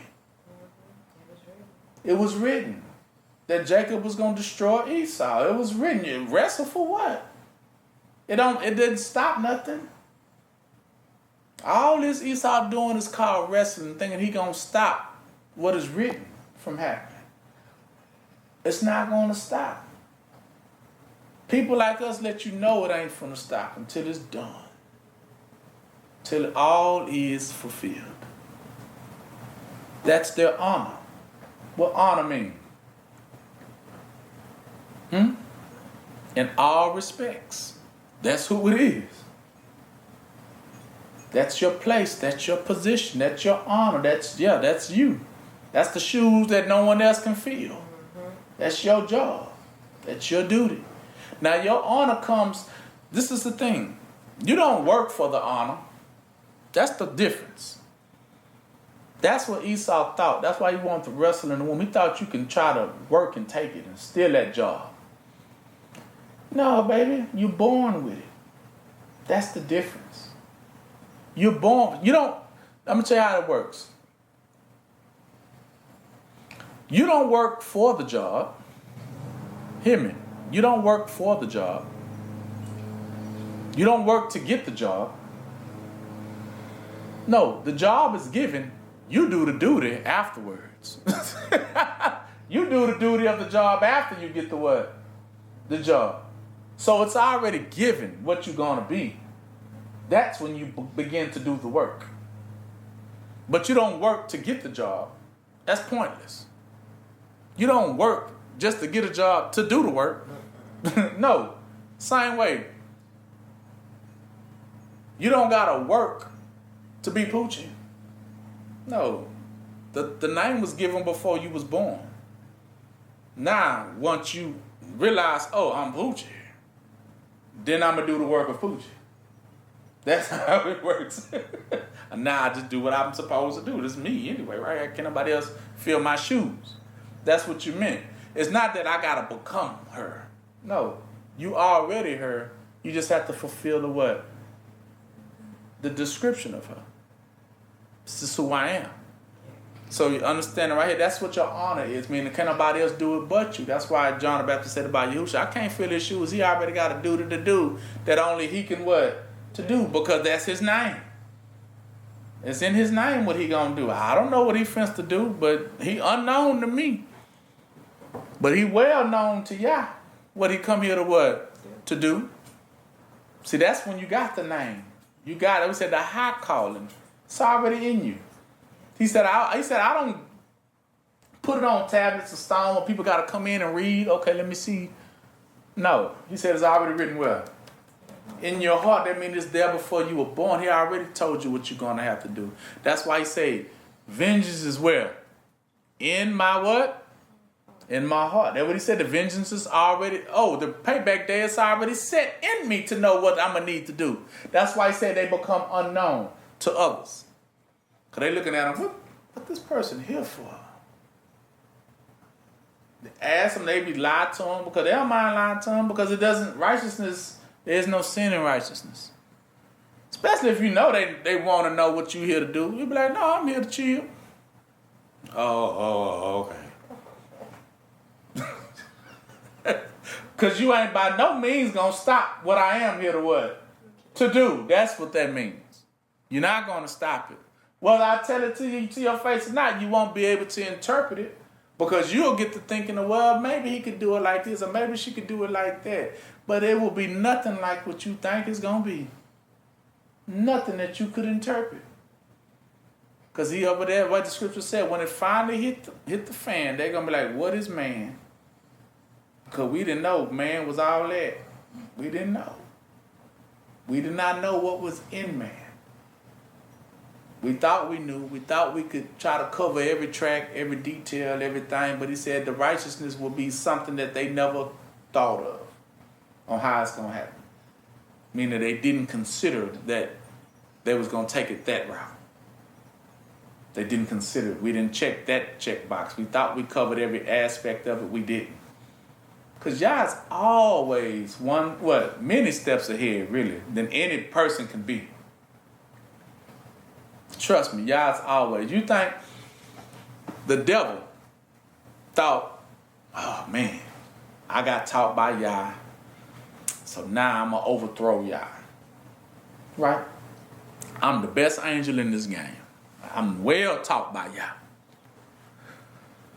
So the devil get 1/3 of the angels, say, y'all with me? They were like, yeah, we with you. Come on, let's do this. Overthrow y'all. So they began to come marching to y'all. They picked the day, they set a time and everything. They all grabbed it, whatever they gonna grab, weapons, and they started marching towards y'all. Y'all sitting on the throne, chilling. Right, and all of a sudden, the devil kick in the door. Poof, him and his 1/3 of the angels. We coming to overthrow some things. This out ya. He's the devil like, ain't nobody stronger than me right here. I'm mastered it all. Yeah, didn't even move an inch. But all of a sudden, as the devil began to approach the throne, all of a sudden behind the throne, this angel comes from behind the throne. Now this angel was never, because this angel bigger than all the devil and all the other little angels he had with him. He even bigger than them. And they looking at the devil. Well, who this is? Right, my name is Mike. See, the devil didn't consider what y'all already knew. Y'all thinks of everything. So just what the devil thought he had all things, because that's the pride of him, thinking, oh, I got him now. Now it's time. And he know all your thoughts, man. He already know. So he reserved Michael behind the altar that he never knew. That while he was thinking of what he's finna do, y'all was already preparing somebody else for him. And he didn't even know it was coming. And so when he thought he ready, he come up in there, and he seen him. He looked at the other angels. They were like, well, you didn't tell us about this one. We was ready for this. Well, you didn't tell nothing about this. I didn't know. That's all they can say. I didn't know.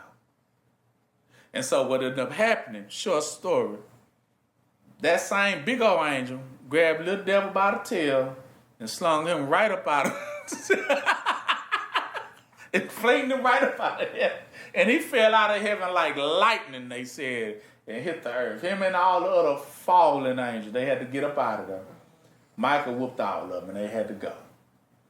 So, yeah, but the devil didn't see him coming. They were like, I didn't know he had one of those. Y'all don't, exactly. Y'all would never, don't ever think you know everything of y'all. It's always, that's why we always see, we understood that we're always learning. And that's how we look at it, is we're always learning, because there's always something else that y'all wants to show us. That's why I say, man, don't live by what? Bread alone. Because you can eat that down, but then there'll be another teaching you're going to need for later. But y'all doesn't give it all to you at one time. He does, but it doesn't manifest until the times when it is necessary.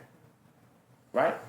So, the devil thinking he had everything. He had all the knowledge. He thought he knew everything. But of course he didn't. Y'all didn't reveal everything to him. Right? And so because of that, that's how he lost. That's what the blindness and darkness meant. Led to the what? If anything, he was just led to the what? To the slaughter. That was led to the slaughter. Because he thought he had an easy win, but it was a setup. So with that, that's going to conclude our family day. But now you understand that is the judgment. They will have the honor to execute this judgment. So it's not that they surrounding you because they're gonna have their way with you. But if anything, Yah has put you in the midst of them, because it's going to get time for you to do a great deal for Yah. And that would for the same way he didn't see Moses coming, same way Pharaoh didn't see him coming, not understanding what he was created for. And he was right up under his house, not understanding Moses was set for his fall. The righteous one. And he was going to pay Pharaoh back for all the blood he spilled in what? Of Israel. Not understanding what he thought he got away with something, but you never get away with y'all. That's the thing. You won't get away, never have, and never will. So don't even play yourself and think, I can get away. You're only fooling who? Yes, sir. Because even Cain understood the judgment when he told him what that meant for him. Same way he told Esau, he said, far from the dew of earth and far from the dew of heaven shall you be uprooted out of here. And Jacob shall take over, and Esau will be the end. So he knows what the judgment is too. that he gonna become a what out here? A fugitive. Running from who? So don't ever think that Esau got all the cards. Because he run around here slaying, don't be afraid of that. Because the only reason why he's slaying, because that must mean he understand what the prophecies are telling him. Oh, they did. And why he's so heavily about keeping Jacob and Israel down. You get it? Because he knows what? It's fair. He know his fate. So don't ever let him play you like, I don't know, your Bible said I ain't none of that stuff. Okay, well, then you ask, why you got all them Israel slaves over there then? Why you got them people bound down if that ain't what it is? Because he's scared. You know. So that's why he tried to do his best to try to keep things, just stay right there, please, please, please. But no, he knows. We know he knows. But he also knows too that there's nothing he could do about it. That's why he say, Jacob, we'll overcome Esau and we'll put him down.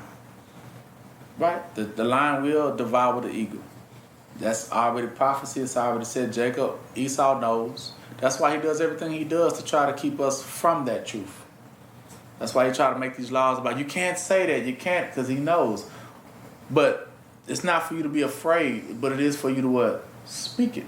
Tell the truth. Esau, I'm sorry, but that's it for you, brother. I'm not going to sugarcoat it. I'm not here to comfort you. I'm here to comfort Israel. Israel told Israel that everything was going to be all right, but not for you and yours. I can't tell you that. I will be a lie. And I ain't trying to be found to be no lie. Because, I mean, if I defend you, I'm going to lie just like you, and I'm going to suffer the same fate as you. Nope. I prefer to be a team Yah, let it flow. Whatever Yah say going to be for you, that's what's going to work. That's what's going to be for you. I'm not here to change your fate. I'm just here to say Yah like Enoch. What you say, Yah? That what you say? Okay, tell this to who? Okay.